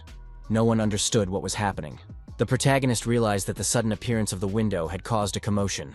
Those who were unconscious were also transported. That meant everyone received the reward. Everyone returned. Shin Junso thought that the bodies of those who had died here had not appeared. The association had to find a way to return the bodies. Thanks to those who survived and returned from the isolated gate, the feeling of confusion in the hall was replaced by a sense of duty and responsibility. During Shin Junso's investigation, it was discovered that the rift had reacted weakly a few seconds before their return. In addition, the awakened ones had visions, and the rift briefly lost its light. A few seconds before their return, the task was completed. The activation system was late because the gates were already closed. However, unlike in their past lives, all of the awakened ones had now become players. This was a huge change. The protagonist decided that he needed to radically change his plan. This way, no one would be able to meet the leader behind the priestess. Les had previously said that physical abilities needed to be increased first. While the system was activated, there would be many ways to do this. Our hero thought that he still had a lot to learn. He couldn't go on like this. Despite the confusion caused by the appearance of the window, many were able to react even in a state of alarm. For people who were once ordinary, this was yet another event related to the rift. Only the awakened ones witnessed the visions. Some claimed that the rift would one day lead to the end of the world, but they were in the minority. The Skeleton Guild was disbanded due to the death of their leader, the A-rank sorcerer Li Shinte. During the investigation, illegal activities were discovered, including illegal raids on dungeons, unregistered goods, and theft. Guild members testified that most of the profits were sent to Li Shinte's wife and daughter in America. The remaining guild members had nowhere to go and ended their careers as hunters. The Hunters Association, convinced that Kwan Sayan was alive, took him from the home of Yu Ji-un, guardian of the islands of the boundless sky. Kwan Sayan and others mentioned an awakened woman who used dark energy. The association is trying to find her whereabouts. When it became known that the guardian Yu Ji-un had no blood relatives, the association began to discuss who should receive compensation. Her husband and family died several years ago as part of a rescue squad. Dongju said that was all that was known so far. So-yeol thanked her colleague for the information. Dongju was surprised. Why was So-yeol going to share this information? The girl reminded him that Dongju himself had said that she should remember at least something. Dongju asked if So-yeol would continue her work. It was dangerous at the association. There was no guarantee that something like this would not happen again. The girl said she had to continue. Who else but her? Dongju replied that there was no great need for it. So-yeol said that managing the list of hunters, classifying ranks, providing monetary rewards, receiving and writing reports, all of this was their responsibility. Moreover, it was overlooked that they had initially posed as an association in order to clean up the islands of the boundless sky. So-yeol suggested that someone was behind these villains. Maybe gangsters, a large corporation, or national intelligence. Dongju said that So-yeol could certainly play detective, but only after she had fully recovered. In a dark, deserted alley, a gate appeared, from which a monster crawled out. Under the cover of mystery, the monster began to follow the young man as he moved along the alley. A hunter emerged from a gate in another part of the city. The young man approached the information window. There was no information about the active task yet. The hunter was angry. Why had he been called so early? The monster approached the young man. The guy got scared, fell to the ground, and screamed in fear. The monster gloated. The monster jumped high into the air and prepared to attack the frightened boy. However, the attack failed, as the monster itself was attacked and a dagger was thrust into its forehead. The monster flew far back. The young man was too terrified to raise his head. Someone's voice addressed him. The hunter, who had recently come out of the gate, was the one who had attacked the monster. He asked if the young man was alone here. The protagonist lay motionless on the bed. The cat asked if he had brought himself to this state by drinking 3 flasks of mana. The young man confirmed this. The cat was surprised that the guy had returned alive at all. Our hero remembered Lessa and thought that it was actually he who had allowed them to survive. Otherwise, no one would have returned from the dungeon. The cat suggested that his support abilities had now been revealed. Shin Jun-so said that it was part of the plan, to reveal his abilities, make them focus, and then expose those behind it all. The cat said that if Shin Jun-so had seen his face, the plan could be considered a success. The young man noted that the cat was mocking him too openly. The cat added, "Let's say Shin Jun-so saw someone calling himself less, but what about the others?" She was referring to those who entered the dungeon with the young man. Several people had seen his abilities. Shin Jun-so replied that there was no need to worry about that. The contract was concluded as it should be.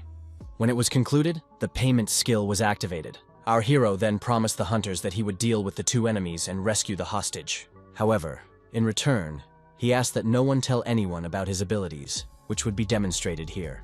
Initially, payment is a basic skill that provides payment through weapon rental. As the skill level increases, it becomes possible to conclude a contract. When the system is activated, all players receive benefits depending on their class and the skills they use. In normal cases, long-range classes receive improved aiming, while melee classes receive corresponding enhancements. Mages can summon familiars, and supports can receive various bonuses depending on their skills. Shin Jun-so's advantage as a support is connection. When using Plata directly, you can make a specific request when renting a weapon, but at level A and above, the request can be easily ignored or resisted. The request implies a condition. If a person rents a weapon, they must fulfill Shin Jun-so's request in return. However, at level A and above, it can be bypassed. Nevertheless, as the skill level of payment increases, it is possible to conclude a contract that cannot be resisted while the system is in effect. Non-standard use of payment, such as memory erasure, became available thanks to Shin Jun-so's high level of skill. For hunters of rank A and above, the chances of success were slim. Shin Jun-so thought. Judging by the fact that he was hardly mentioned during the investigation, the skill worked as intended.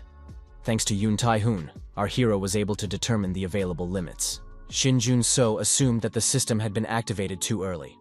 Now other players would begin to adapt to these changes. The cat reminded him that she had already been a player in the dungeon, although now, thanks to someone, she was forced to play the role of a maid. Shin Jun-so noted that now all the awakened ones had become players. This was very different from his memories. The cat asked what all this talk about memories was about. She said she didn't know what the previous cycle was, but were memories what the young man had experienced. The cat added that all memories are mixed up and don't match. All he has are techniques he calls skills, even though he never trained in their use. Are these really his memories? She continued. If this is true, then her world is also destroyed. After all, there is no one who remembers him. The cat asked why Shin Jun-so had these memories. How was that possible? The young man recalled that when he and the guild members first entered the dungeon, he fell into a strange lake. The cat said she was talking about the previous cycle. If memories were passed down through cycles, there had to be some way. She wondered if it could just be an illusion. However, the protagonist was sure that these were his memories and added that he could prove it. Shin Jun-so remembered Les asking him, "Doesn't he have memories too?" Les clearly said too. That meant there must be other people with memories. Shin Jun-so said that he wanted to take care of some business and took a book from the shelf. The protagonist thought that Kang Yurim was definitely his ally in the previous cycle, but now he was working with Les. What really happened? Les said there was no need to worry. He was just trying to do everything he could to prevent the end of the world. If that was true, Kang Yurim must know about it too. In that case, the probability that he also had memories was very high. However, this is not a problem that can be solved right now. Therefore, they need to focus on the issues they can deal with right now. The phone rang. It was the head of the Overkill Guild. Yoon Tae-hoon was surprised because they had agreed not to contact each other. Shin Jun-so said that plans had changed. They needed to meet and talk. The young man who had come out of the gate and the boy he had saved from the monster sat together on a bench. The schoolboy said it was time for him to go home and thanked the hunter for saving him. The young man advised him to be more careful in deserted places in the future. A minivan stopped on the road near the schoolboy. When the car drove away, the schoolboy was no longer there. The hunter looked up and saw that the boy he had saved had disappeared somewhere. A man in a mask approached the protagonist. The young men greeted each other. The masked man sat down next to him and said that he had heard about it from an acquaintance in the association. However, they did not mention anything about support. Shin Jun-so said that their previous plans had lost their meaning.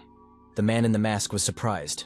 What did that mean? The interlocutor asked in surprise, had the support really met with the person behind the priestess? The protagonist confirmed this, and added that the gap between them was insurmountable. The interlocutor took off his mask and asked why he had been called in that case. Shin Jun-so replied that if he hadn't done so, neither of them would be alive now. He added that this person was not an enemy they could defeat at this time. The interlocutor asked Shin Jun-so if he had seen the man's face. Our hero confirmed this, but noted that he was unlikely to be registered as a hunter. Perhaps he was not even one of the awakened. Tae-hoon was surprised. What did Shin Jun-so mean by that? The protagonist thought that Les was a strange name, and his abilities were unusual. He doesn't use mana at all, and he doesn't just use magical energy.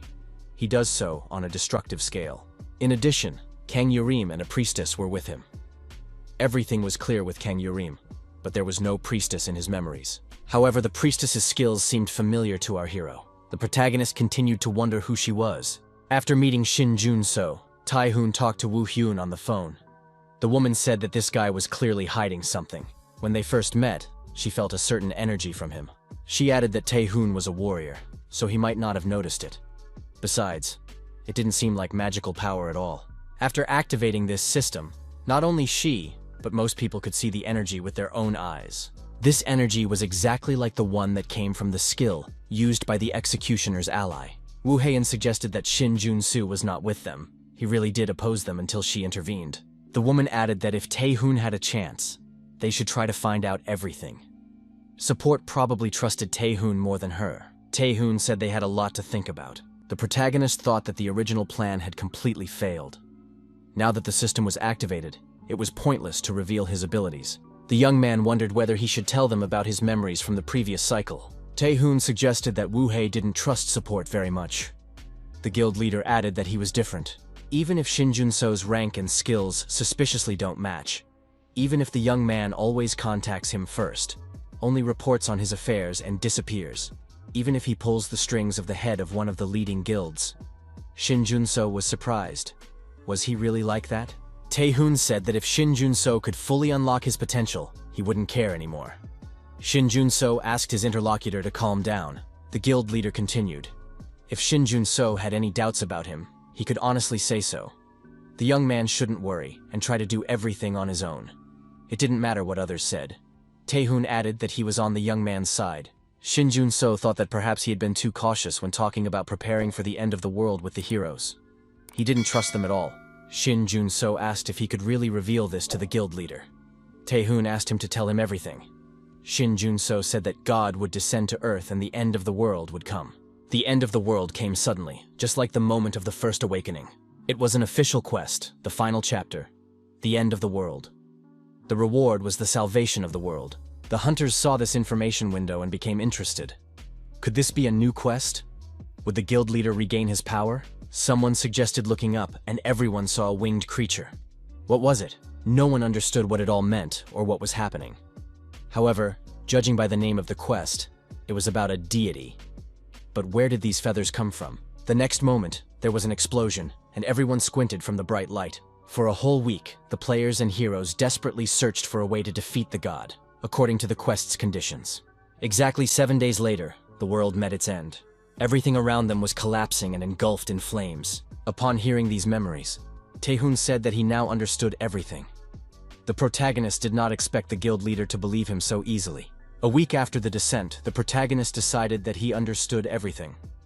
The way to destroy the final boss turned out to be just a trick. If only the young man had figured this out a little earlier, they could have saved everyone. Unfortunately, the protagonist realized this too late. The rival, bound by threads of infected magic, said that the heroes, whom this guy had eliminated at the very beginning, were the key. Tae-hoon suggested that the memories ended with the narrator's death. Shin Jun-so confirmed this. Shin Jun-so added that this is why he believes that the same god is behind the executioner pursuing the awakened one. Tae-hoon asked what kind of trick could destroy a god. Shin Jun-so replied that he didn't remember. Tae-hoon asked if the young man remembered the heroes, their number, and their names. Shin Jun-so said there were several hundred of them. He doesn't remember all of them, only those he crossed paths with. Of the dozen or so who made it to the end, he only remembered a few faces. The protagonist added that someone had deliberately erased part of his memories. Shin Jun-so assumed that the guild leader was still having doubts.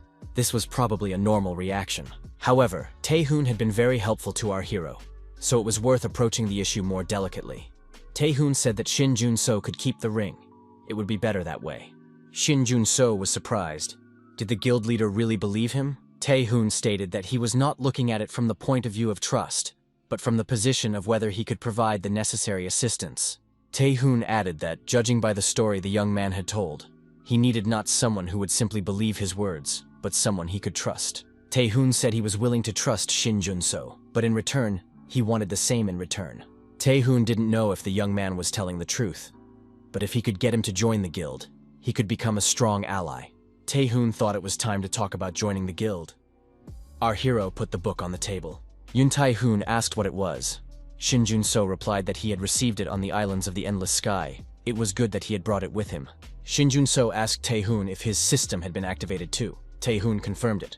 In that case, the guild leader should have understood the significance of acquiring the first skill book. This skill book was an S-rank item. Its market price was astronomical. Tae-hoon asked why Shin Jun-so was giving it to him. Shin Jun-so replied that it was so that the guild leader could become stronger, much stronger than he was now. Shin Jun-so added that it would be even better if Tae-hoon could get something useful at the same time. Tae-hoon reminded him that he had promised the young man his full support. He asked what exactly was needed. Shin Jun-so said that for starters, he needed a magic stone solvent. He needed it within 2 days. Our hero added that 6,000 liters would be enough. Tae-hoon was surprised. Was the young man really going to fill the pool with solvent? It wasn't tap water.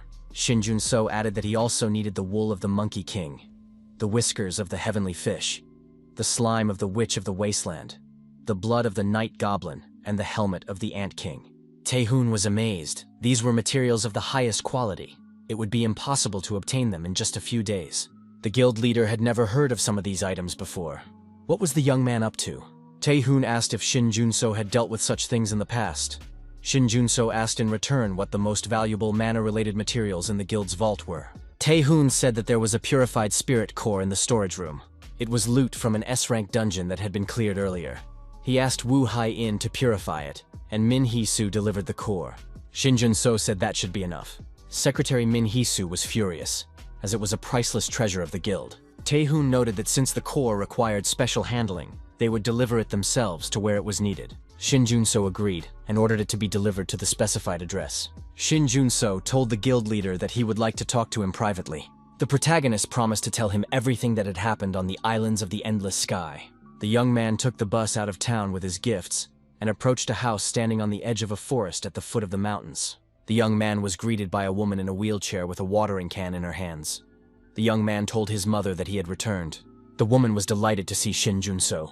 The young man asked how she was doing. One day, unexpectedly for everyone, a crack appeared in the ground, and mana poured out of it. But it did not become a blessing for the whole people. Those who resonated with the mana became awakened and gained new abilities. But for those whose sensitivity to mana was particularly low, it turned into poison. This disease was later named multiple mana perception disorder. In severe cases, it led to death. Survivors suffered from various complications. Shin Jun-so asked his mother how she was feeling. The woman replied that she felt much better after being treated in such a place with clean air. She said she had received the items as her son had advised and left them near the storage room. She added that someone from the guild had come. It seemed to be some kind of awakened person. Shin Jun-so thought that Min Hee-soo had come herself after all. She must have grumbled a lot. In any case, thanks to Tae-hoon, there was an opportunity to take a chance. Our hero stood in front of a huge number of magic crystals.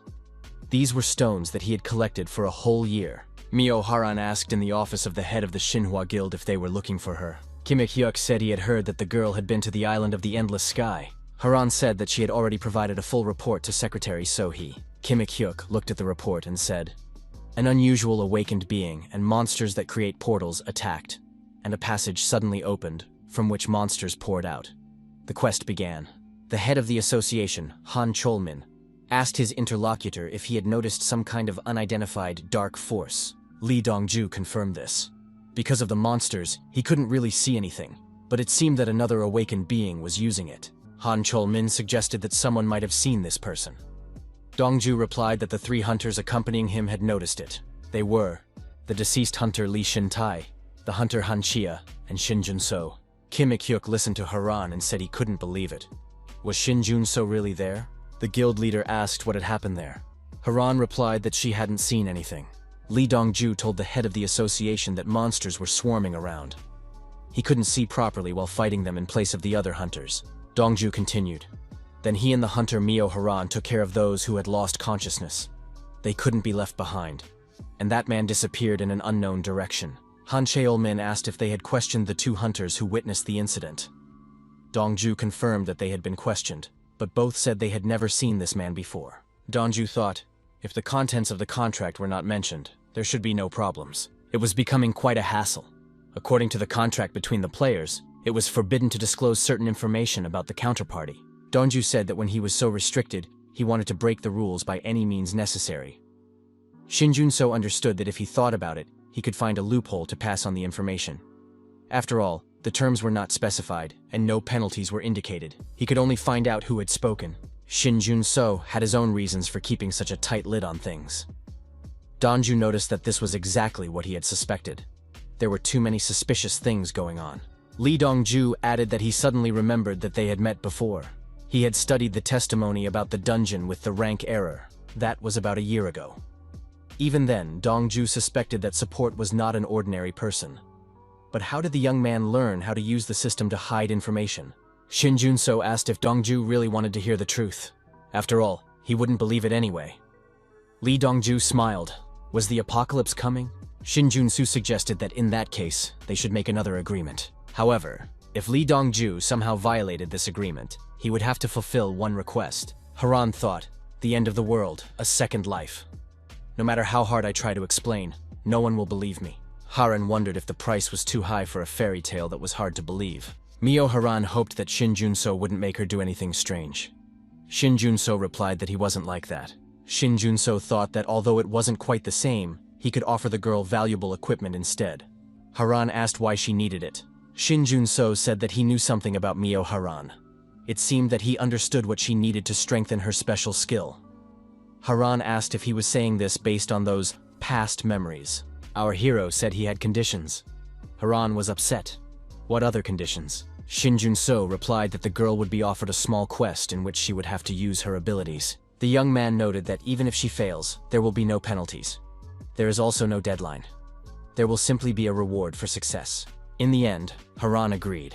According to the quest, she had to defeat the Banshee of Despair. The girl didn't understand where she could find it in order to defeat it. Kim Ik-hyuk asked if everything in the report was true. Mio Haran confirmed it, that the association's backup had not arrived in time, that the equipment issued had been lost, that the criminal's face could not be seen, that the monster boss's trophies could not be obtained. The guild leader was indignant. Was all this really true? Kim Ik-hyuk said that Haran had not lost consciousness, which meant she had received the full quest reward.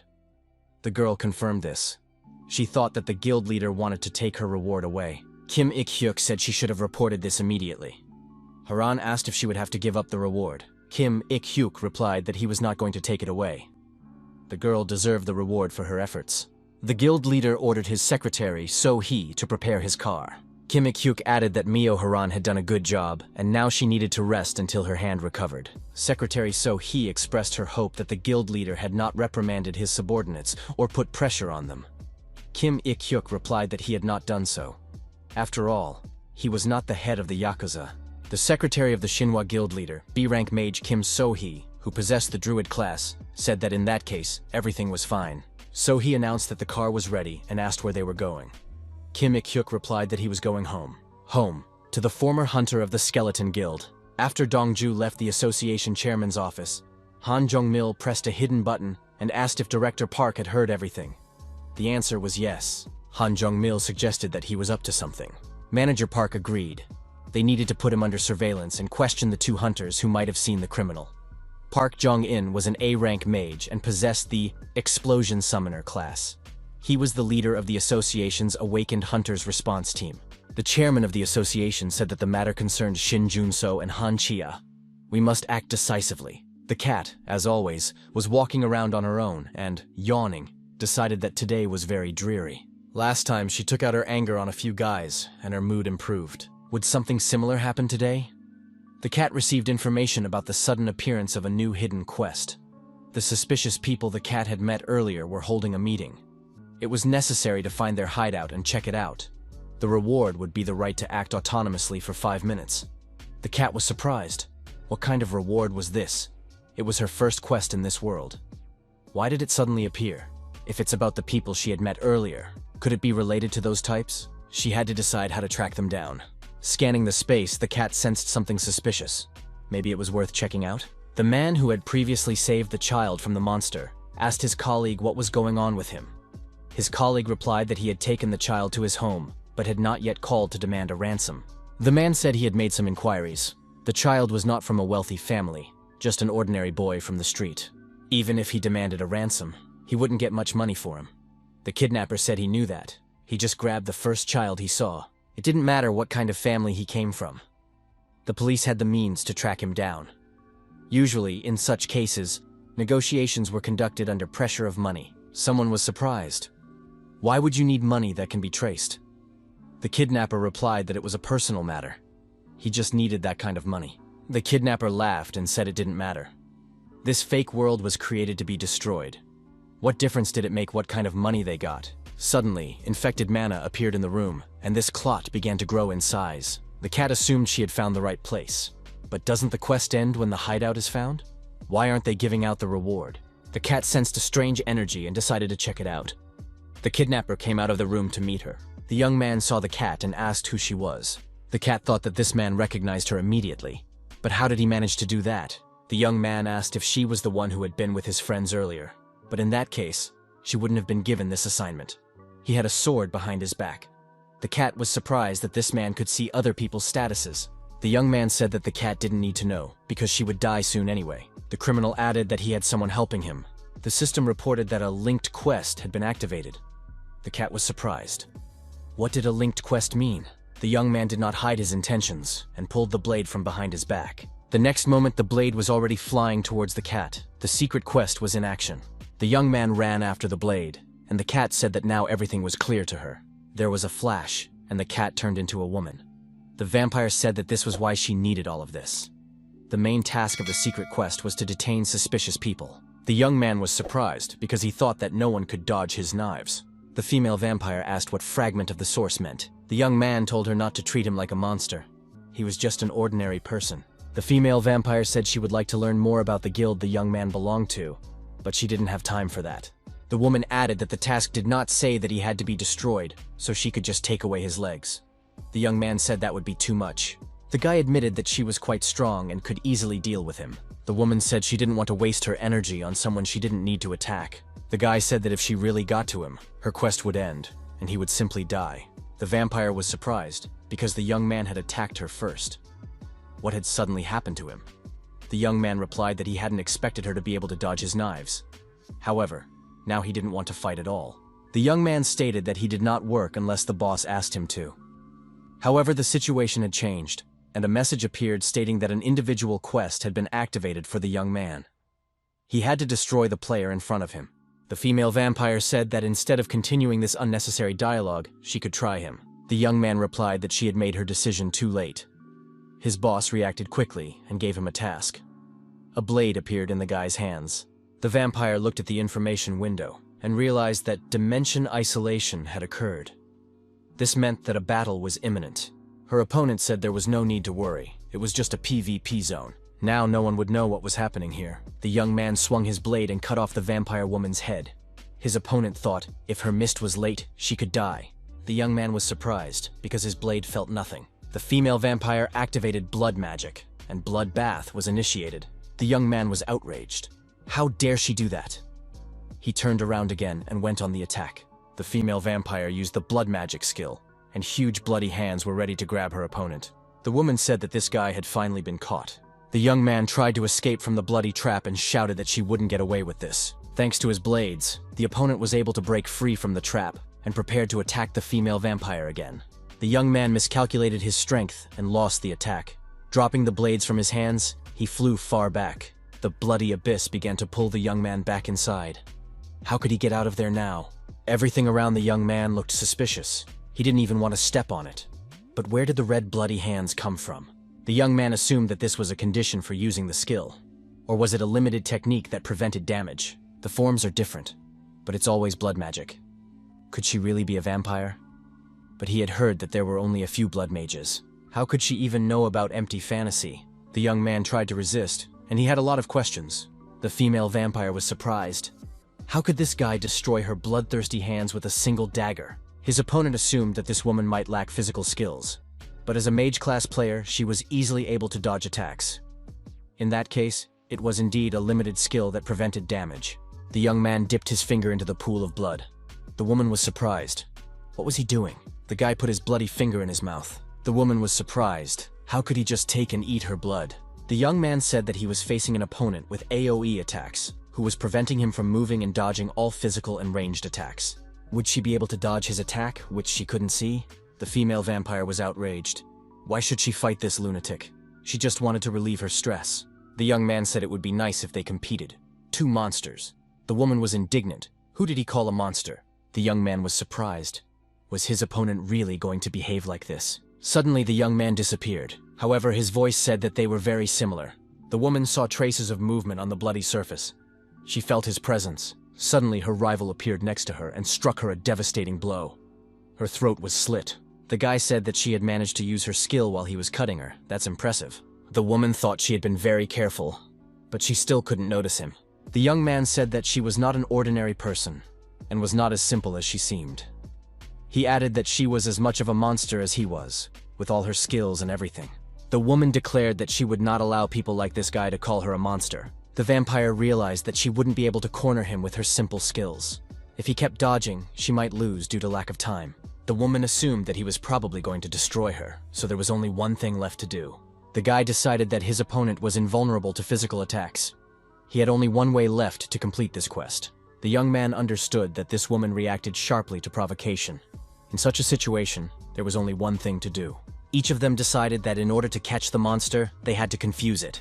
The woman assumed that this guy wanted to change his strategy. There were less than a minute and a half left until the end of the quest. The woman repeated that the scoundrel should not call her a monster. The woman reactivated the blood magic skill and initiated Executioner's hands. Huge bloody hands with swords appeared and began to move toward the opponent. The young man laughed and said he was impressed, just as expected from a monster. The woman shouted for him to shut up immediately and used the blood magic skill again. The piercing territory technique was initiated. The masked young man thought she had ignored his trick and said he was ready to begin. The young man with the staff in his hand was surprised. Had she really died? At that moment, the female vampire flew up behind him. The attack was lightning fast. The young man was knocked off his feet and his body was covered in blood. Several more knights appeared against the female vampire. She was surprised. Had they been here all this time? The masked villain jumped out of the bloody bath, swung his sword, and shouted that he had caught her. The female vampire grabbed her throat again. She realized that she was seriously injured, and that was not part of her plan. There was less than a minute left until the end of the quest. The knight swung his sword and rushed at the woman. She was surprised. Were they still here? The woman decided to hide in the fog. The knights launched a simultaneous attack and inflicted significant damage on the vampire woman. The main opponent ordered them to hold her tighter. The masked young man swung his sword and shouted that she would now die. Surprisingly, the female vampire smiled at that moment. There were 22 seconds left until the end of the quest. The masked young man struck with his sword. However, at that moment, the female vampire turned back into a cat, and the sword cut off the knight's head. The cat turned back into a female vampire. She said she had anticipated the monster's movements.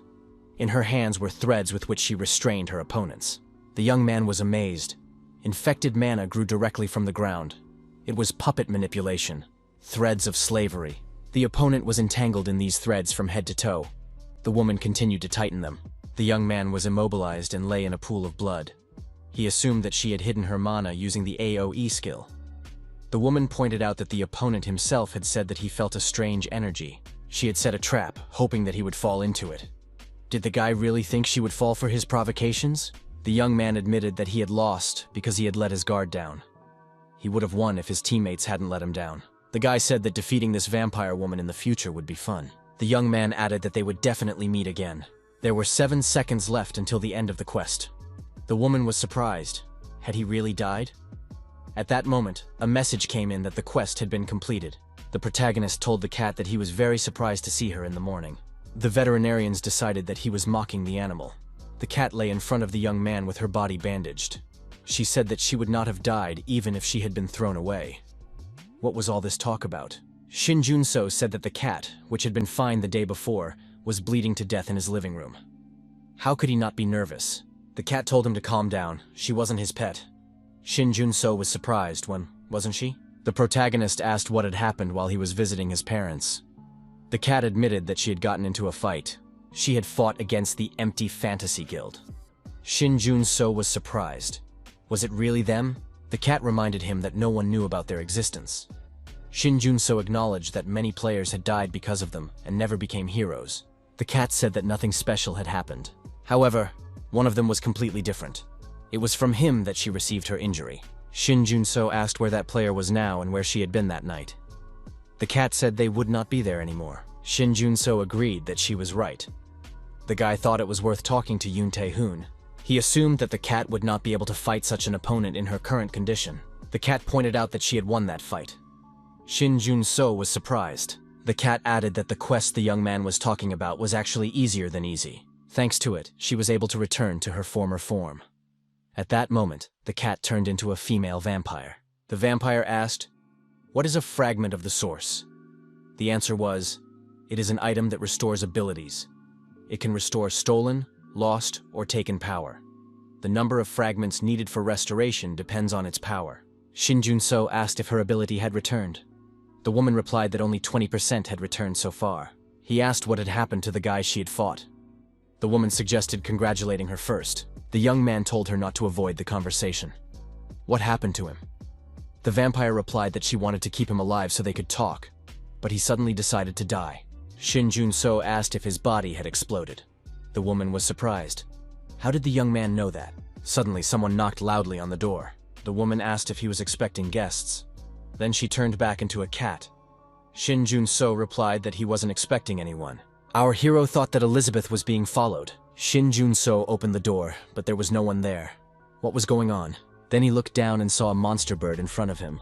The monster said that it had finally found this person. The cat asked what had happened. The young man was confused and alarmed. Shin Junso told the cat that there was a monster standing outside the door. The cat was also surprised, of course. The monster kept repeating the phrase, "Pay back now." Shin Junso didn't understand what was going on. The cat said she couldn't fight now. Where did this monster come from? Elizabeth added that it might attract unwanted attention. It had to be stopped immediately. The neighbor opened the door and peeked outside. What was going on here? Shin Junso managed to drag the bird into his room and slam the door shut. The neighbor was surprised. Was this some kind of prank? The monster said, "Get him back." Shin Junso wondered, what kind of monster would behave like this? Was it even a monster? The bird stared intently at one spot and told the young man to feed it. The guy thought he was in serious trouble. To calm the creature down, he offered it some cat food, tuna. Shin Junso thought that he didn't have any other food in the house since he had returned. The young man said that was all he had. But for some reason the bird didn't want to eat. Elizabeth noted that she wouldn't eat it either. Shin Junso said he had some questions. The guy was surprised. What does he do? The young man added that if she didn't like this food, he could go to the store and bring something else. However, the tuna was eaten. The bird said that the man could ask questions. Shin Junso asked how the bird found him. The bird replied that it always knew where its things were. That was all. Shin Junso said that he couldn't use mana while on the endless heavenly islands. The young man asked if it was the bird's business. The bird replied that it did not know. Shin Junso could not believe it. Was he really talking to a monster? Our hero hoped that something would come of this dialogue. However, it turned out to be a waste of time. Shin Junso said he would ask one more question.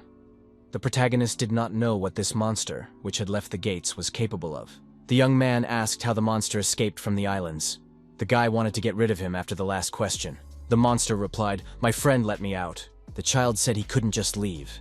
He was only letting him go because of the players who didn't play by the rules. The boy added that he had to go there to keep the game fair. The bird said that his friend called her a token of this game. The player used mana to capture the monster. The young man said he thought this monster was smart, but it turned out to be just another NPC. The guy said he needed more players to create a weapon. Along the path the player was walking, there were bodies of destroyed monsters. He said he had heard about this somewhere before. As soon as the end of the world approaches, a creature will appear that will grant the wishes of the unfortunate. The townspeople saw a black bird in the sky. It was an ominous sign. The player did not know what he had wished for, or what he had given in return. He just held on to the crushing mana as much as possible. But he no longer needed it, because he had an isolated dimension. The young man couldn't even remember what he had been trying to do. However, now he knew what he needed. The guy found himself sitting on a mystical throne. He decided to save all the people who were now just toys. He also wanted to break the system. To do this, he needed to create a weapon capable of destroying gods. Several days passed. Wu Hien was traveling around the city in her personal car. She asked her interlocutor on the phone, "Did Shin Jun-so really say that? The end of the world? His second life?" The caller Yoon Tae-hoon said he didn't believe this guy. However, to be honest, their situation was also far from reality. Just 20 years ago, the crack in the awakened appeared. Taehan added that only recently had the system emerged, which is why all the awakened were called players. And then there was the genius behind the Decider, a priestess with absurd abilities. Woo Hyun thought that they had found him after all. Taehoon added that even without Shin Jun-so's words, he would have thought that someone had become bored and decided to turn this world into a game. Wu Xing asked where they were. Taehoon replied that she should calm down. He had some kind of abnormal ability. Taehoon placed a blade on the table in front of him. Wu Xing asked what he thought about it. Taehoon said that he had recently seen Shin Jun-so. He told him something incredible. The protagonist showed an image on his smartphone and told Taehoon, the guild leader, that it was a monster that had recently come to him. Taehoon asked if it was the monster boss from the endless heavenly islands that had already been mentioned. Our hero confirmed it. The monster had tracked down the defiled mana that was inside him. Shin Jun-so suggested that the monster was the source of this corruption. Taehoon asked where the monster was now. Shin Jun-so didn't just let it go, did he? The protagonist replied that there was no need to worry about that. Our hero noted that a contract had been signed with this monster. Taehoon asked why support was telling him all this. Shin Jun-so said he was going to use this monster. Taehoon was surprised. How was that possible? Use a boss who had crossed the gate? The young man replied that he had a reason. This monster boss called himself a chip. The young man added that, in his personal experience, monsters with large amounts of infected mana often guarded dungeons with incorrect ranks. If he couldn't track them down, it would be useful during raids. Shin Jun-so noted that he would not be alone. Many others would join him. Taehoon asked what the young man meant. Shin Jun-so replied that he wanted to join the Overkill Guild of Sanha. Taehoon was surprised. They didn't have any such affiliated guilds yet. Unlike the main guild, which professionally conducts dungeon raids from S to B rank, the Sanha Guild is an affiliated organization created by awakened low ranks who conduct raids in dungeons below B rank. Shin Jun-so added that the Overkill Guild would have already created the Sanha Guild. Taehoon clarified, was that in support's past life? But why? Shin Jun-so recalled their joint raid on an unconfirmed dungeon at the request of the Hunters Association. At that time, all the leaders of Overkill, except for Taehoon, died. The members of the Shinhwa Guild, including the head Kim Ik-hyok, also died. Having lost the guild with awakened S&A ranks, Shinhwa disbanded, and Overkill created the Sanha Guild to absorb former Shinhwa members in the future. Taehoon thought that this was only possible because he never believed his interlocutor, and did not think about it. The man in front of him saw their future. Taehoon wondered if that was why Shin Jun-so wanted to create the Sanha Guild, to conquer and support heroes from the future. His interlocutor said that the guild leader was right. Taehoon asked what happened to him in his past life as a support. Shin Jun-so replied that Taehoon had died in that life. His body was found 3 months later in broad daylight. The leader's throat had been slit, as if the awakened S rank had never meant anything. Taehoon told his interlocutor, Wu Hai, about this conversation, and said that they had not even found the criminals in his past life. Then, as if anticipating the question, the support added that he had prepared an item to prevent an attack, and handed him a gift. After these words, the head of the Overkill Guild pulled a blade from its sheath. It was a ring blade forged from cooled materials. It was created specifically to completely contain the player's flames. Shin Jun-so told the guild leader that his weapon broke easily after their encounters. This was not because the weapon was fragile. It was simply unable to properly store Taehoon's mana. The monster that was with him in the dungeon was summoned using tainted mana, so it cannot be used on its own. Shin Jun-so added that this is why he created something that would suit the guild leader. Shin Jun-so explained that he had little mana, and because of this, he could not create a high-ranking weapon. But even so, his product could withstand Taehoon's maximum power at least 3 times. Taehoon replied that he was grateful, but asked if the support was going to create weapons in this way for the hero candidates he intended to conquer. Shin Jun-so replied that this was exactly what he planned to do, since he was a weapon creator. Taehoon told his interlocutor that he had no further information. Perhaps Shin Jun-so would ask her for a favor. Wu Haiyan said that it would be a favor for a person from the future. She agreed, but Taehoon had to warn her in advance. As they parted, Wu Haiyan said she had another business trip coming up. Did Taehoon know that there were very few S-rank healers in the world? Taehoon said that he needed to focus on helping the Sanha Guild right now. Several days passed. The group of hunters moved along the established route. B-rank Ranger Ho Chaik said that it all looked very strange. He had heard that the Sanha Guild and Overkill were conducting tests and thought it would be something interesting. In the end, it was just a B-rank killer and a D-rank support. His colleagues said that they were from a new guild. He himself was from the main guild, but was temporarily helping out. One of the players nudged Ho Chaik and told him not to take up space and to move faster. The player said that if the tank didn't like it, he could leave. This player was a C-rank mage named Sopel, who had the teleport class. He said he was only here because he was asked for help. But is this raid on the dungeon with those two players even necessary? Support asked if something was wrong. The player asked the support if he really thought there was no problem. It was as if these two had just met and were already ready to fight. One ranger in tank gear, the other a mage with a sword. Was that really how it should be? Shin Jun-so said that they were simply equipped with what suited their abilities. The player asked Sopel who he was and why he was angry. The mage replied that he was just mad. Why is this guy whining and arguing when they haven't even gotten there yet? He asked to see the guild registration forms and wanted to talk to the guild master, Overkill, to make sure the dungeon was safe. Maybe that's enough? The young man replied that he didn't even have any special skills, but the employer's website immediately sent him an offer. That's strange. It said that they would only find out about the test inside. Sopel said that when he was an athlete, he dealt with whiners like that quickly. Suddenly, a monster attacked the players. However, the shield was activated in time, and the attack missed its target. The novice was frightened and closed his eyes. The swordsman was surprised. Did the monster really appear so quickly? Shin Jun-so told the players that there were 3 reasons why he had invited these people to join the guild. First, they were all poor. Therefore, even without explanation, they would join the guild for the money. Second, these two made an excellent duo. And behind the young man's back, in his backpack, were a baseball bat and a tennis racket. Third, if the heroes want to climb higher, they need to fight their way through a crowd of monsters. The knight pointed the way straight into the thick of it. The players said that this was probably the path to destruction. However, the two decided that if it was necessary, they would manage. The only thing they knew was that if they had to, they would have to go and try. Shin Jun-so warned that as long as he was there, nothing would threaten the two of them. It could be said that their test had begun. They must defeat these monsters. Genderozo is a humanoid monster that feeds on humans in dungeons. It is highly intelligent and fast, making it quite difficult to attack. Shin Jun-so warned that there was one condition. They had to use this weapon. The protagonist threw a backpack with a baseball bat and a tennis racket at the player's feet. The newbie said that the support was crazy. Were these weapons? The monster approached the players and shouted loudly. There was no time left to think. The newbie with the baseball bat asked what they should do. The support said that first of all, they needed to check the ability of the object. The baseball bat's ability.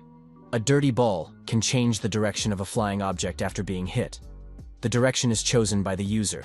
The ability can only be applied to spherical objects. The tennis racket's ability is heavy hit. When attacking, it increases the power of the hit and the damage dealt. The player was surprised. Do weapons really have abilities? But he doesn't have any balls. Support said that the player could make them because he has the shape change ability. The newbie was surprised at how the support could know about this ability. At that moment, a monster attacked him, and the young man defended himself with a shield. The monster was thrown far back.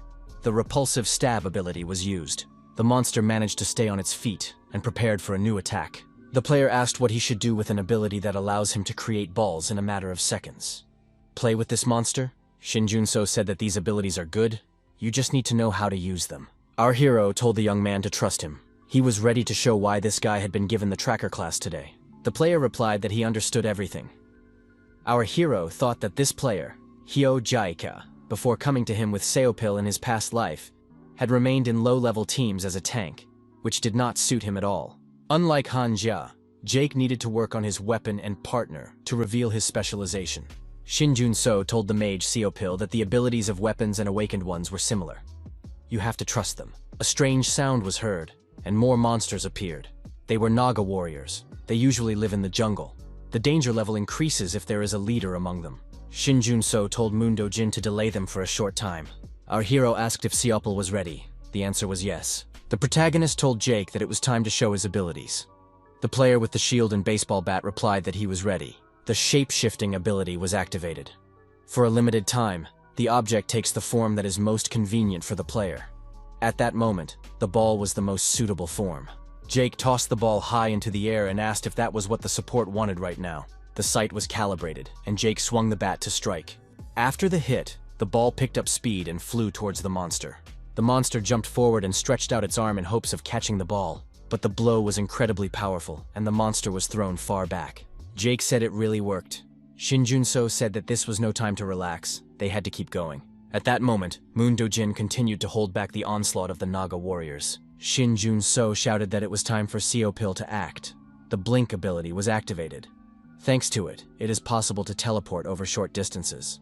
The length of the movement depends on the strength of the user. Seopil swung his racket and prepared to block the blow. The mage thought that the ball was indeed returning to him. The Naga warrior raised his head and saw the projectile rapidly approaching. It was impossible to avoid the blow. In an instant, the monster's body was pierced through with blades. Jake said that they had defeated 3 monsters in the blink of an eye. Shin Jun-so noticed that the monster's rank depended on the group's level. The players would not have been able to defeat them one-on-one. However, if there is a partner nearby who can hit the ball and do so at the right moment, players are able to defeat monsters at the level they are currently at. Shin Jun-so said that although it was not easy to use all of this, the players would definitely be able to become top-level hunters. Jake admitted that without this weapon, it would have been impossible. Jake said he had never heard of the abilities of the items. How did the support do it? Even the A-rank weapons in the store don't have anything like that. Shin Jun-so said that this was confidential information and could not be disclosed. Seopil noted that if a guild is among the top 3 in the country, it naturally has its secrets. The players noted that weapons, the use of abilities, and working with a partner all resemble personal training. Shin Jun-so agreed. The young people had joined the guild that best understood the workings of the system in the country. Shin Jun-so asked Moon Do-jin to take these players to the gate at the end of the trial. Do-jin wondered if Shin Jun-so really wanted to defeat the boss alone. Shin Jun-so admitted that he had business with this boss. The protagonist stood in front of the gate behind which the boss's room was located. The boss flew out of the protagonist's jacket pocket and said that now the young man could enter. Our hero asked if this was the place they had been talking about. Shin Jun-so noted that he had brought the boss to where he wanted to go. Now it was time to fulfill the terms of the contract. Earlier, our hero had offered the boss a contract so that he could collect polluted mana. The system allows him to collect polluted mana. Now it belongs to him. The young man connected to the system. The protagonist thought, if this monster called himself a trick, it was difficult to completely trust him, especially without knowing who he really was. Shin Jun-so asked what the monster was going to do with the contaminated mana he would obtain. The monster said that after that, he would disappear. That was his role. Shin Jun-so asked what his name was. The monster replied that his name was Twilight. Shin Jun-so asked Twilight if he could do something for him in return for his help. Twilight said that it would be the final reward. The main quest task has appeared. Collect polluted mana. A strange creature offers a deal. You must help him clean up the dungeon and collect polluted mana. The reward for completing the quest will be the ability to create weapons to destroy God. Shin Jun-so thought that this was the first gate they had come to after signing the contract. Sumrak said it was the perfect place for him and rejected the other gates. The protagonist did not know what lay ahead, but assumed that everything was going as it should. Shin Jun-so told Twilight that he was heading to the boss room. Shin Jun-so and Twilight entered the hidden side of the dungeon. The layout was the same, but everything looked fake, saturated with dirty mana. Was this really the hidden side? The contaminated mana was infected, and the player could not absorb it. To purify it, one had to defeat the owner of the contaminated mana. Now Shin Jun-so understood why Sumrak had brought him here. A monster appeared behind the hero. Shin Jun-so dodged the monster's attack and thought that this was exactly what he needed. The monster turned out to be the infected Raja Naga. He was the leader of all Naga creatures, their commander. Due to the infection with contaminated mana, he had mutated into a stronger form. The monster's hidden side skill was Hidden Contaminated Mana. Shin Jun-so crafted a Purifying Bound Dart, an A-rank item. This weapon was made from an incredible number of magic stones and purified cores. The blade was attached to a long rope and designed for a variety of purposes. The protagonist activated the World Net skill, and numerous blades appeared, rushing towards the monster. The monster Raja Naga covered his face with his hands, trying to avoid injury. The blades pierced his hands and various parts of his body. Another skill of the monster's hidden side was mana corrosion. The monster said that this person's mana was rather pathetic. Shin Jun-so noted that he was not going to destroy him so quickly. He still had something to surprise him with. The skill, Creation of a Demonic Weapon, was activated. The demonic sword, Frapgara. Rajanaga realized that this was contaminated mana. The monster realized the danger and understood that it was necessary to dodge. During the confrontation, the hero struck the monster several times, causing significant damage. Shin Jun-so thought that this monster had a skill that allowed it to absorb tainted mana. It had to be stopped by any means necessary. Otherwise, it would be difficult to deliver the decisive blow. The young man created a huge shield to block the monster's attacks. He sensed that the monster had used a cloud of naga poison, a toxic substance. Fortunately, the hero had an item that could combat poison. The Aura of Purity ability neutralized poisons and negative energy within a 5-meter radius. The monster's mana corrosion skill depleted mana with a poisonous cloud. The protagonist decided that he had to dodge the cloud. To do this, he used a tethered dart. At one point, a message appeared stating that the player could not use the skill due to a lack of mana. The monster Rajanaga said that the man had exhausted his negligible amount of mana. Soon, the hero found himself unarmed. The monster shouted that now the man must fulfill his duty as a sacrifice and activated another attack. Shin Jun-so said that his opponent still did not understand who the predator was here. The item's recovery ability was activated. Once a day, it could completely replenish the user's mana. At the right moment, the protagonist activated the World Net skill again. When the monster was in close proximity, a huge number of swords pierced Rajanaga's body. A message appeared. The player defeated the owner of the contaminated mana. The process of cleansing the contamination began. A new ability was unlocked. The protagonist decided to use it right away.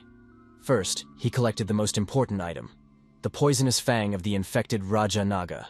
Twilight said he knew what it was. The wound from it burned like hell. However, with his newly acquired skill, the man will be able to turn it into medicine. Item disassembly was activated. The item could be saved depending on the method of collection. Collection combined components and materials to create new objects. The player disassembled the purifying bound dart and received a magic stone, a purified core, and a giant's finger. Shin Jun-so noted that he had collected the poisonous fang of an infected Raja Naga and a purified spirit core. As a result, an item was obtained, a purified poisonous fang of the Raja Naga. After being administered, it significantly increased the user's mana and physical abilities, as well as having a healing effect. The hero could not have imagined that he would use it in his life. Shin Jun-so pierced the body in a specific place and drove the fang into it. Unable to stay on his feet, the young man fell to the ground and began to bleed. His body began to emit a significant amount of excess energy. Irreversible processes began to take place inside him. The young man screamed in pain.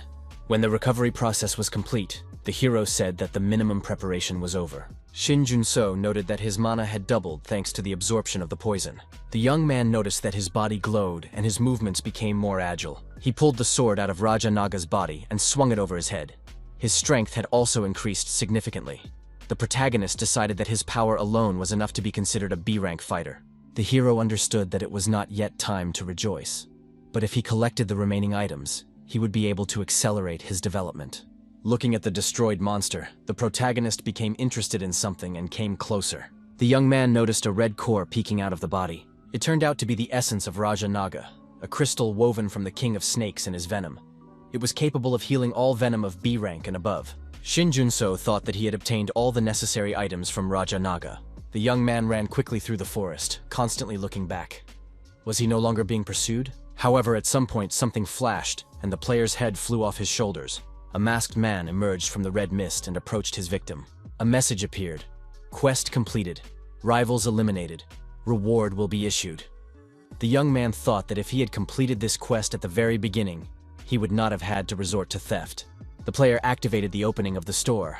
It turned out to be an exclusive store for members of the Empty Fantasies Guild. The player went to the premium section. He was interested in the exclusive assortment. The store welcomed pioneer Chu Yesion. He had to choose an item he was interested in. However, everything was too expensive. He didn't have enough money. A related quest appeared. Chu Yesion thought that this quest would bring him more money, and then he would be able to afford the B-rank Gate Crusher.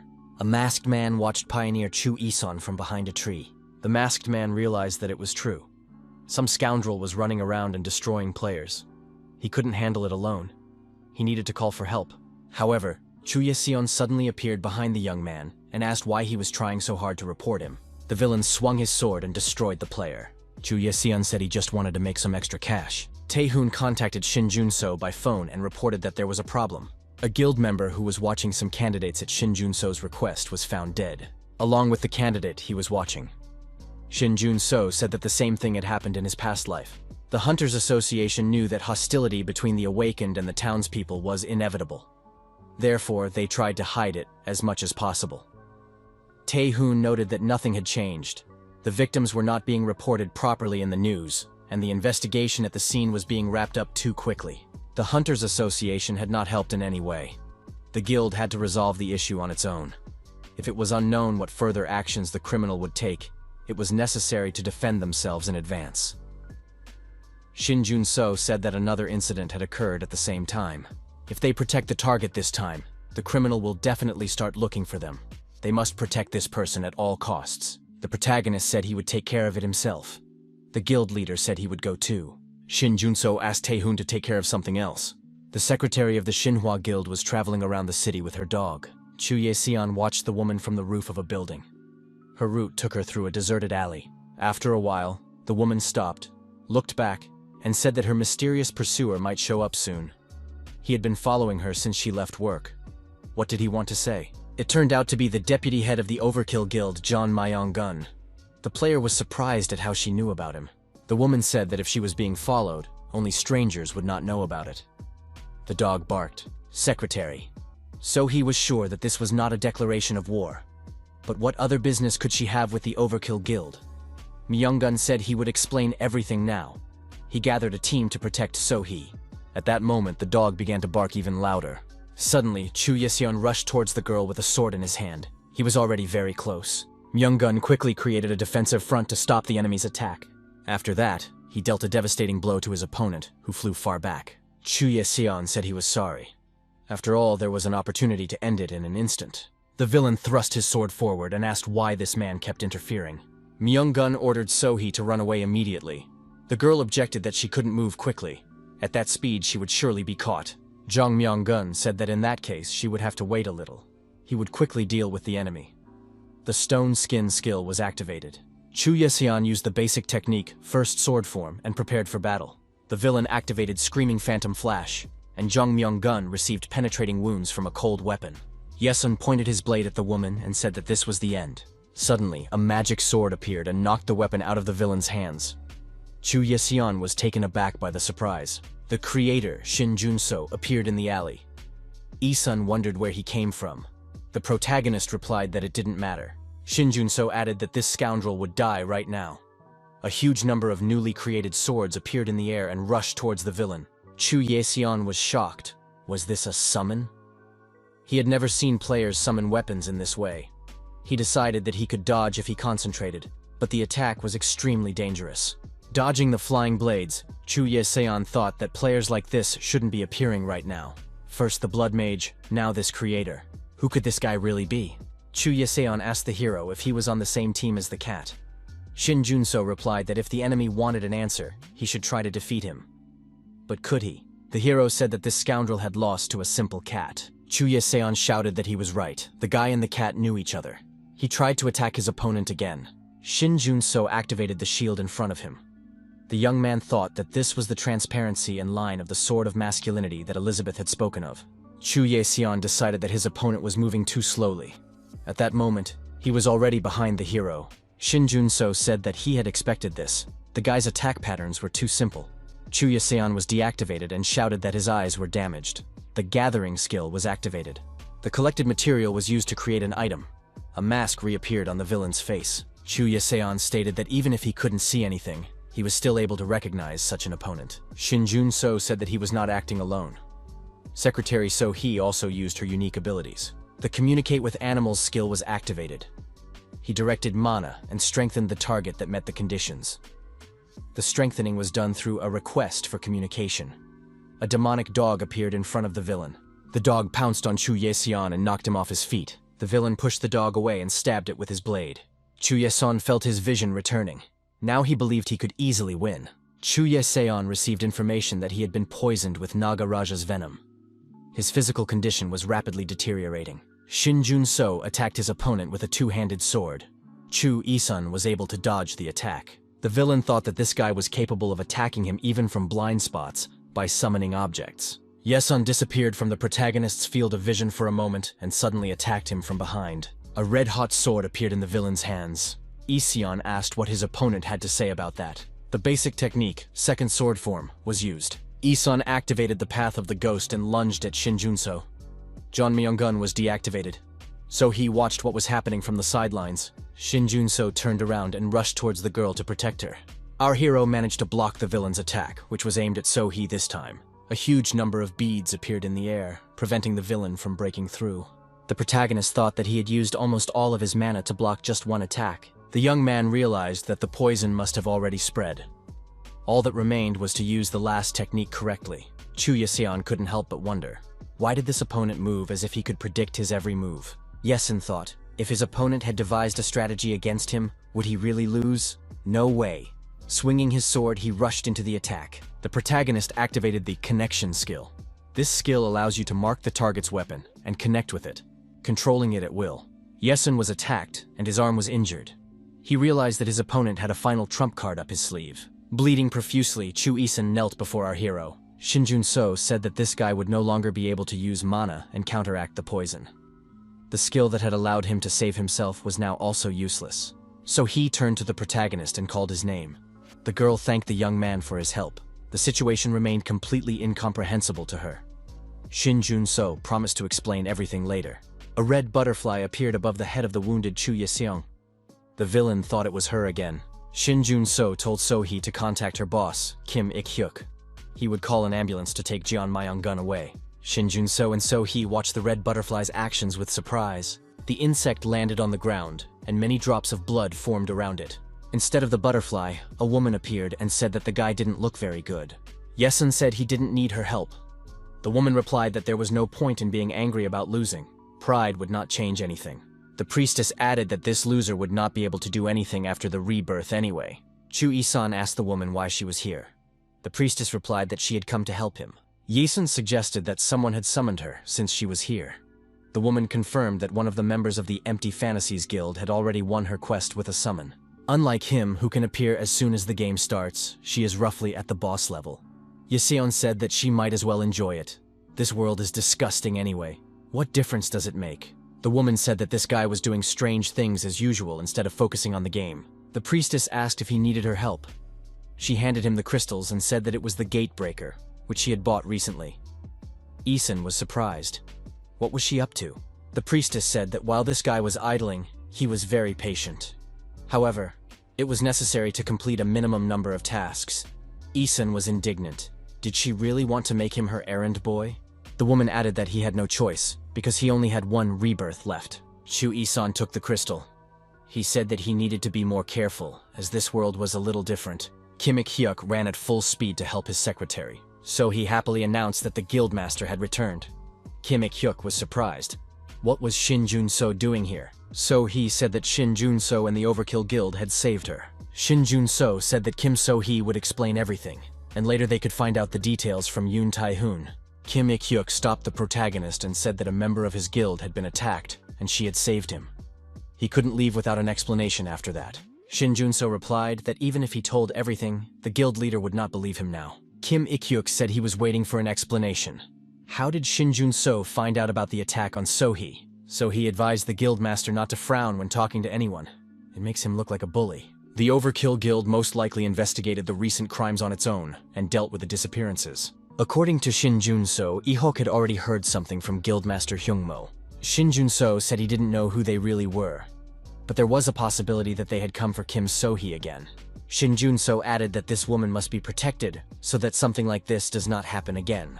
Our hero noted that Kim So-hee would lend him her abilities when he asked, as a token of gratitude for today. Kim Ik-hyuk was surprised. Who made that promise? The woman said that she had accepted the help and wanted to thank the young man in some way. Shin Jun-so said he had done everything that was required of him. After that, the young man said goodbye and headed for the exit. Ik-hyuk said he knew what people thought of him. A bully who relied only on his strength to treat others recklessly.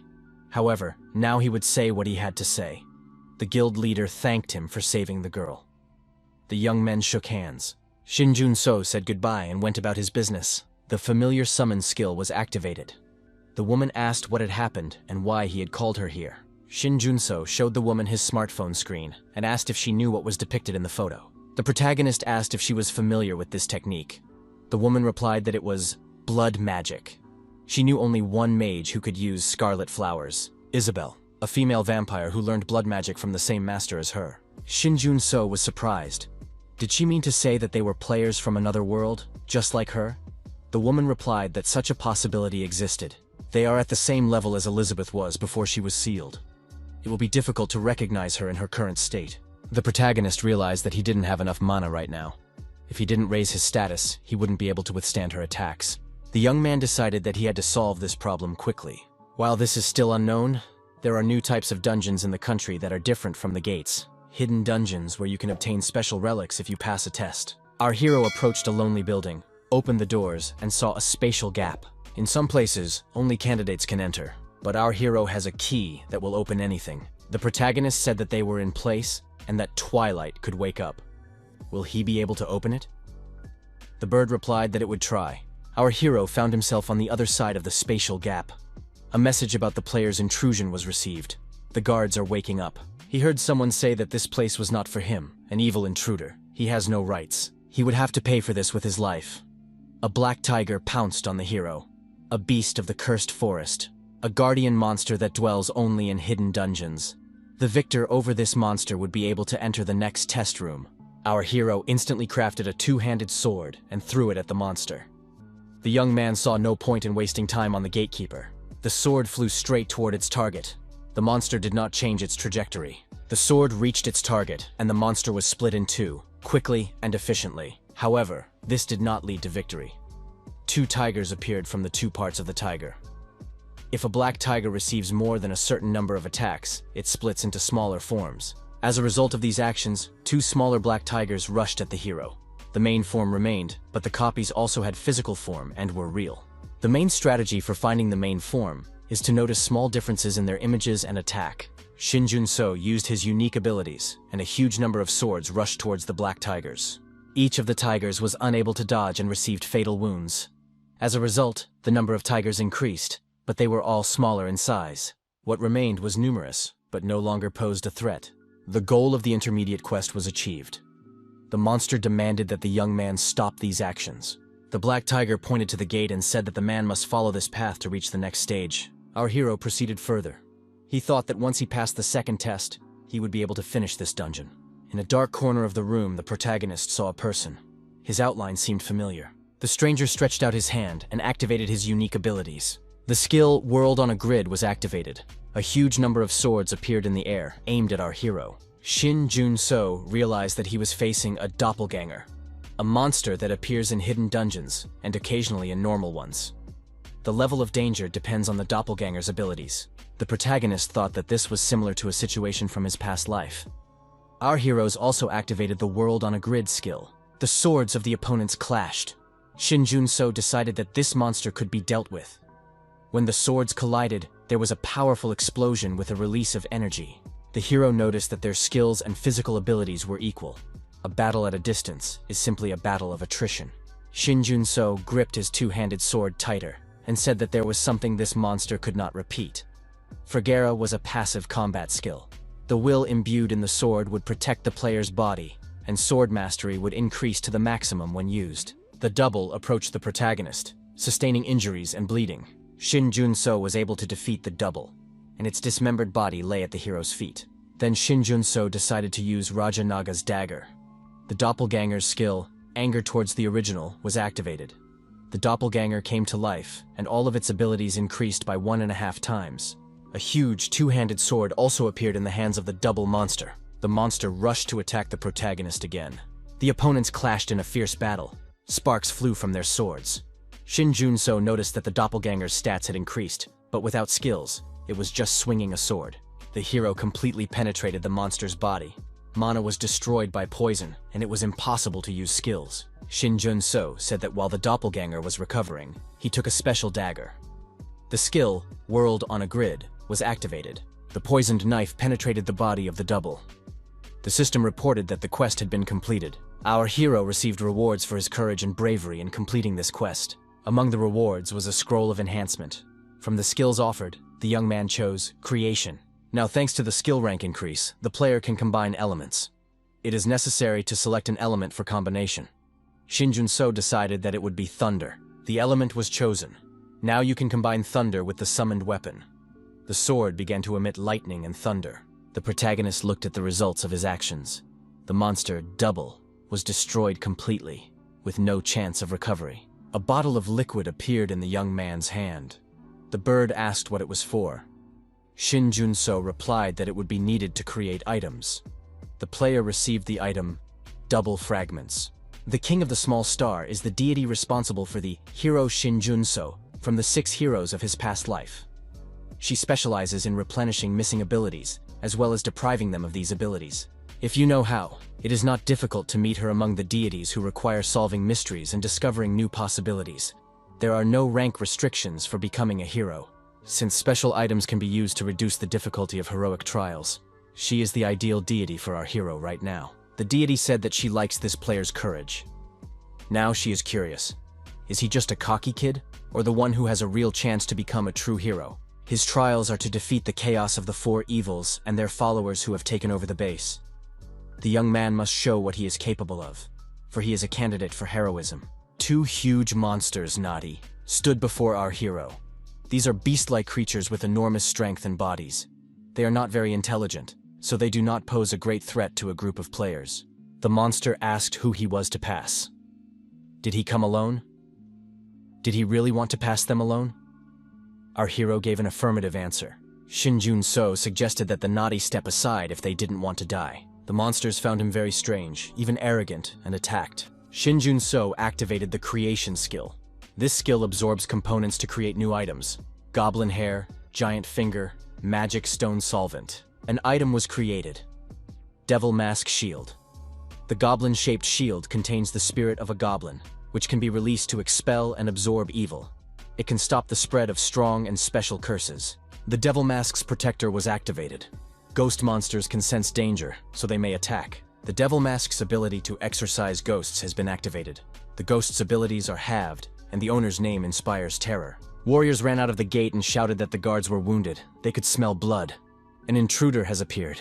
He must be caught. The protagonist activated the World Net skill. The warriors who appeared were destroyed by swords flying from above.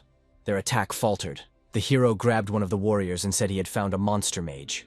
The skill of the item Proper Rights depleted their mana. Shin Jun-so noted that these monsters had little mana, but that was actually useful. Another group of monster warriors rushed out with the same intention: to defeat the stranger. The protagonist activated the skill Mass Production, filling attribute, while continuing to absorb mana. The monsters did not understand what was happening, but they felt a burning sensation. The Connection skill was activated. The player can select the target's weapon and connect to it to control it as they wish. After a short time, all the monster warriors were destroyed and emptied by extracting mana from them. A stronger monster appeared and said that it was fun. It seems that this person is not used to fighting. The monster added that for the first time in a long time, he would be able to enjoy hunting. The 4 evils of chaos. A powerful ghost, a hybrid of beast and man, skilled in curses and witchcraft, always carries Yome, the cursed monster, with him. Shin Jun-so said that he was also going hunting. The monster warned that for a human, it would not be hunting, but suffering, and activated the skill Curse Master Yome. Yomi would attack everyone except those with the Master's seal. The monster let out a loud cry. The curse, Echo of Yome, filled the space. The boss's trick was activated. If the player did not repel Yomi's attack within a minute, his soul would be absorbed and become part of Yome. This was the boss's test. The protagonist had to fight both Chaos and Yome at the same time. However, our hero used his shield and realized that this trick was as if it didn't exist. The defender of the Devil's Mask launched a counterattack on Yome. Yome's echo was stopped by the shield. The abilities of nearby spirits and the effect of curses are halved. The boss was surprised. Could his opponent have obtained an item that could counter Yomi? The boss admitted that even such strange talents could be impressive. The monster added that this man was already in his hands. The monster boss attacked the hero, and the young man lost his balance and flew far back. The item skill Combat Mastery was activated. The monster was surprised. Could this man really parry a sword strike in midair? This man's sword skills were impressive. Shin Jun-so thought that even with the debuff, the difference in skill was great. Although he deflected the monster's attacks, he still took damage. The monster activated the skill Soul Curse. Our hero noticed that the souls of the fallen monster warriors were separating from their bodies. The boss began to feed on these souls. The hero used the spears he had summoned earlier. The boss was surprised. Could the man have predicted his actions? Shin Jun-so activated the skill Filling Attribute. The weapon gained 20% attack power and attribute penetration. The hero realized that this time he had gotten the monster. The monster was wounded in the chest. Shin Jun-so decided to deal with the boss. The item skill Proper Rights was activated, followed by the skill Master Yomi. Yome recognized his new master. The curse Echo of Yome filled the space again. The boss said it annoyed him. If the participant in the fight did not repel Yome's attack within a minute, their soul would be absorbed and become part of Yome. The opponents intensively activated their skills. The boss shouted, "Does man really think he can change anything just by taking control of Yomi?" The monster declared that it would destroy the man within the specified time and crush Yome. The protagonist had his own plan and did not respond to the provocations. Shin Jun-so, with a sword on his shoulder and a huge mask over his head, said that the monster could take the risk if it had enough strength. Shin Jun-so thought that there was less than a minute left, so he had to hold on by any means possible. The boss activated the skill Spell Dark Gravity. Shin Jun-so activated the item skill Defender of the Devil's Mask. Now nothing threatened him. The boss continued to attack and activated the skill Spell Tiger Attack. The tiger prepared to pounce on the hero. The effect of the Devil's Mask shield took effect. The power of the spell was reduced by a quarter. 35 seconds remained. The monster went all in and activated the skill Spell Shockwave. Shin Jun-so thought that the monster had completely lost control of its power. He was alarmed. 25 seconds remained. The monster started to panic. It activated the skill Human Sacrifice, and immediately after that, the skill Curse, Great Black Claws. Since Yomi was now absent, the monster sacrificed its own leg for the curse. Under the influence of the curse, which cannot be avoided, all skills requiring mana will be unavailable for an hour. The boss approached the hero and said that now it was all over. There were 10 seconds left. The monster took one last huge leap and opened its mouth wide. The protagonist could already feel its breath. Our hero snapped his fingers and activated Summon Familiar. 40 points of tainted mana were spent. At that moment, a female vampire appeared and said that the monster would not be allowed to do this. How dare he try to destroy her master? Huge bloody hands created a barrier preventing the monster from approaching the protagonist. The boss shouted that even if he died, he would take the man with him. The skill Spell Shockwave was activated. Shin Jun-so thought it was a mistake. The boss was supposed to die from the start. Time was up. Yomi began to devour his victim. The monster screamed that it could not die at the hands of the creature it served. The player received the item Yome. The item's functions will be adjusted to suit the player. Shin Jun-so said that in his past life, he was unable to obtain Yomi because it was destroyed. This is an unexpected loot. Yomi is the bearer of a powerful curse created by the pain and suffering of tens of thousands of people. Its malice is too strong, so people cannot summon it on their own. When obtained, it increases the effects of spells, curses, and ghostly skills by 200%. Shin Jun-so said that Elizabeth had done a good job. The female vampire replied that she had done nothing. Shin Jun-so suggested that Elizabeth take advantage of being the first hero. The deity noted that she would take it into account. She thought she was just dealing with a cheeky upstart, but she was wrong. The goddess added that it was impressive for an ordinary C rank. It seemed as if the player knew all of his opponent's moves in advance. Shin Jun-so admitted that he had used his knowledge. The goddess noted that the young man could not have obtained this information anywhere. Was he trying to deceive her? Shin Jun-so denied this assumption. The goddess suggested that there was something about this player that she did not know. The woman touched her finger to the young man's forehead and said she would check it now. What the goddess saw impressed her deeply. The woman thought that she now understood that she had misjudged him from the very beginning. This player had already been chosen by a more powerful deity. Her decision was just a step in his plan. The goddess told the young man to stand up. He had proven his right to be a hero. As the deity responsible for heroes, she named him Hero Shin Jun-so. A powerful beam of energy from the heavens passed through the protagonist. His awakening rank was raised to B rank. The hero received a privilege, and his stats were raised to the maximum thanks to her influence. The goddess said that now the hero must receive a reward commensurate with his right. The protagonist received the Shin Jun-so bow. This is a bow given by the god of the sky to his children. All attacks with this bow will have a sacred attribute that adds 150% to the damage. The young man thought that he would now use the Shin Junso bow often. Our hero received a true reward, a seed of an azure flower. It can be grown in heavenly gardens and contains a huge amount of mana. The flower slowly absorbs the user's mana, and to speed up the process, it can be fed items with mana. Shin Junso thought that he needed to carefully watch over the seed until a sprout appeared. The goddess said she would send the hero wherever he wished. Shin Junso thanked her and said there was a place he needed to return to quickly. The young man added that there were people there who might need his help. A winged creature appeared in the city. The townspeople were confused. Was it an angel or a monster? Could it be related to the crack in the sky? Suddenly, everyone saw system windows in front of them. Why so suddenly? The winged creature said that they had come to deliver an invitation. The creature added that only those who were suitable would be able to respond to the invitation. This meant that those who were unfit would be immediately excluded. The main scenario of Night of the Dead was activated. Chaos reigned in the city. People began to run away in fear, shouting that it was a monster. A girl stumbled and fell to the ground while running away. She backed away, begging the monster not to come near her. Suddenly, an armed player appeared in front of the frightened girl and stood up to defend her. The young man told the girl to get up and run away immediately. In response, he heard words of gratitude. The hunter remembered his conversation with the support, who said that the monster would appear when the rift began to glow. Shin Junso's words proved to be true. The hunter didn't lose his cool and rushed at the winged monster. Everything around him was engulfed in flames. The monster was ready to face the hunter and activated the Bone Spear skill. Then he used the Bone Explosion skill. Local explosions began to occur in various places around the approaching hunter. The hunter thought that it would be very difficult to break through the monster's defense with an average attack. The monster activated the Bone Shard skill, and sharp bones flew in all directions. Taehoon used the Explosion skill and approached the monster under the cover of the flames that engulfed everything. The hunter said that now everything would be different and activated the skill Explosion Maximum Throw. The monster couldn't withstand such an explosion and was destroyed. Taehoon noticed that this monster was much stronger than he had expected.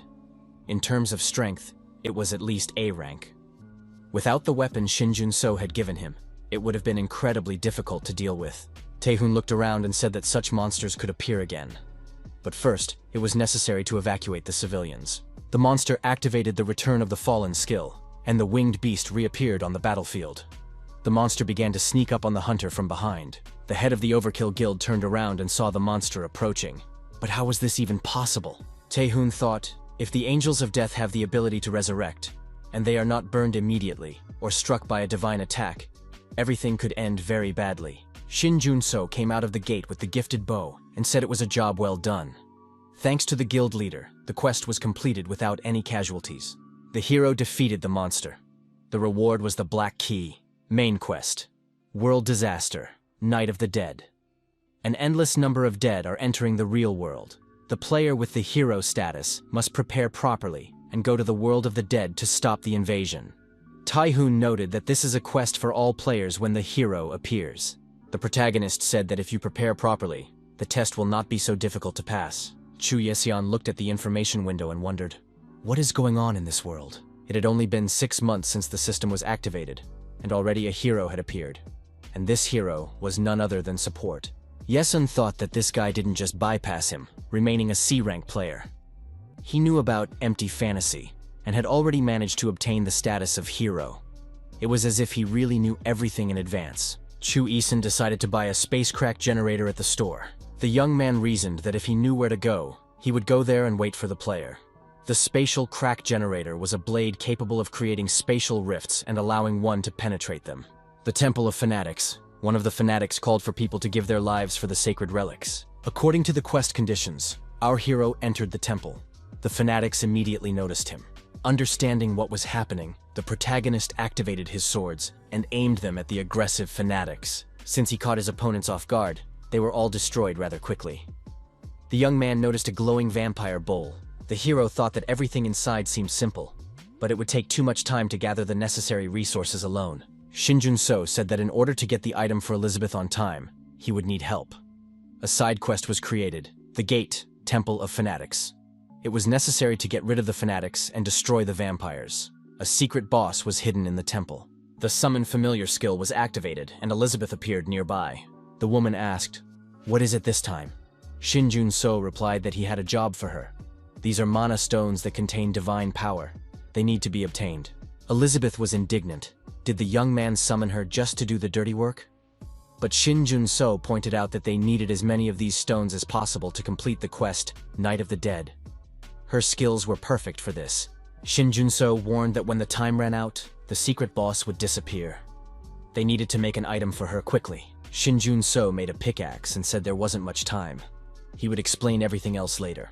The woman activated her bloody hands, which grabbed the pickaxe and began mining stones. Elizabeth said she would never forget such shame. Our hero approached the wall. If he remembered correctly, the secret door should be somewhere here. The secret button was found. The young man opened the door slightly and said that in his past life, monsters had appeared from here. However, the protagonist saw not monsters, but the bodies of destroyed hunters. The young man noticed that they had died very recently. This meant that someone had been here before him. Someone's voice asked why he was late. They had been waiting for him here for a long time. The voice sounded familiar. Shin Jun-so saw the owner of the voice and was surprised. How did he get here? Chu Ye-seon said that support had disappeared somewhere immediately after receiving the status of hero. It was as if he was following a precise strategy of trials. Yesun admitted that he understood. The hero would not be able to get past the secret boss of the dungeon. The villain had an ancient vampire extract in his hands. Yesun immediately warned that his opponent shouldn't expect to catch him with the same trick twice. Chu Yi-sun added that support wasn't the only one who could analyze his opponent's behavior. The villain rushed at the hero and said that the guy had no time to come up with new tricks. However, Shin Jun-so easily dodged his opponent's attack and found himself far away. Shin Jun-so noticed that his opponent probably thought he could easily defeat him. But if that's all he's capable of, then it's a huge mistake. Isun felt that support's stats had increased significantly after receiving the hero status. The villain said that this was of little use in close combat. Shin Jun-so swung his sword, but his opponent easily dodged these attacks. Chu Ye-seon said that the hero was no match for him in speed. Shin Jun-so said he didn't need to be. The creation skill was activated. Chu Ye-seon dodged the swords flying at him and said he would no longer fall for these pathetic tricks. Shin Jun-so replied that he would see if that was really the case. Our hero swung at his opponent with a two-handed sword. Chu Ye-seon managed to parry the attack again and even counterattacked. Shin Jun-so decided that was enough. Iseon thought that something was clearly wrong here. Even with his hero status, this guy couldn't be strong enough to match him. Chu Ye-seon realized that the moment his opponent summoned the item, he lost his chance to attack. Now there was no chance to attack. The villain's fight was not going well. He couldn't figure out how to mount an effective attack. Yeson said that the art of swordplay based on maximum speed was similar to a technique he knew. Maybe he should use it? He parried the protagonist's attack again, but his opponent's sword continued to hover in the air on its own. Where was this support? Shin Jun-so appeared out of nowhere, grabbed his opponent by the head, and activated the skill Proper Rights. He began copying his opponent's skills. The skill Flying Swallow Sword was copied. Shin Jun-so studied his opponent's skills and said that he had expected as much.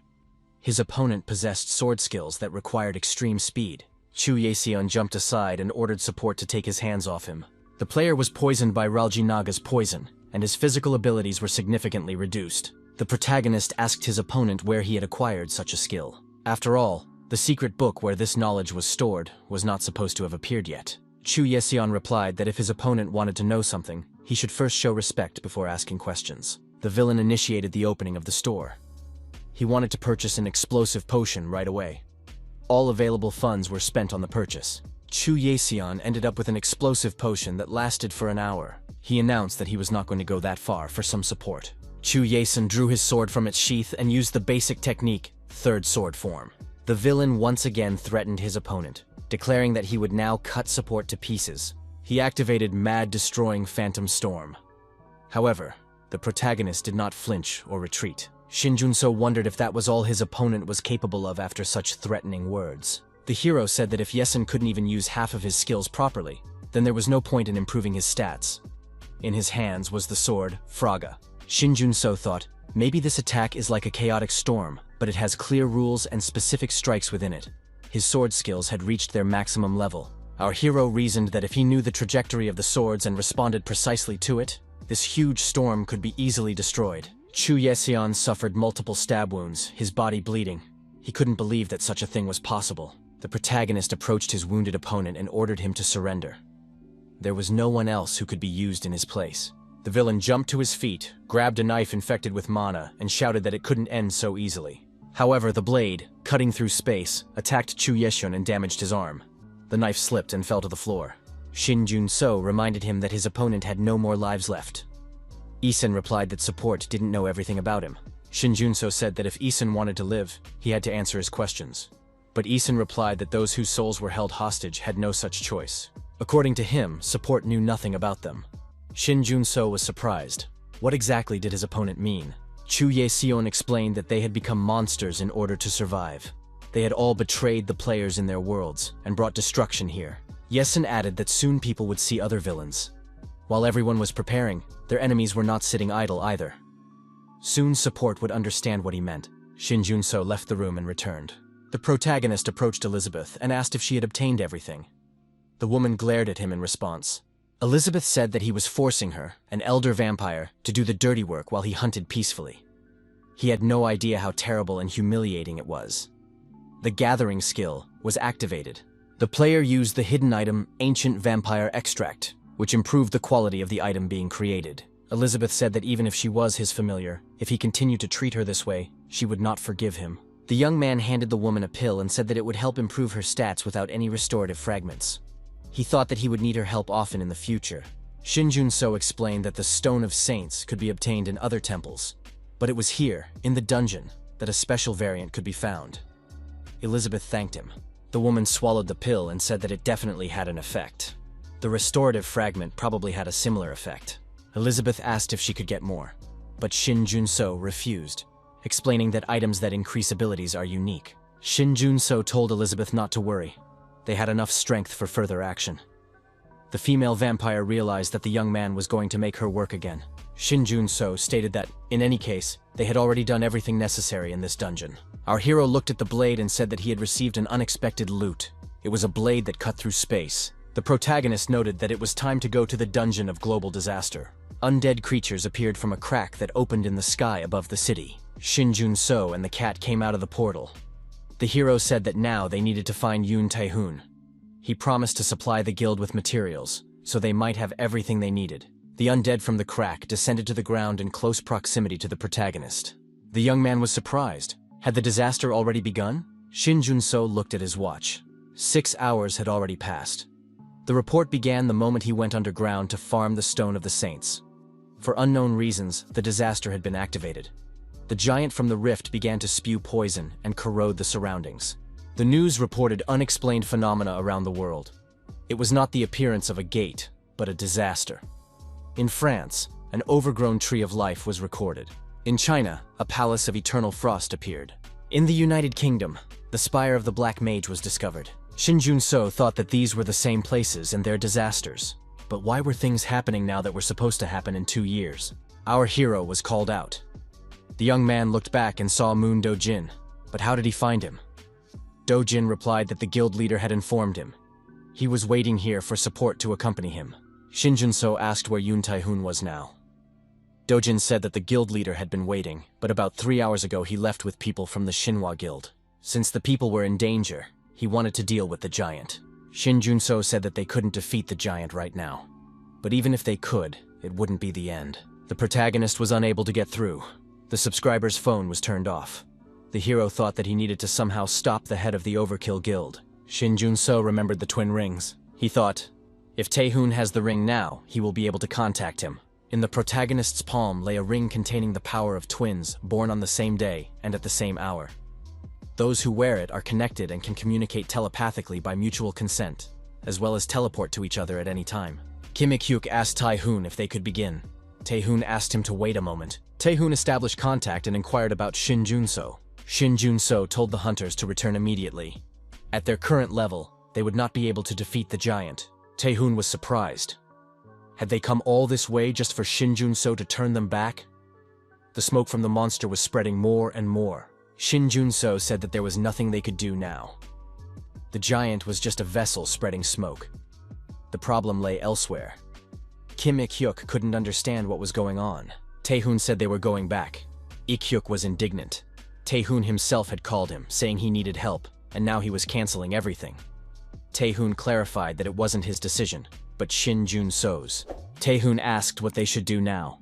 The protagonist told them to go to the nearest station immediately. Before using the ring's teleportation device, he would stop by the Overkill Guild. Shin Jun-so asked if what he had requested earlier was still at the guild. Taehoon confirmed this and said he would wait at a nearby station. Shin Jun-so told Moon Do-jin that they would go to the Overkill Guild. He looked around at what was happening and asked in surprise if Moon Do-jin had really made his way through all this on his own. The player replied that Shin Jun-so was the only one he knew in the guild, so naturally he had gone alone. Besides, he was the only one who could move around unnoticed. The bodies of dead hunters and ordinary civilians were scattered everywhere. Do-jin said that was exactly why he had to come alone. After the quest appeared and the giant appeared, a group of awakened hunters showed up. They had obviously sucked the blood out of the hunters, like vampires. When the protagonist heard about vampires, he immediately thought of Elizabeth. Shin Jun-so said that they might be somewhere nearby, so they needed to hurry. The hero was right. The hunters were suddenly attacked. Moon Do-jin managed to react quickly and put up a shield in front of him. Shin Jun-so used his unique abilities and created many shields around him. An armed player who appeared out of nowhere said that he was impressed by these people's reaction. Shin Jun-so held his shield in front of him and repelled the attacker's attack. At the same time, the young man thought that his weapon had broken. He would have to be more careful from now on. The aggressive player said that his victim had been caught. He swung his axe at the protagonist again. However, the villain was hit by an unexpected attack. He was struck and began to bleed. The female vampire Elizabeth used her unique abilities and threw the attacker far back. She was outraged. How dare a low-level vampire attack her master? Another opponent appeared behind Elizabeth, who approached and prepared to strike her. The mist skill was activated. After this attack, Elizabeth suffered damage and her body was severely injured. Another attacker watched the battle from the roof of a neighboring house. She told her comrades to deal with these people the normal way. Moon Do-jin said that the attackers were fighting another vampire. Shin Jun-so explained that it was his familiar. Do-jin was surprised. Was Shin Jun-so's familiar a vampire? The protagonist said he would explain everything later. Now they had to deal with the mage on the roof of the building. Our hero took out a two-handed sword and said he would take care of the rest. The young people split up. The protagonist thought that something was wrong here. They were poor fighters, but their strength and agility were at least B or A rank. Their abilities and characteristics clearly did not match. The mage on the roof tried to support her comrades. The female mage was suddenly attacked, but she didn't understand who did it. There was no one nearby. Moon Do-jin, with a dagger in his hand, quietly crept up behind the mage. Shin Jun-so told Elizabeth that these people's physical strength was absurdly great compared to their abilities. Elizabeth replied that it was because of their vampire traits. They could absorb some of other people's abilities with their blood. Moon Do-jin suggested that they were the ones who attracted the criminals to attack people. He had already seen that female vampire somewhere on the internet. Do-jin added that she was a criminal. She was wanted as a killer. Plus, she had escaped from prison. Shin Jun-so thought that these were the awakened ones, whom it was questionable to use. They had been turned into vampires and released into the wild. The phone rang. Do-jin looked at the screen. It was Min Hee-soo calling. Hee-soo said they had a problem and Moon Do-jin needed to come immediately. She added that strange awakened ones had appeared and attacked the guild. Someone approached Min Hee-soo and said that a rat was hiding there. It seemed that there were still hunters who could be reached by phone. The girl looked up and looked at these people. One of them asked how good the hunters were in battle. He expected more from representatives of one of the three greatest guilds. But here, according to him, there were only rats. Another villain objected, telling Sohyo not to talk about people that way. Otherwise, it would seem that they themselves feed on rats. Do-jin, Shin Jun-so, and Elizabeth moved further into the deserted territory. They came to the place indicated by Hee-soo. Do-jin was shocked. Who could have done this? The bodies of the destroyed victims were scattered everywhere. Shin Jun-so noticed that all of the victims had vampire bite marks. However, he did not see Min Hee-soo among them. Do-jin said that when the guild leader left with the other members, Hee-soo mentioned that she had forgotten something and went upstairs. Shin Jun-so suggested that they split up and look for her. The hero told Eliza to start on the first floor and work her way up. If she encountered an enemy, she was not to engage in combat. Moon Do-jin was to start from the middle floor before going further. Shin Jun-so added that he would check the top floor, where the guild leader's office was located. Our hero approached Yoon Tae-hoon's office. The door was wide open. The people inside noticed him and said that he was the one the woman had called. He didn't look too strong. They were A-rank vampires, Lee So-hyun and Lee So-hee, with the classes Wicked Defender and Wicked Priest. Shin Junso saw Min Hisu's bag in the girl's hands. Our hero immediately asked what they had done to the woman. Lee So-hee asked if he was talking about the owner of the bag. The young man could try to find out for himself if he was so interested. Lee So-hyun rushed at the protagonist and said that he could also try to find out from the woman, if he could. Shin Jun-so grabbed his two-handed sword, swung it, and prepared to repel the attack. In the heat of the battle, the hero and the vampire dealt devastating blows to each other. Lee So-hyun realized that this man was using a divine attribute. Otherwise, he would have fallen long ago. Lee So-hyun shouted that caution was necessary. Lee So-hyun said that this man was definitely better than all those rats. He activated the Advanced Shield skill, which absorbed 80% of the damage from attacks directed straight at the shield. Shin Jun-so activated the World Net skill and spread it throughout the room. The vampire realized that his movements would now be restricted. Lee So-hee activated Black Shield to help her brother avoid defeat. Lee So-hyun noted that So-hee had reacted in time and expressed his respect for her. Shin Jun-so approached his opponent closely and prepared to deliver the decisive blow. Lee So-hyun managed to block the blow with his shield and asked in surprise how this man dared to be so insolent. Lee So-hyun, as usual in such cases, smiled and asked if that was all his opponent was capable of. Shin Jun-so admitted that he was not very skilled with the sword. However, he activated the skill, Filling Attribute Lightning. He told his opponent that it was all over and activated the item skill Combat Mastery. Lee So-hee used the skill Divine Aura. The hero's attack was repelled. She was surprised. Did her opponent think that her role was limited to support? The girl delivered an unexpected blow, and the hero flew far back but managed to stay on his feet. Lee So-hyun said that it was really fun to fight this person. So much fun that even hunting was enjoyable. No enemy he had encountered so far could compare to him. Shin Jun-so thought, is body regeneration a feature that everyone gets when they become a vampire? The hero realized that he needed a powerful divine attribute to break through their shields and stop their regeneration. Shin Jun-so activated the creation skill. Lee So-hyun told her sister to try harder. After all, hot blood tastes the best. However, Shin Jun-so used his unique abilities and put up a huge shield in front of him. Lee So-hyun wondered why it was so big. The hero activated creation again and used materials to create weapons, a holy stone and a solution of magic stones. Shin Jun-so told the vampires to try to repel it. A huge number of arrows flew towards them. Lee So-hee declared that these arrows would do them no harm, even if there was nowhere to run. She activated the Advanced Shield skill. Shin Jun-so was surprised. Did they really think that was all? Lee So-hyun said that he was not afraid of ordinary arrows. At that moment, one of the arrows pierced Lee So-hyun's body. The hero created the item Great Arrow of the Saint. It was a powerful arrow made from a large amount of lightstone and a solution of magic stones. Lee So-hyun immediately activated the Black Shield skill to counter the attack. Shin Jun-so swung his two-handed sword, attacked the woman, and dealt damage to her. Shin Jun-so said that it was not a divine attack, so his opponent should recover quickly. Our hero held his sword to the woman and demanded that she answer his questions. Moon Do-jin put the wounded Min Hee-soo on his back, and they tried to get to a safe place. Shin Jun-so noted with satisfaction that Hee-so had been found. Do-jin said she was several floors below. Elizabeth added that for some reason, they had only tied her up and had not drunk her blood. Shin Jun-so suggested that they needed Hee-so alive. They wanted to get the guild's items and materials. They were supposed to deliver all of this to Isabel as payment for becoming vampires. Do-jin asked how Shin Jun-so found out about this. Shin Jun-so, remembering the vampires Lee So-hee and Lee So-hyun, said that it was better for Do-jin not to know.